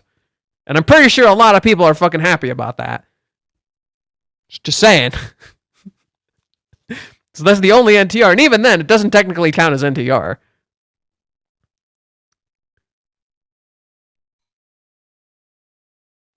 There's no fucking NTR in this series. NTR's Food Wars. Oh my god. That's kind of funny, actually. That's kind of funny, actually. How are we doing on time? Oh my god, I still haven't been checking Twitch. I'm such an asshole. I keep not checking Twitch. I'm sorry, Twitch. Oh, there's no one there. Oof, cry. Okay, go leave me some comments on Twitch, please. I would appreciate it. Just, I think we just kind of need to. Like, I think that's how we do it. It's like, if you haven't already followed me on Twitch, just follow me on Twitch and leave me some comments. That's all. And then if you have Prime though, I don't know if you can subscribe yet, but if you have Prime, that'd be kind of cool.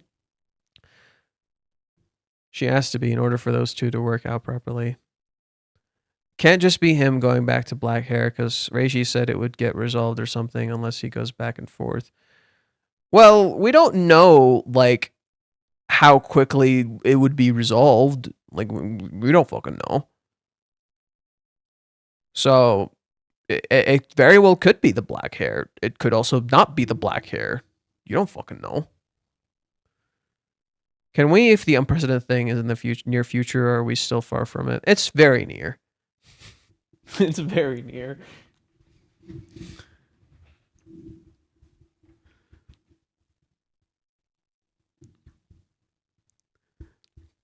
And yet I've seen $148 on Food War Season 3 Blu-ray because it's out of print. Happy birthday to me, Arif, next month. Oh my god. Hello, wavy cheek one keek. What the fuck? Kazi is gonna have a punk rock mohawk change his name to Kazi. The Kazi. Oh my god. Okay. So I think I'll call it here. We've streamed for a good 4 hours and 30 minutes. I don't want to go for 5 hours. I think now is a great time as I need to stop. And I'll probably write something on Twitter tomorrow, so look forward to that. Make some stuff on Twitter before I get back to home, and then I'll work on that video for season 5. I'm almost done with it. I feel like I'm pretty close to finishing. Anime is indeed an expensive hobby. Tell me about it. Tell me about it. Probably easier to be into it in Japan than it is in the United States. I'm gonna be real. We're kind of fucked. Everything costs like way more here. It's so much more expensive here. Okay, so I'll call it here for now. Thank you guys for watching. Let me zoom into myself. If you enjoyed this video, consider subscribing and like button, hit the bell icon, keep up with the uploads. Consider supporting me on Patreon if you can. I would greatly appreciate it. It makes my life so much easier. Consider joining our Discord because we have a Discord and it's free. And then last but not least, follow me on Twitter because I post some threads on Twitter for the chapters and all that fun stuff. Woohoo! And yeah, I stream Tuesdays and Wednesdays. Sometimes I stream other days depending on what happens. We'll probably get some news depending on like how it plays out. We'll probably get some news on season 5 on Tuesday. That makes a lot of sense in my opinion, right? It just feels like that's what's going to happen. I think that's it. And thank you all for watching. And remember, let's mosey. I have to get a new fucking green screen. I was gonna so stupid story before we end the stream. So 3 things happened. 1, I wanted to buy Sonic because I've been meaning to get back into Sonic. I used to love Sonic as a kid, even though I couldn't beat the original Sonic games. So I saw the new Sonic Origins Collection Plus or whatever, and I wanted to get the fancy box specifically for the PS5 version because the PS5 version looks like the most artistically pleasing to my eyes. So I really wanted that one. I would have gotten the Switch version because every time I go to Walmart, they have the Switch version of it, but it's like this red thing on the corner of it that's obnoxious to me, so I don't want to get it. So I got the PS5 version. It takes an entire fucking week to arrive from Amazon because I chose a different kind of shipping like a stupid idiot. It gets here, I finally open the disc and I put it in the PS5 and it can't fucking read it. And I'm like, why can't it read it? And I think it's because it's like from a different region. Even though PS5s are not region locked, maybe there's like specific regions it can't fucking read or some shit. So I can't play the damn thing. I flipped it around, I cleaned it, I put it in, it just couldn't fucking read it. So I'm like, fuck this, I'm gonna return it. So I return it today, and then literally I also got paid from YouTube, and because a bunch of people donated, I got like $300 fucking dollars. So it was really kind of nice. So I'm like, oh, you know what? I just returned this game, and I got like half of the money back. So I went and bought Silent Hill F because I've been really meaning to play that game, and all I've heard about it is great things. So I'm like, that's great. And then as I'm purchasing it, I look at my cart and I realize I have a green screen I need to buy. And I don't buy the green screen, I buy the video game. I need to buy a new green screen. I need to get me a bigger one. This one's too fucking small. I need to get me a bigger fucking green screen, dude. Yeah. So I got the video game I really wanted. And I returned another video game that I really wanted. Yep. I still have my 710 chroma green screen. I'll send it to you for free if you want. You'll have to figure out how to hang it. Well, that's the thing. Like I need the backdrop. Or not the backdrop, the set. I need the fucking set. I'll pass on you sending it to me. Just don't worry about that. I'll just get my own. I found a good pair. I found a good pair where it's like I found this expandable set that like gets bigger and bigger. And I found some nice green screen that doesn't cost like an arm and a fucking leg. So I'll probably just get that. And I just need it to be wide enough to like fit my arms, because this one is like 5'6". This one's like 5'6" or something. So it's really small. So that's why it doesn't fit. So if I just get like one that's like at least maybe double or just like a little bit more, it would fit the whole thing, and I wouldn't have to move it so much. Heck, I could probably have a lot more space. So yeah, that's what I'll be getting soon, hopefully. I'll probably buy it today. Fuck it. I get paid tomorrow from work, so I should be fine. I can drop like a $40 or something, and I can just get me a new one. So yeah, cool story. Just wanted to share with you guys, because fuck me, I guess. But hey, I got to play Silent Hill F. Fuck yeah. I've been meaning to play that game a lot. I'm so interested in that game. It seems so interesting. Anywho, that's it for me today. Bye-bye. Can you use a green blanket, or does it have to be like to work like that? No, it can be just any green, but usually you want the green to be as solid as possible. So that's why you get a green screen. So it's just a very solid color. That's why you're seeing like this right here. It's because it's not solid anymore. It's moving around, right? So it's because there's different lighting and shit. So it's fucking it up. Do you like the Borderlands games? Not really. Sorry. I never played them. I don't like the art style. I fucking despise the art style, actually. That's just a personal thing. I'm just not a fan of the art style. So that's just me. I have no idea what the games are like. I just don't like the art style. That's what's keeping me out. I'm an aesthetic bitch. I love me aesthetic. I am down bad for aesthetic. That shit makes my goddamn day. It's similar to my love for Thunder Thighs. I love me some Thunder Thighs. Goddamn. I'm an aesthetic bitch. I'm sorry. I like Final Fantasy 13. I love the shit out of Final Fantasy 13 because of the goddamn aesthetic and the music and some of the story. Yeah, I'm pretty much done. I'm sorry. I'm checking out. BGGGs. Bye-bye. I'll see you later. I'm going to post on Twitter later. I'm already getting some good thoughts. Like, you guys already made me notice some really good shit. The plot. I do love me a good fucking plot. I just don't care for depressing plots. Like when someone comes in here and tells me like fucking not Vinland. Okay, I like Vinland Saga, not Vinland Saga. When someone comes in here and tells me Berserk is the greatest thing since sliced bread, or like Monster is the greatest thing fucking ever, I'm just like, fuck off. Fuck off with your dark fucking shit. I don't care about that, man. I'm sorry. They're great stories. They are great stories. I will never read them again. They're great stories, and I will never read them again because they're so fucking depressing. One Piece is overrated. Fuck you. I kind of like One Piece. It has a great fucking plot. Fuck you. No, like I just don't care for like these super dark fucking stories and the fact that dark stories represent good media. Fuck that shit. Berserk is fucking Shakespeare. Berserk also has some really fucking stupid shit in it. So no, I disagree. Berserk has some very stupid fucking shit in it. It's not fucking Shakespeare. It's just good. Berserk is very good. I think visually, like that shit's a goddamn masterpiece. Like every single art piece, like he drew, holy shit, that shit belongs in a goddamn museum. Okay, and visually, that shit belongs in a goddamn museum. But Berserk is not some perfect magnum opus. Like, okay, it is his magnum opus. Sure, it's just not my magnum opus. It's his magnum opus. It's just not my magnum opus, right? I do like Berserk. Okay, I just don't think it's like the greatest thing ever. It's and plus, it's funny you call it Shakespeare, considering some of Shakespeare's shit is stupid. It's funny you call it Shakespeare. We might see one ending before Kanokari. Now would be the happiest man. Which one? One Piece? You think One Piece? One Piece is my favorite shonen anime. I don't know what my favorite is.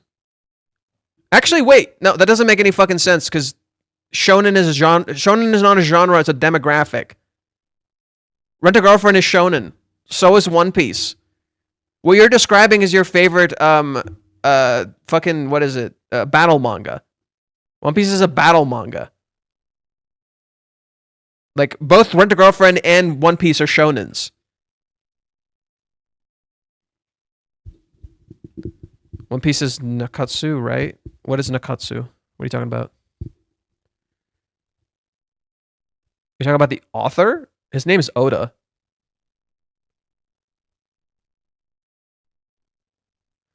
Would love seeing One Piece end before Kanokari. Bro, that'd be wild. That'd be fucking wild. Wild shit. Wild shit. That'd be crazy. That'd be crazy.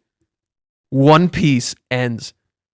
Nakatsu is a gender battle fight. I love long manga. The fuck? Nakatsu.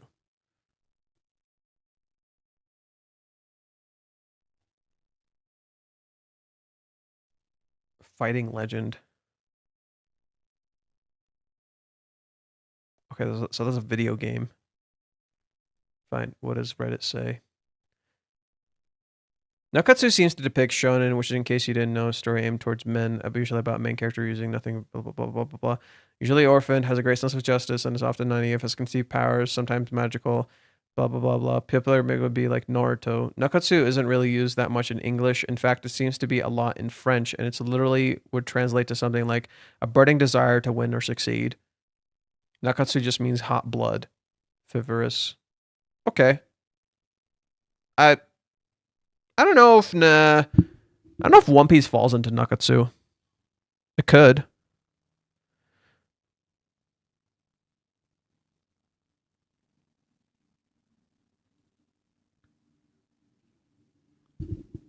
I'm not even comparing Berserk and Rent a Girlfriend. Like, I don't know where you got that impression. I'm not even comparing them. I'm just saying I like this more. I just think I don't like Berserk's darkness. I appreciate it and I understand the intent and I love that Berserk is a story actually kind of about hope. But it doesn't change the fact that I find Berserk extremely depressing and I don't like how it depicts rape.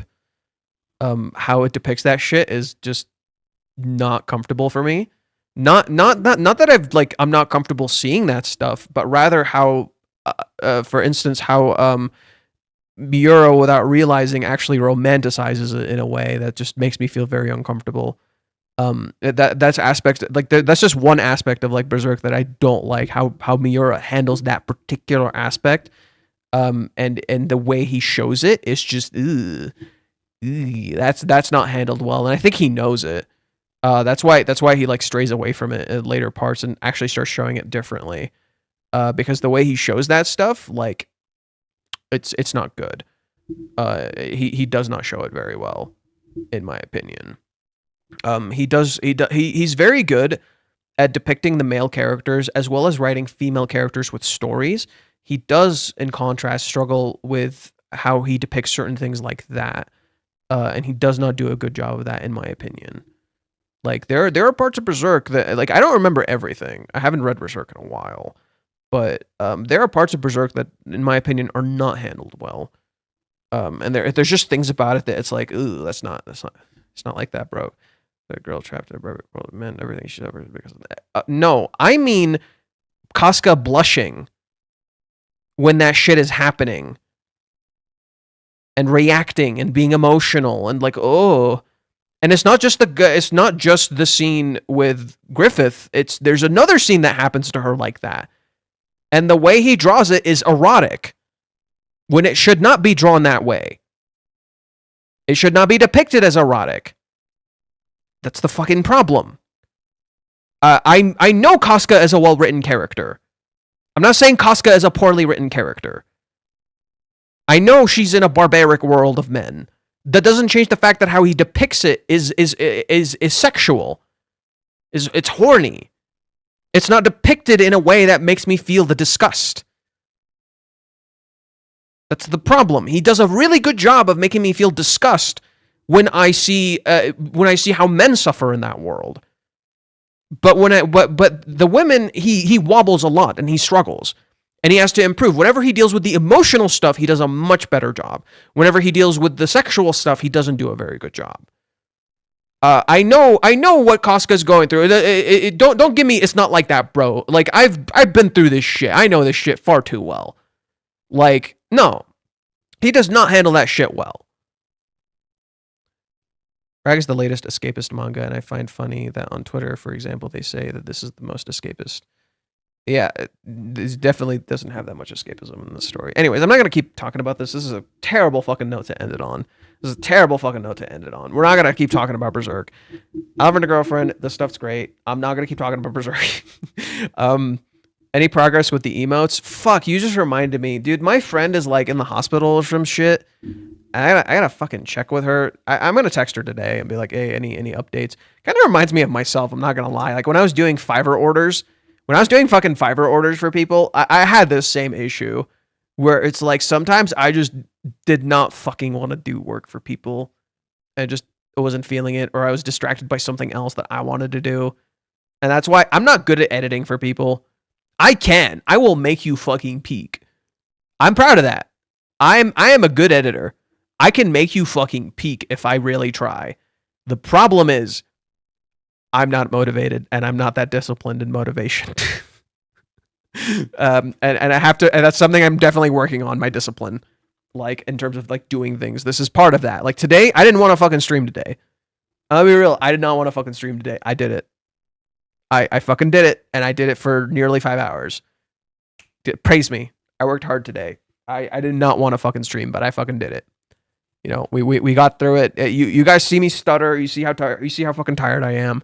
But I did it. You know, I fucking did it today. So praise me. Tell me I'm good. Tell me I'm doing good. I would appreciate it a lot. Okay, I'm gonna call it here. Actually, this time we're gonna actually call it here this time. Same here, trying the gaming content, but sometimes it's just a bit much. You're an amazing guy, Johan. Thank you. Oh, thank you. Oh, goodbye. Goodbye, Jojo. Alrighty.